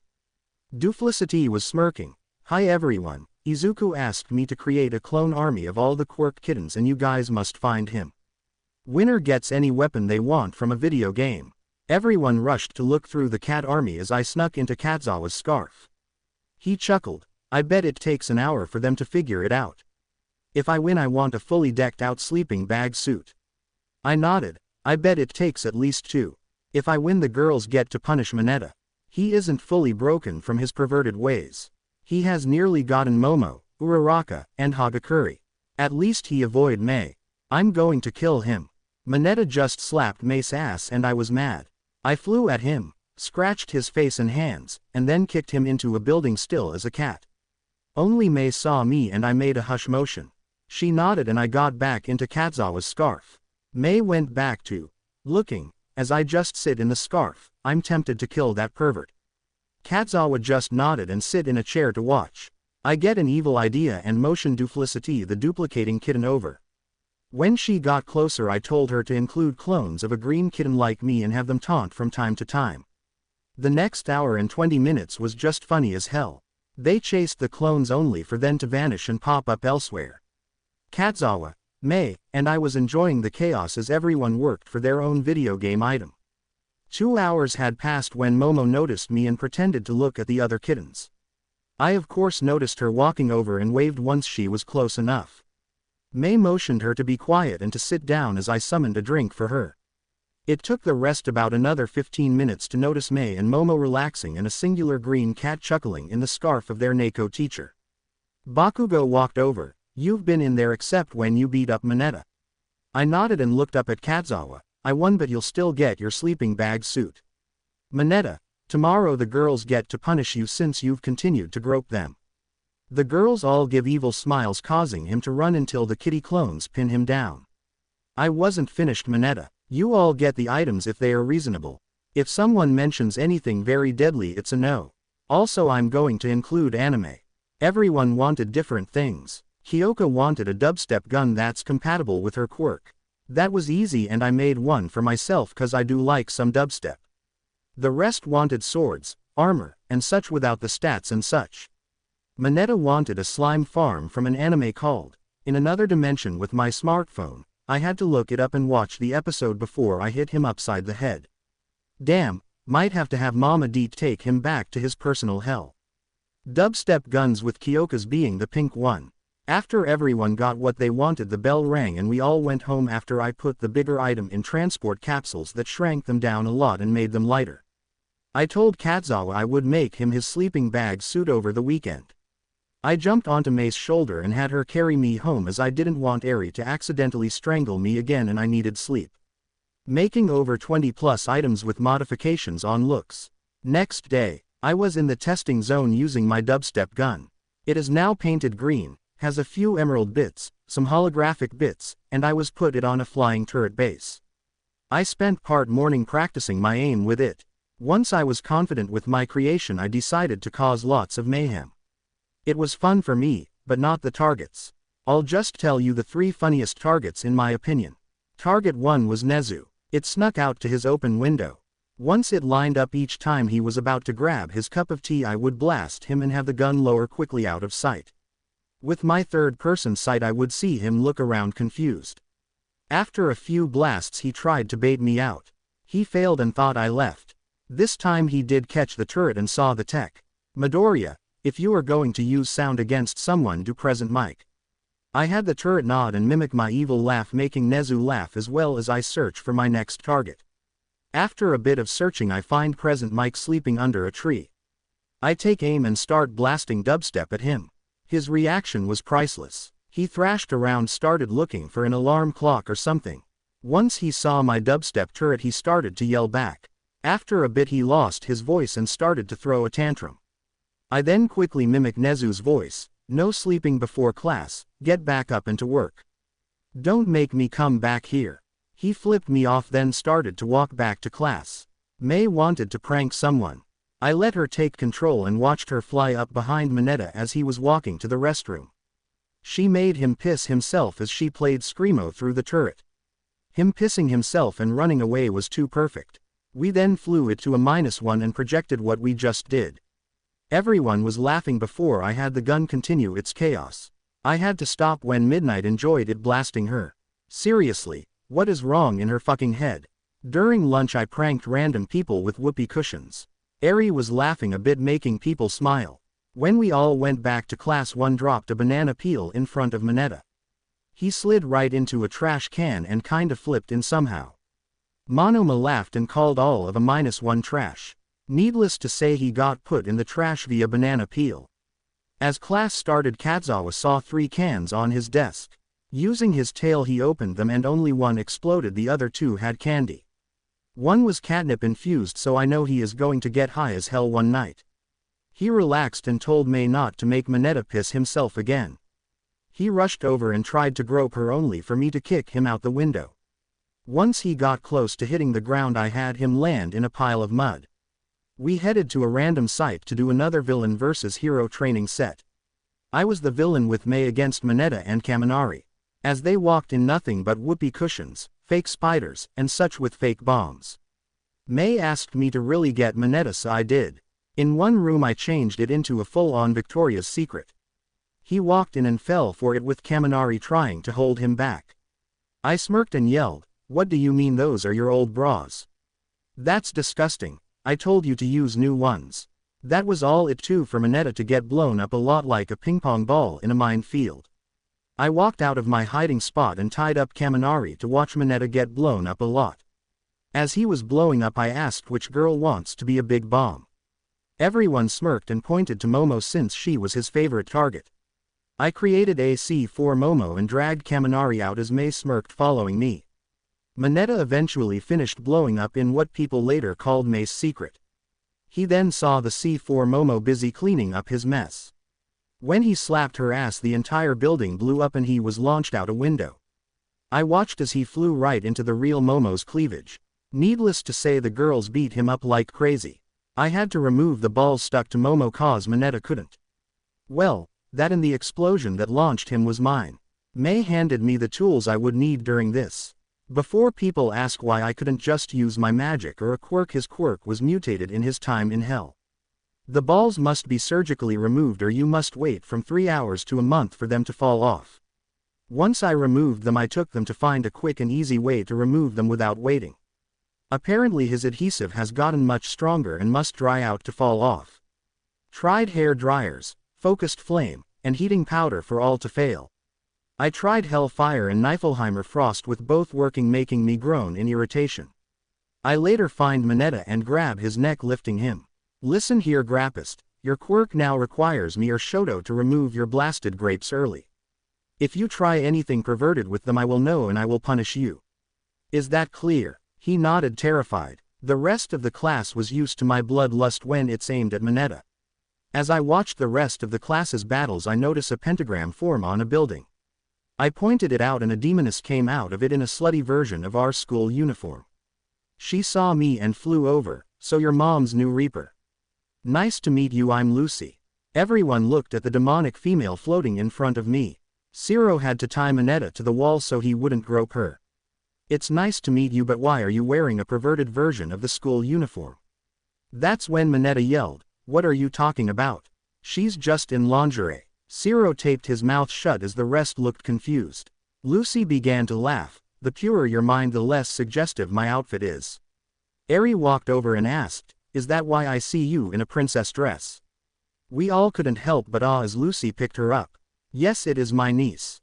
Call me Aunt Lucy. Also Izu. I am kinda your sister. Reapers become genetic children of Mom. That stunned me and the rest, so I'm part demon and Mama Death then. Lucy nodded and played with Eri as Mineta struggled to get free. Sis, can you turn off that dirty mind thing? I don't want the Grappist to get free and do something stupid. She sighed and her outfit suddenly became a normal school uniform, making Mineta calm down.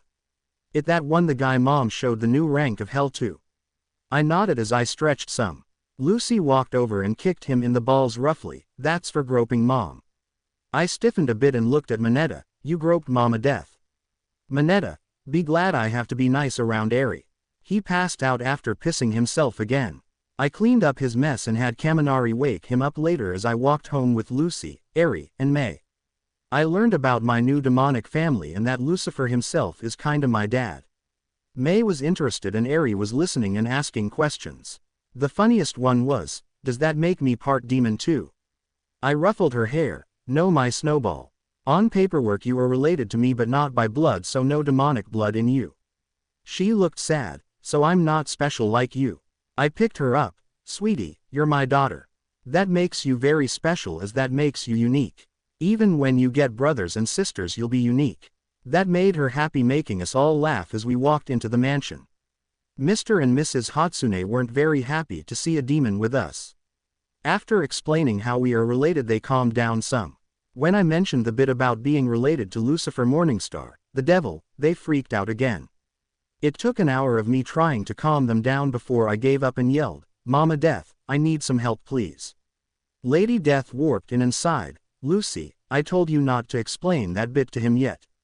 Look, his skeleton which you see when he goes Reaper is made out of a mix of mine, my husband's, and Izuku's DNA. It's how people become Reapers, so don't hold it against him. They calmed down and Mr. Hatsune asked, so, he is related to Satan? I prefer being called Lucifer. Everyone turned to see Lucifer coming out of the portal. Now Lucy, I told you not to tell Izuku that I'm your father and kinda his. I know I told you to never lie, but you can omit some stuff. Especially if it will cause chaos. Lucy looked down. I'm sorry Dad. I just wanted to meet my brother. To add to the chaos Mom and Dad might walked in. What does she mean by brother? Mom asked a bit mad. My Reaper skeleton is a mix of mine, Lady Death, and Lucifer's DNA. She is the daughter of the two. Dad might thought a bit, a Reaper skeleton's tough. Lucifer smirked, unbreakable and immune to acids. Even hell and heaven weapons can't break them. Eri looked up at me. Daddy, can I have a Reaper skeleton too? I sighed. I'd prefer that you don't become a Reaper like me, but it's up to you, Mama Death, and Lucifer. Eri looked at them. Is it possible to have a skeleton but not be a Reaper? Lady Death awed and ruffled her hair. It is possible, but you'd still have Reaper powers which will attract other Reapers. Not all are nice. Shadow from the test. Lady Death nodded. He was the 10th most powerful before Izuku. He would be ranked 11 if Izuku didn't defeat him. Eri shook her head. Never mind then. Maybe when I'm in Ua like Daddy. Lucy, Lucifer, and Lady Death went home with Lucy saying, if you can arrange Grappus to die early, I could use his soul for my experiments. I nodded. If he gropes May again he will win a short trip to hell. The trio laugh and I smile as they vanish. Mom sighed. Please tell me you're only joking. I shook my head and told them about the stunts he pulled. Once that was over we all ate supper, then May and I worked together in the basement. We were reinforcing the house's security and making a new device. When we finished I kissed May and went to bed. Tomorrow will be very interesting. After Lucy decided to visit I had a long 4-day weekend, so I decided to be an idiot. In other words, I checked on the other Miis. First was Gem Izuku. His word was now peaceful as hell. I couldn't even find a weapon shop and I was hoping to grab a new blade or something. I found him outside of a building made of pure obsidian. He looked older and like an anime character called Jojo. After talking for a little bit I found out he is married and has 3 kids. He apparently adopted Eri as well as had twins. As we talked I saw his Momo run over and try to hug me. I quickly warped behind her so she tackled her Izuku while chuckled and kissed her. What's the rush, hun? We do have the day off. Momo giggled. Well, we do have to rebuild the twins' nursery with both cribs. Okay, so he will have 5 kids. I think I'll just let him do whatever. Next stop Vamp Izuku. He's currently ruling over the world, made the USA a colony for bad people, and he has an entire country begging to become brides. I barely stayed long, but when I saw he had Quirk kittens here I decided to leave before they smelt themselves on me. Also made a note to never show up mid-meeting in that world. Nearly lost my head, literally. I revisited the world of Ladybug and Chat Noir. They were a bit scared to see me again. Once I told them I was just visiting because I had nothing else to do, they relaxed some. After some talking I found out she had just received the miracle box from the Guardian. I consoled them for their loss and internally cussed myself out for not finishing the series. After some chatting with the duo I headed off to Marinette's bakery. They had a few prettier labels, their floor was redone, and the few cracked displays I saw were replaced. When her parents saw me they kinda flipped out thanking me. It took 2 hours to get them to calm down and stop giving me stuff. I had to make several trips between realities just to get it all home. Marinette helped me out thankfully. When she met Eri she couldn't resist playing with her, so that evening we had the Dupin Chengs join us for supper. Luckily they didn't freak out about the portal. After that I popped into a new reality. This one I nearly got blasted by some magic spell. After I ducked we talked. This Izuku is a voodoo user and more. I must admit that I am a tad worried he might turn evil if someone hurts him. Seriously, if he gets hurt by Uraraka or whomever he loves he might become one strong-ass villain. The next and last reality I dared to see for now was another version of me. Wasn't even in Ua yet, already saved Eri, got called in by Nezu while we talked, and he has a lot of bots thingies. When I hopped in Eri and him were playing Rock M Sock M robots with the bot things. This multiverse is getting more and more bizarre the deeper I dig down the rabbit hole. After this little trip through the multiverses I decided to spend my last day creating a multiversal portal warning device. I honestly don't want to have a dangerous Izuku enter my reality and take over. I groaned and sat up as I chugged a grape 5-hour energy. With a grimace I stuck out my tongue. That is gross. The faster I drink it the stronger the flavor. Grape cough syrup tastes better. Eri looked up at me confused. If it's so nasty why did you drink it? I laughed and petted her, because I was up late studying my first case. Plus if the drink itself doesn't work the flavor definitely does. May and Mom laughed as Eri purred. Dad might walked over. Izuku, what is your first case? I hope it is a simple one. I stretched and moved my tails, creating different elements on each of my 4 tails and making my ears a mix of the 4. My hair got longer and became blood red while I created scars over my arms, legs, and one over my left eye. Just going to try to bust another set of trigger dealers. They popped up after my previous outing. Dad might sighed and looked me over. I'm guessing you'll be going in as a dealer. I nodded and grew a bit taller. I'm light game from China and I looking to make a quick buck. Now I gotta go, okay. Eri, be a good girl or no candy apples next week. May. No dangerous toys or tools. Both nodded before I warped away from the mansion. Now in Hosu I looked around with my ears twitching like crazy to hear everyone. After an hour of walking around I heard a lizard-looking guy and a person with 6 arms talking.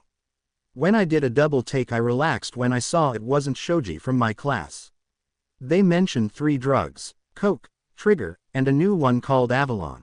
After they made a deal I crawled on the wall and looked down at the lizard. Hello little lizard, I heard you talking to the 6-armed person about drugs. Before you run I want to say this. I want in or else I'll turn you in. I gave a very sharp toothy grin. The lizard growled, not a nice way to start a partnership. Also how can I know you won't get in then turn me in anyways? I hung upside down having some stone holding me there. Good point, but if I turned you in you could just stab me back. I rather make money, not do time. Lizard chuckled, you seem cocky and logical. What's your name kitty? I smiled again, I'm light game. What your name scale face? Call me bad rap. I'll take you to my friends but there will be lots of security and such as we can't trust you yet. I shrugged and looked bad rap over, so your quirk is somewhat based on the dinosaur called a raptor. Quick meat eaters and somewhat arrogant. The security doesn't bug me but if they try to kill me, they will be dead before a bullet leaves the barrel. The last bit I made my voice demonic sounding just to scare him some. He lead me to an old abandoned looking warehouse. If it wasn't for the robotic pigeons they were using for security cameras I would have thought he was wasting my time. Once inside I was quickly pinned to the wall with blood red hair. When I saw the hot lady whose hair was pinning me to the wall I couldn't resist. Hot stuff, if you wanted to skip a date you just had to ask. Maybe after this we can go to your place and have some fun. The results were funny to me. Her hair quickly fell to the ground dropping me while she covered her blushing face. I quickly walked over and smirked, my name's Light but I wouldn't mind walking into some shadows with you gorgeous. Internally I was praying May would never find over and was praying for forgiveness as she collapsed from me teasing her. Bad rap and the other person there was shocked as they stared at their passed out companion. Impressive, you're the first to make Scarlet actually blush and pass out from flirting. How did you do that? I chuckled, being part cat has its benefits. Now I'm guessing you're the one in charge of this trio. The new guy laughed, call me Crimson.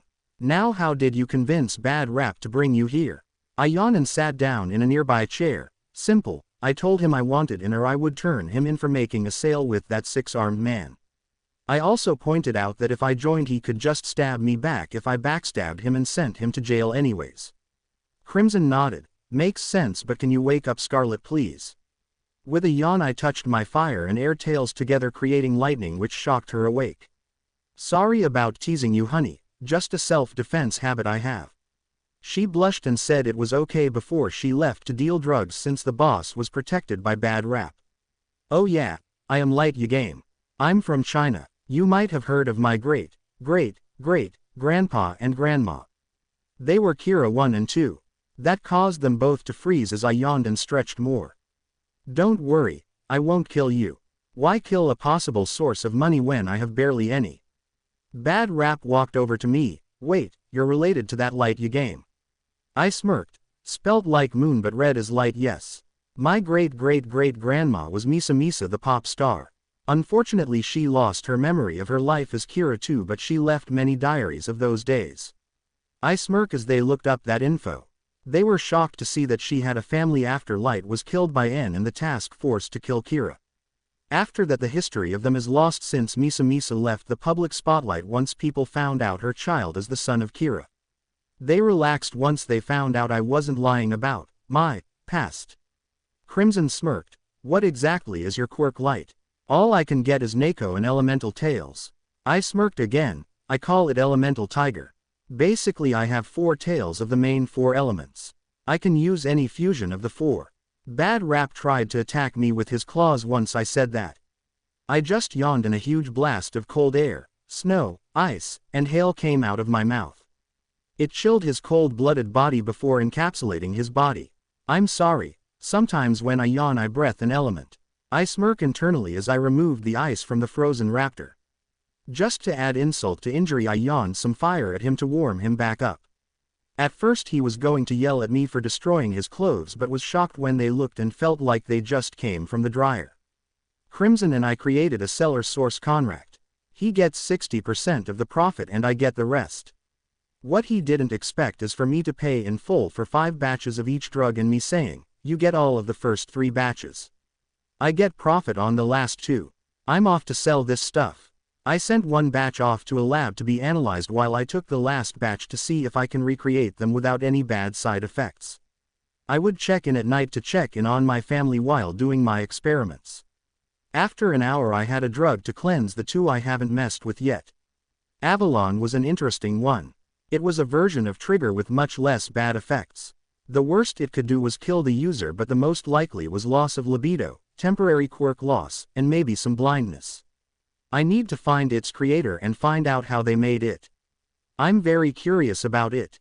I smirk as I find out how to make much safer versions of the drugs I unfortunately have to sell after a couple days. Once I found a much safer version I began to make and sell it instead with diarrhea and stomachache as the main bad effects to make people want them less. After I sold all of the drugs, after changing them into the new stuff, I headed back to the warehouse. Scarlet saw me and basically ran away to hide from me. Crimson laughed. Wow, you must have really got to her. I bet she now has a crush on you. Now why is it people are asking for Coke Green, Red Trigger, and Golden Avalon? They tell us you sell it. I stiffen some as I hand him the heavy bag of cash. Once he counts it he creates a gun out of his blood and aims it at me. Okay kitty, explain how you got this much. I know I'm immortal, but bullets hurt like crazy. I steel myself and decide to go cocky. Calm down Crimson and put the blood gun away. I rather not ruin my new suit. Anyways I'm a bit of a chemist so 1 batch was used to tinker with. Let's just say that I came out with less deadly versions of them. The same results, no overdose BS. Also I reworked them so each time is like the first time. Surprised no one else tried to. Took me 3 days. Crimson and Bad Rap was surprised as I said it. That's when Bad Rap called one of his really loyal customers and had him come to us. They wouldn't let me even go to the restroom as we waited 2 hours for him to arrive. The one who came in made my blood boil like crazy. It was a Reaper like me. His name was Ichigo Hellgate and he was a Hell Reaper like me. Luckily he won't be able to sense I'm a Reaper but I sensed it about him before he even entered the warehouse. What's up Bad Rap? What was so urgent I had to call in sick to my second job? I folded my ears back and scrunched up my nose as I took a couple steps back. You smell of death. Can you step over to Bad Rap please? Seriously, you smell like you bathed in it. I wave a hand as if to get rid of the scent so he knew I wasn't joking. After a long glare he moved over and Bad Rap sniffed him. I smell it now you're closer. How sensitive is your nose? I waved dismissively. No clue, I just smell it. Honestly I rather smell the sewer than you. Here try these out. I floated a packet of all 3 of my custom drugs over to him as a mix of fire and water to make a floating cloud. Once he takes the Coke Green, which is actually green instead of the usual white, he reels back in shock. Holy crap, that shit is like my first time on any drug. What is that stuff? I smirked some. First in a line of healthy drugs. I'm going to make every unhealthy drug into a healthy version. No bad effects except diarrhea. Much cheaper to make, each time is like the first, and we can charge the same as the original stuff. They all smirked and I tossed Bad Rap a Red Trigger. He took it and he became a full-blown raptor and could still talk. This is epic. This stuff is weaker than Avalon. I wonder how Golden Avalon is like.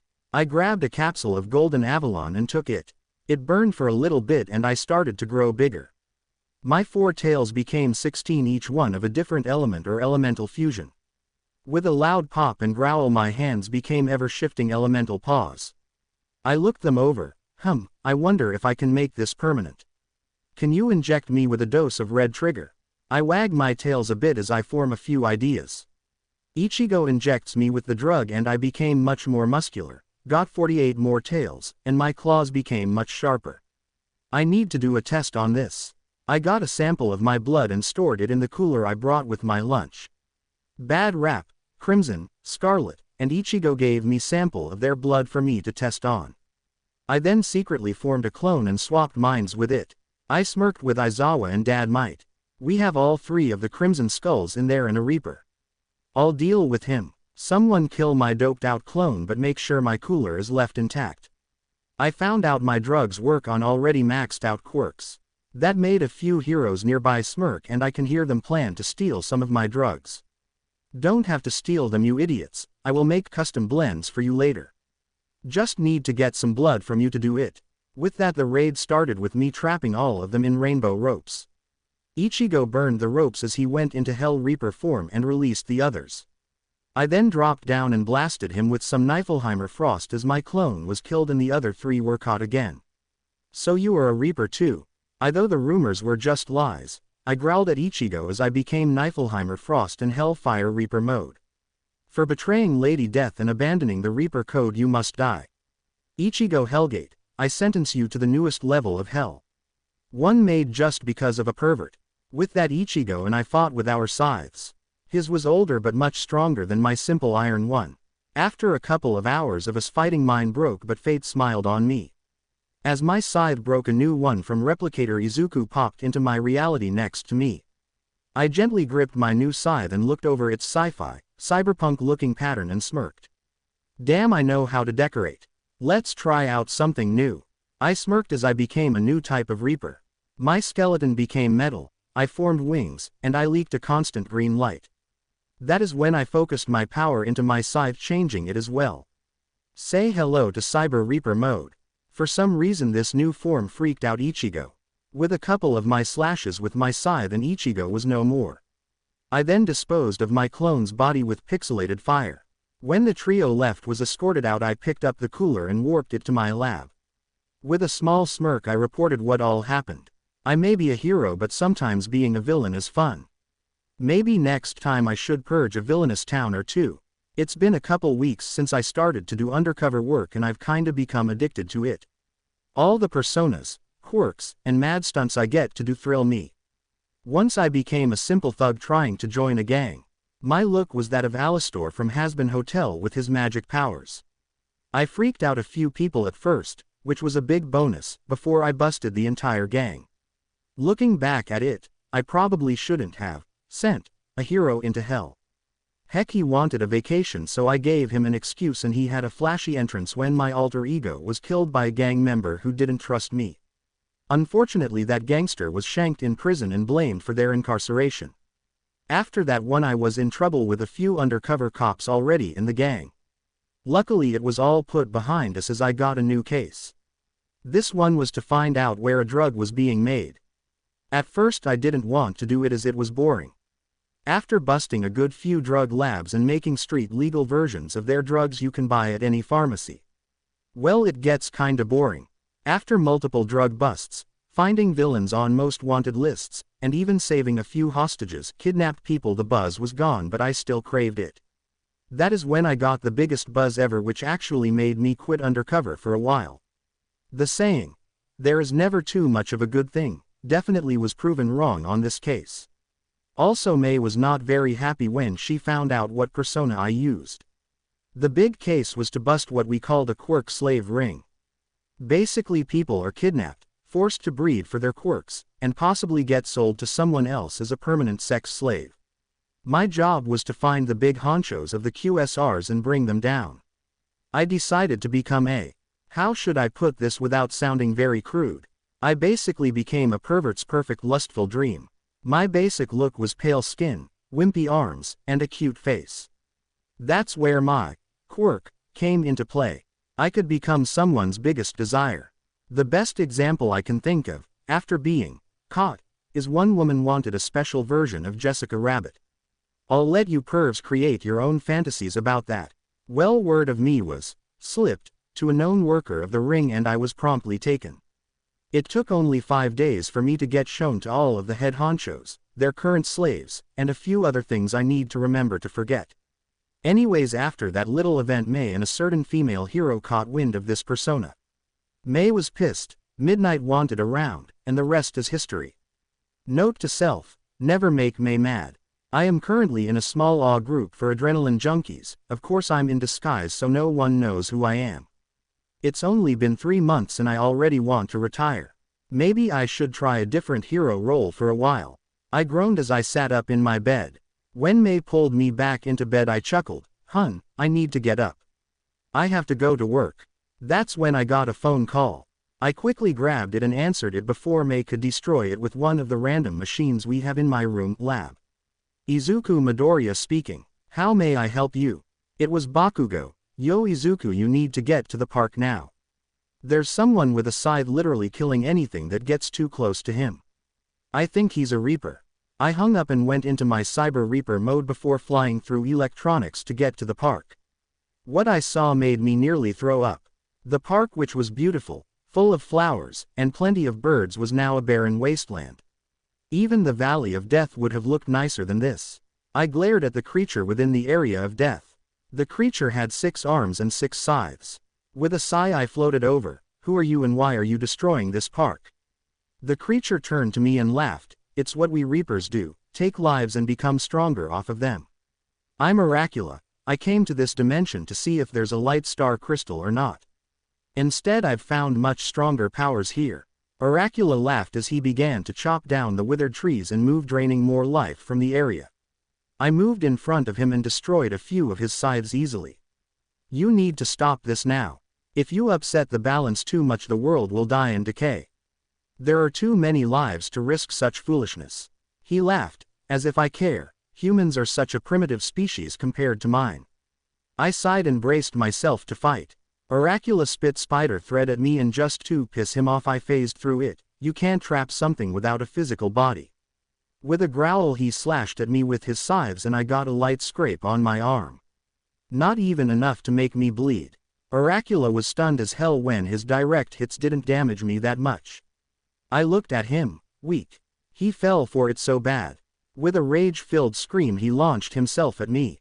He tried to spin with the scythes poised to slice me up.